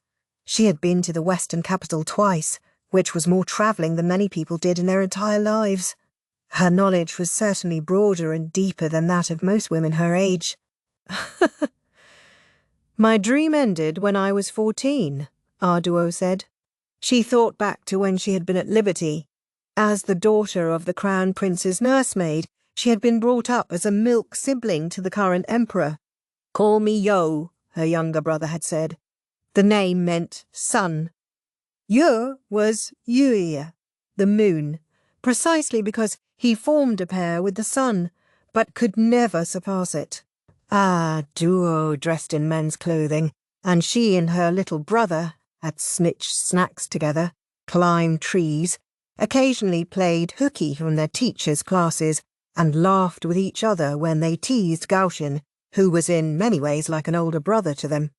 If our duo had in fact been a boy, perhaps they would still be doing those things now. Our duo had regarded Yuo as a friend, but she mustn't forget. He stood at the very top of the nation's hierarchy, and our duo was merely one of his subjects. When she had been asked to be his instructor, she could not refuse.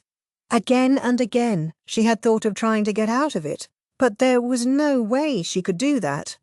Eventually she had arrived at a sense of calm resignation.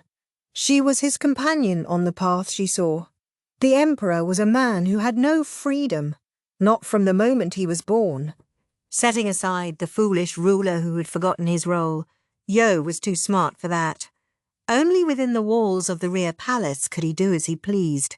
He knew that when he received the emperor's crown, it would bind him hand and foot his whole life long.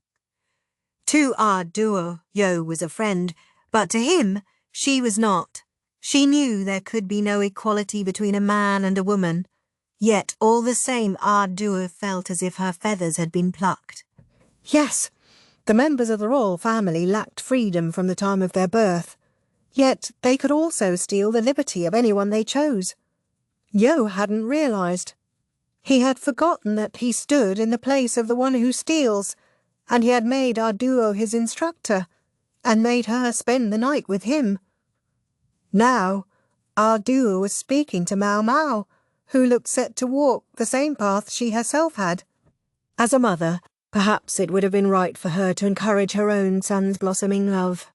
Yet her conscience, or perhaps rather the pity she felt for her memories of her old self, caused her to say, "At this moment, it's still possible for you to escape. I would help you." Maomao looked dubious at that. "Oh, that look," said Ardio. "I still have some modest privilege left, you know." Less than modest, really, but if she stretched, she could manage something. It was not Maomao but Chue who responded. Now, wait just a moment. What, Lady Arduo, I can't square this circle. If you do that, I'll never be able to carry out my orders. Didn't you say my job was to make the Moon Prince happy? Duo laughed. Come, now. If a man can be despondent over losing one single woman, well, that's all the more man he is. Surely a talented servant could find others to fill the gap. Now you're talking silly talk. Chu crossed her arms and tilted her head. Duo had once been part of a banquet in the western capital that had doubled, in a way, as a chance for Yue to meet potential matches. Everyone gathered there had been present, in hopes of becoming the consort of the imperial younger brother, so Duo had resolved not to intercede. Anyone he might pick had been there, because they had hoped he might pick her. After that, and after briefly being under the misimpression that Yue had some strange proclivities, Duo had been relieved when she heard that it was simply that his heart was set on Maomao. That, she was confident, meant that no vixen or villainess would take advantage of him. However, Duo also knew Maomao, and she couldn't help seeing herself in the young woman. Now Maomao looked at Duo. Lady Odwo, I couldn't care less about Miss Chu's mission, but it was because she accepted it that I'm in the position I am now. Are you sure about this? You won't regret it. I mean to negotiate as best I can to ensure that I don't. Planning to have a big greenhouse built on the palace grounds? Chu drawled. Sounds pretty good to me. The fact that Maomao and Chu could banter, even at a moment like this, went to show how well they got along. If anything, Duo's words seemed to strengthen Maomao's resolve. Maybe an orchard while you're at it. Miss Chu would love to be able to stuff herself with fresh lychees. Just like one of those legendary beauties. It might be possible if we grow them in my greenhouse, but too many lychees can make you dizzy. Oh me. Oh my. Surely 100 or so should be all right, though? Stick to about 10.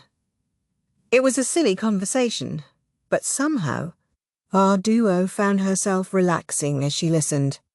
She had always thought Maomao was a young woman who simply lived as she pleased. Anyone else's expectations be damned. She would have to apologise for having misjudged her. Though she was free, Maomao was a more flexible person than Duo had realised. Faced with a confined place, she didn't seek to escape or even destroy it, but changed her form in order to get whatever she could out of the situation. It was a way of living that had never occurred to the 14-year-old Duo. But it's certainly one way to go about life, she murmured. She remembered the request she had once made of Yo, make me the mother of the country. She had been sure that, if those were the strings she attached, he would give up on keeping her around. They could just say they had been joking, that it was all in good fun. But they had been the wrong words. Let me remain your friend. That was what she should have said. Even if it was futile, she should have told him what she was really thinking. Even now, some 20 years after that promise had been made, Duo couldn't be apart from Yo. She had left the rear palace, but found herself faced with the unorthodox measure of being sequestered in an annex. Normally, a high consort, even a former one, would have had to continue living within the rear palace walls. Because she had been given her own residence even after being expelled from the rear palace, no one could or did ignore Duo. Simple banishment might have been easier. Instead, Duo was kept here in her pavilion, entrusted with Suirei and the Shi clan children, as if to tell her that even now that she was no longer the Emperor's instructor, no longer his consort, she still had work to do. Abruptly, Duo sighed. Have I become a weight around his neck? Was Yo now trying to constrain not just Duo, but her son as well? And was that son trying to constrain Maomao? That was the thought that had made her ache at her powerlessness. That had led to her suggestion to Maomao. But she had misread the young woman. Maomao was far more flexible and strong and stubborn than Duo. Maomao, she said, Yes, ma'am. Is there anything you want? I'm not sure what you're asking. I don't know much about herbs and all that, but I could give you a treasure from my time as consort. If you sold it, I presume it would bring in enough to buy you a nice medicine or two. The suggestion was Arduo's way of apologising for having called Maomao out here. Covering one's faults with money and gifts was somewhat crass, but she didn't expect Maomao to object. A treasure, ma'am? You wouldn't happen to have any pearls, would you? Pearls? That's unexpected. Are you a fan of them? Oh, yes. They're good for eye diseases, skin problems, and all kinds of other things. Maomao's eyes lit up. I'm honestly more concerned about quantity than quality. I'm just going to grind them up anyway. She knew perfectly well that any of Arduo's accessories would have been gifts from His Majesty, but she didn't hide the fact that she planned to destroy them. Arduo couldn't hold back a laugh. Take whatever you like. And what about coral? Do you need some of that? If I could, ma'am. Oh, what a waste! Chu was practically sucking her fingers in an I wish I could have some gesture, but she soon replaced her fingers with baked treats. Arduo laughed uproariously, and privately she made a wish. Don't let Yue walk the same path as Yo. Chapter 15. Jinshi's Shock. Maomao's Resolution. The incense worked its way into Jinshi's nose. Don't you think it's a bit strong? He asked. He was talking with Suiren as he ate his dinner. Maybe you're just not used to it anymore. You spent so long in the Western capital, where we had to conserve incense. You think so? Jinshi picked up some meat with his chopsticks. This dish used plenty of tender pork, and even though the meat was fatty, the spices gave it a clean, refreshing flavour. Other offerings included eel stir-fry, snapping turtle soup, and more. In fact, there was noticeably more food here than usual, including many that boosted stamina. The meal seems awfully heavy tonight, Jinshi remarked. Maybe you're just not used to it anymore. It's that long stay in the Western capital. Go on now, eat up, Suiren said, and chuckled. Oh, ho, ho, ho. This all struck Jinshi as very strange. Then he looked over at the guard at the door to his chambers. Wasn't Bassin on duty tonight? Bassin has some kind of gathering of the named clans tomorrow, so I sent him home. He had talked about something with Maamei that left him very fidgety. Bassin and Maamei talking about something. Jinshi began to suspect Maamei was plotting something. At the moment, however, he had a feeling the plot he should be worried about was Suiren's. What's with the flower petals floating in my bath? He asked.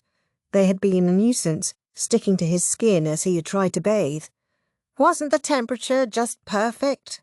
And I put in some herbs and minerals that promote good blood flow and metabolism. At this point, even Jinshi was starting to connect the dots.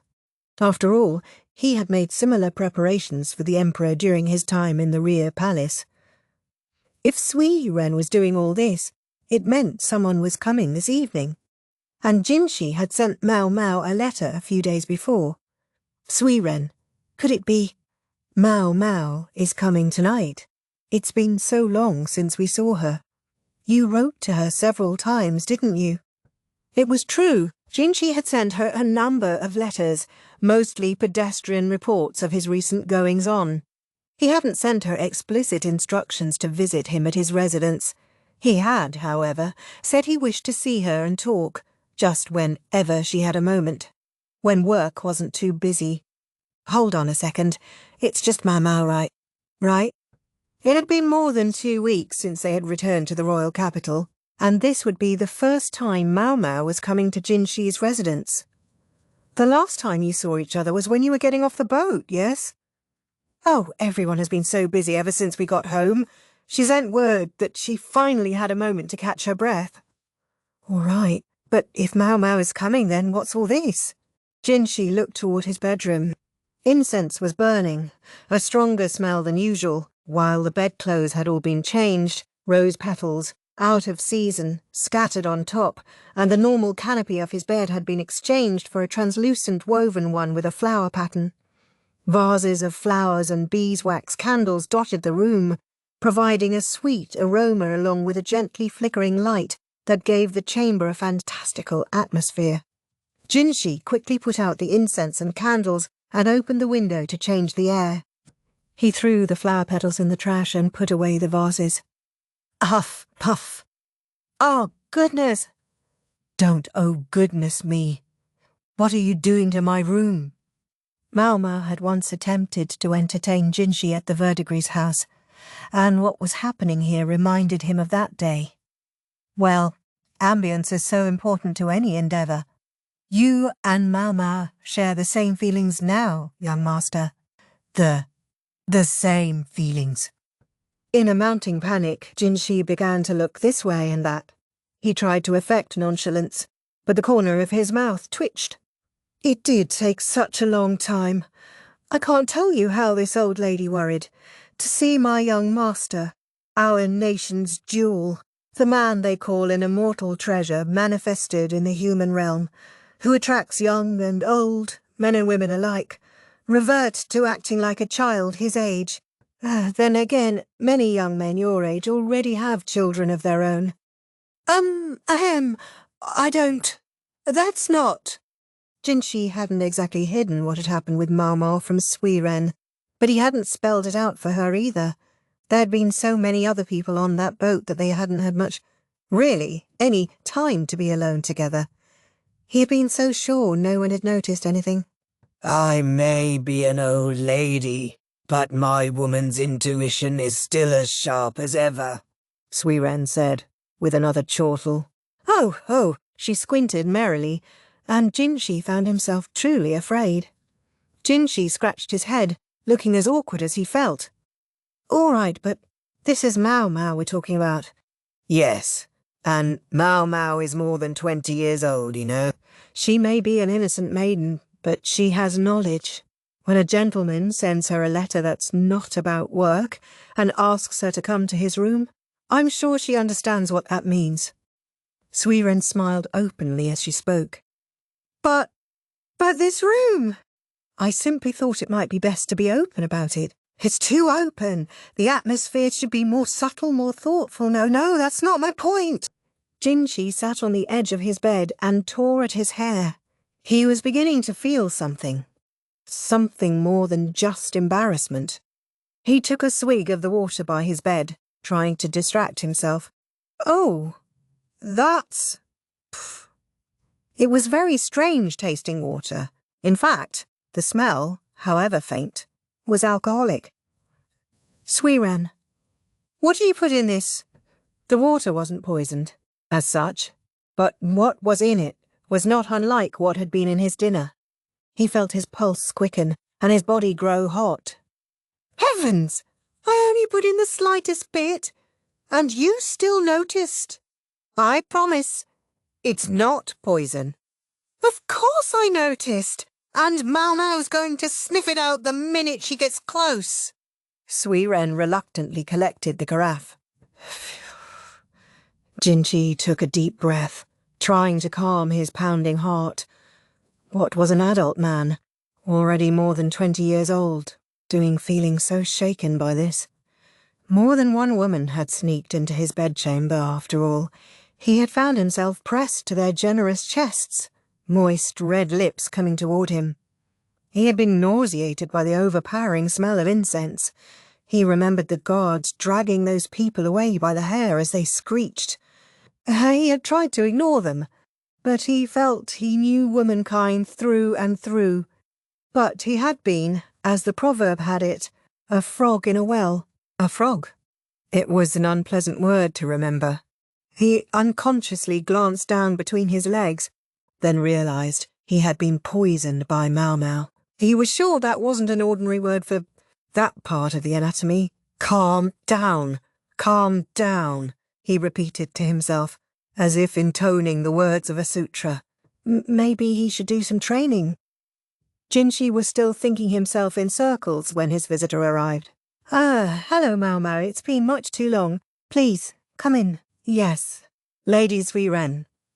Jinshi heard her voice, tired and sluggish. He straightened his collar and took a deep breath. Then he headed for the living room, trying to act as if nothing were amiss. Maomao, as usual, looked like she was already half asleep. She was holding a large cloth sack. "It's been quite a while," he said. "Yes, Master Jinshi. Do you want something to drink?" This was normally the part where Sui Ren would put out tea, but today was different. Instead, there were beautiful glass vessels filled with fragrant distilled spirits. They were powerfully alcoholic. Even when Jinshi wanted such a drink, she never let him have one because it would impact his work the next day. Now, there it was before him, and in some quantity. Oh!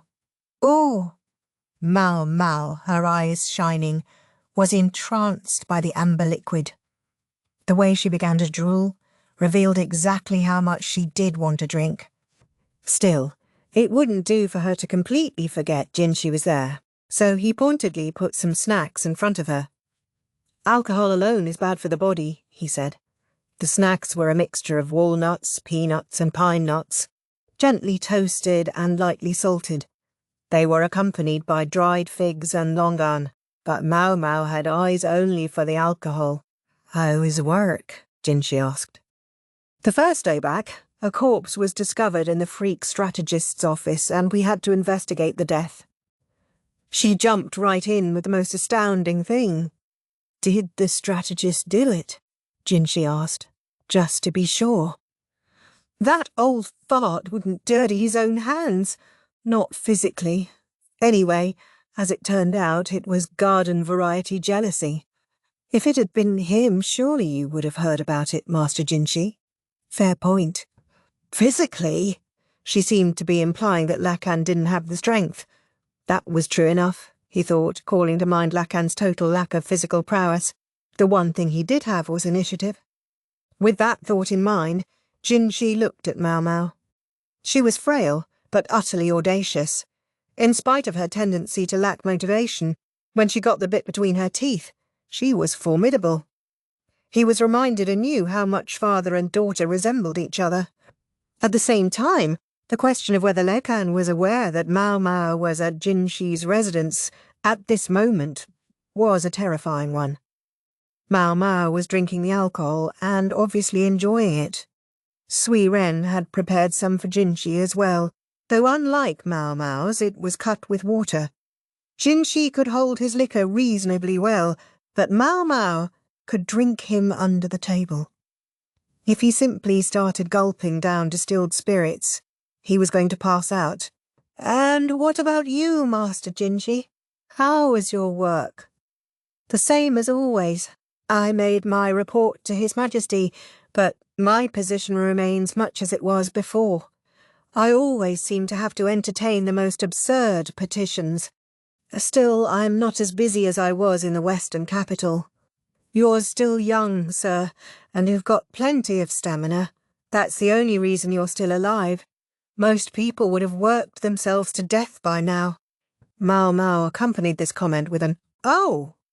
and smacked her lips at the alcohol. "Did you have dinner before you came?" he asked. "No, sir. It's too much trouble to make by myself, so I skipped it." "I have leftovers from mine. Would you like them?" Just drinking the alcohol without even touching the snack wouldn't be good for her. Sui Ren had been so excited about dinner that she had made a great deal of it. Maybe she had deliberately made enough for Maomao. "I would be lying if I said I didn't." Maomao looked conflicted. It was unusual. She, of all people, never had to be asked twice. "Is there some reason you wouldn't eat it?" "I'm not sure I would call it a reason as such." She looked at the ground. "But I've made some preparations of my own." Jinshi put down his drink. Maomao looked much the same as she always did, but he thought her skin glowed a bit more than usual. The tan she had gotten in the Western capital was slowly fading.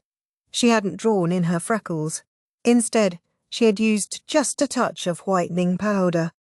Mingled with the scent of the incense in the room, Jinshi thought he could catch a whiff of scented oil that Maomao was wearing.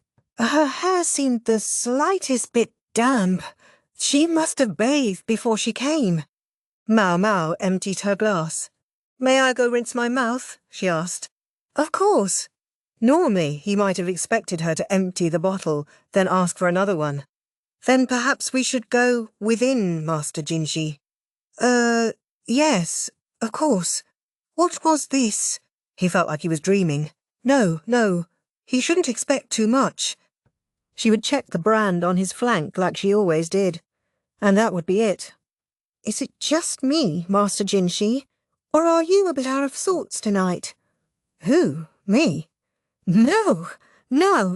Maomao. Usually so calm and collected, almost looked self-conscious. May I ask something, Maomao? Just to be sure? Jinshi swallowed hard. He had to be clear about this. You know what it means to enter my bedroom at this moment, don't you? Yes, sir. It's not about caring for any illness or treating any injury. I'm aware, sir. That informed the preparations I made. She showed him what she had brought with her, and Jinshi's face got hotter than ever. He was desperate to look calm. In an effort to seem composed, he turned away. Sui Ren was suddenly nowhere to be found, and his guards could and had read the room. Basen wasn't there. You don't need a bath. I've bathed, although if you wish, I'll do so again. No, it's all right. From the way Maomao smelled, Jinshi had known that she must have bathed. He put his hand on his heart in an effort to slow it down. It was beating so hard, he was sure she could hear it. It was Jinshi who wished she could take a bath. He had done so earlier, but between the alcohol and everything else, he was sweating profusely. However, he couldn't beg leave to wash himself at that moment. Instead, they headed into the bedchamber. The room had aired out, and a suffocating smell of incense was gone. The flower petals on the bed had vanished, as had the water with the strange medicaments.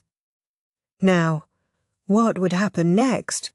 He couldn't wait for his heart to stop pounding any more. His cheeks were still flushed, but it was a little late to be worried about that. Jinshi gently picked Maomao up. She had gained a little weight since the last time he had held her, but still she was light. Her hair smelled of camellia oil. Are you sure about this?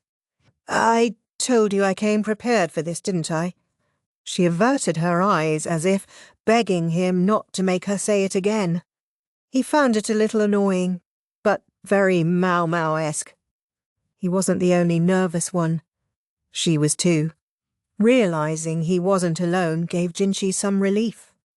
What kind of preparations did you make? He asked her. I skipped breakfast and dinner. That he hadn't expected. Why? Were you so busy experimenting that you forgot to eat? I also stopped drinking water half a day ago. I suppose I should have abstained from alcohol too, but the drink earlier was so delicious I had to have just 1 cup. Water too? Jinshi couldn't imagine what would be the point of such measures. Ideally, I should skip food for 3 days and water for an entire day. I'm sorry I couldn't do better. I have tomorrow off, but today I had work, so I needed some energy. Seriously, what are you talking about? It's what we do at the Verdigris house when an important customer buys someone's first time. There can't be anything to spoil the moment. Better to starve and thirst for a little while than to taste an enraged client's fist. I'm not sure buy is the word I would have chosen for this. Jinshi scowled. No matter the context, he didn't want Maomao to torment herself that way. I'm not sure I'll be very skilled at any of this, and I'll shame myself if I fail. Maomao's eyes were serious. He had learned that she had the soul of a craftsperson, bent on doing her very best at anything she attempted, no matter what it was. Still confused, Jinshi let out a breath.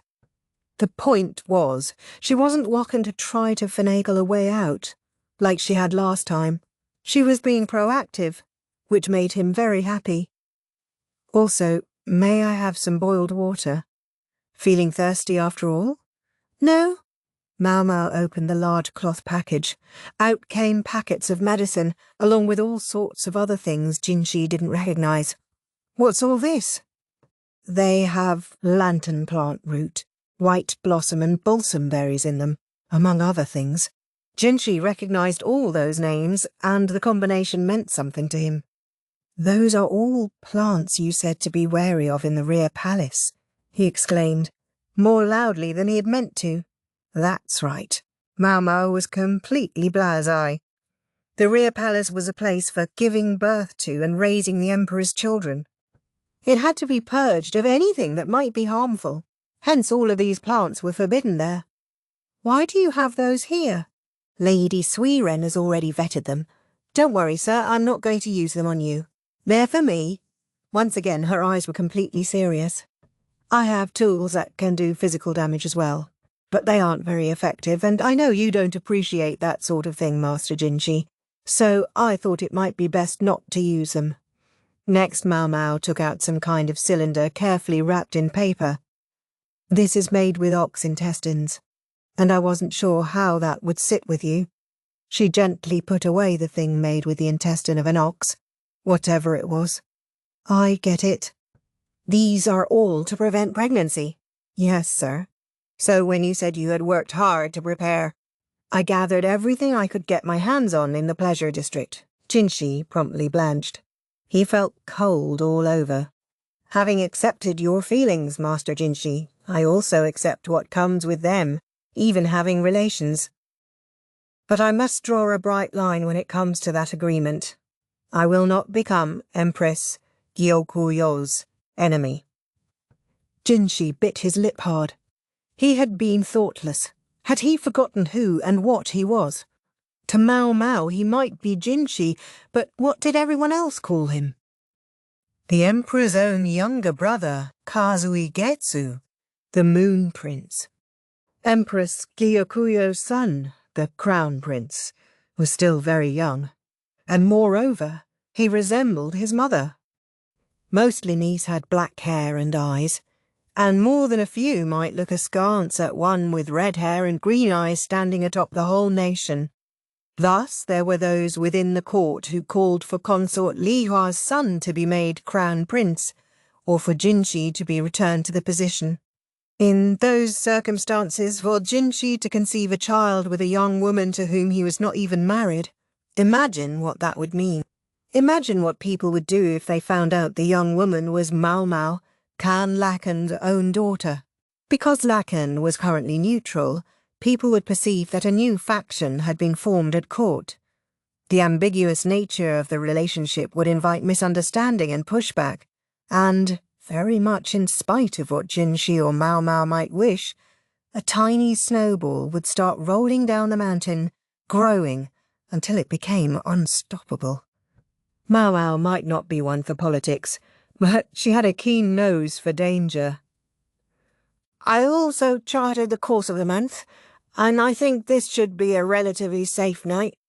However, please don't concern yourself even if there should be an accident.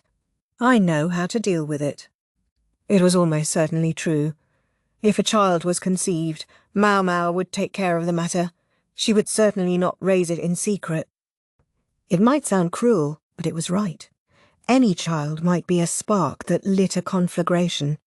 This would be cruelty in the pursuit of peace, and the damage would be kept to an absolute minimum.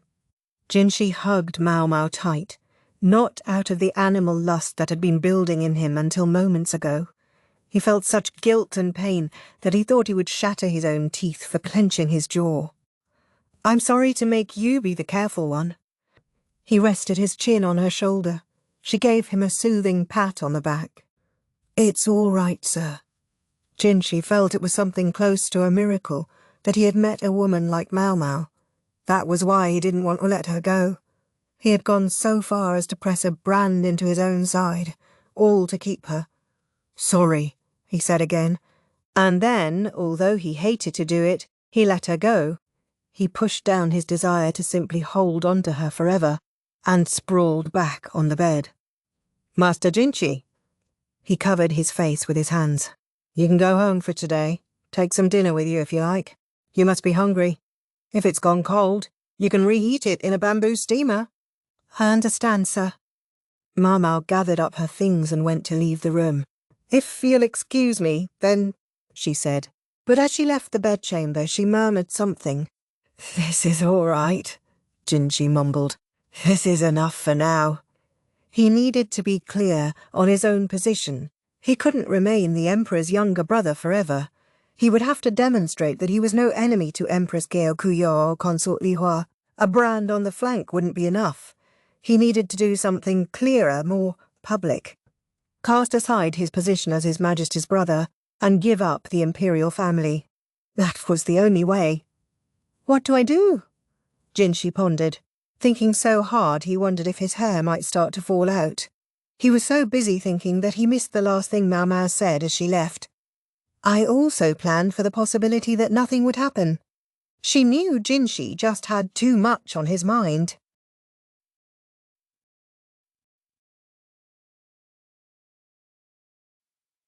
Chapter 16. Maomao and a Late Dinner. Maomao heated her dinner in the dormitory kitchen. She was just back, seen off by Swearen, who had looked positively crestfallen. Maomao would admit to being a bit put off her stride, but she was also secretly relieved. She had the knowledge, yes, but she was still a virgin herself, so she wasn't sure about everything. The whole reason she had gone to Jinshi so prepared was because she figured it would be easier to be ready mentally if she was the one who got things started. Once her dinner was warm, Maomao went to her room. Spring had come, but the evenings were still chilly. Bad manners though it might be, she decided to eat in bed. Swearen had stuffed some buns full of cubes of stewed pork, eel stir-fry and so on, so it would be easy to carry back. The soup she had put in a bottle, and it was still warm. All foods that boost stamina, Maomao observed with a wry smile, then dug into the buns. Nothing was so tasty as a dinner made by someone else. Spiced with hunger from not eating, it was even better. She cleaned her plate, then sipped at the alcohol Swearen had given her. Know what to do, she mumbled. She could take a guess why Jinshi had turned her down that night. He was no longer going to force his feelings upon her. His actions tonight showed he was giving Maomao priority. Even so, with the wind so out of her sails, Maomao wondered how she was supposed to face Jinshi after this. I guess I won't see him for a while anyway. She would worry about it the next time they got together, she decided, neatly kicking the problem down the road. She had high hopes for her future self's ingenuity. The alcohol was strong stuff. Maomao didn't get drunk, but she started to feel happier, a happiness that brought with it a pleasant drowsiness. She found thoughts passing aimlessly through her mind. I heard Lahan's brother is back, Chu had told her. She supposed she ought to go see him, much as she hated visiting the freak strategist's house to do it. I would like to see Maamei too. It sounded like she was being treated well enough at the Ghost Sage's house. Maybe she could get Lahan to finagle a meeting with Maamei for her. And I can't believe that guy was one of Joka's customers, she said. The drowsiness and the drink made her mind play games of free association, leaping from Maamei to Joka. Wonder what he wanted. Looking for Imperial family members. The thought of former branches of that family made her remember Tianyu. Wonder if Joka and Tianyu could be related. Joka swore a brigand had planted the seed of her, but if he hadn't been a bandit, but a hunter, that would match up. He had damaged the jade tablet not only to hide his imperial blood, but also the fact that he was from a criminal's family. There was still no telling why the tablet had been broken, but a hunter would explain the beastly smell and gnarled hands. Maybe this Wang Fang guy was looking for former Imperial family members all over court. Maybe it was the rumours of such people that had brought him to the palace in the first place. He had been trying to use the women to learn whatever he could. But Tianyu himself was in the western capital. The alcohol and the sleepiness were muddling her thoughts. It crossed her mind that she should brush her teeth, but sleep won out. Maomao set the bottle aside and let her eyes drift shut.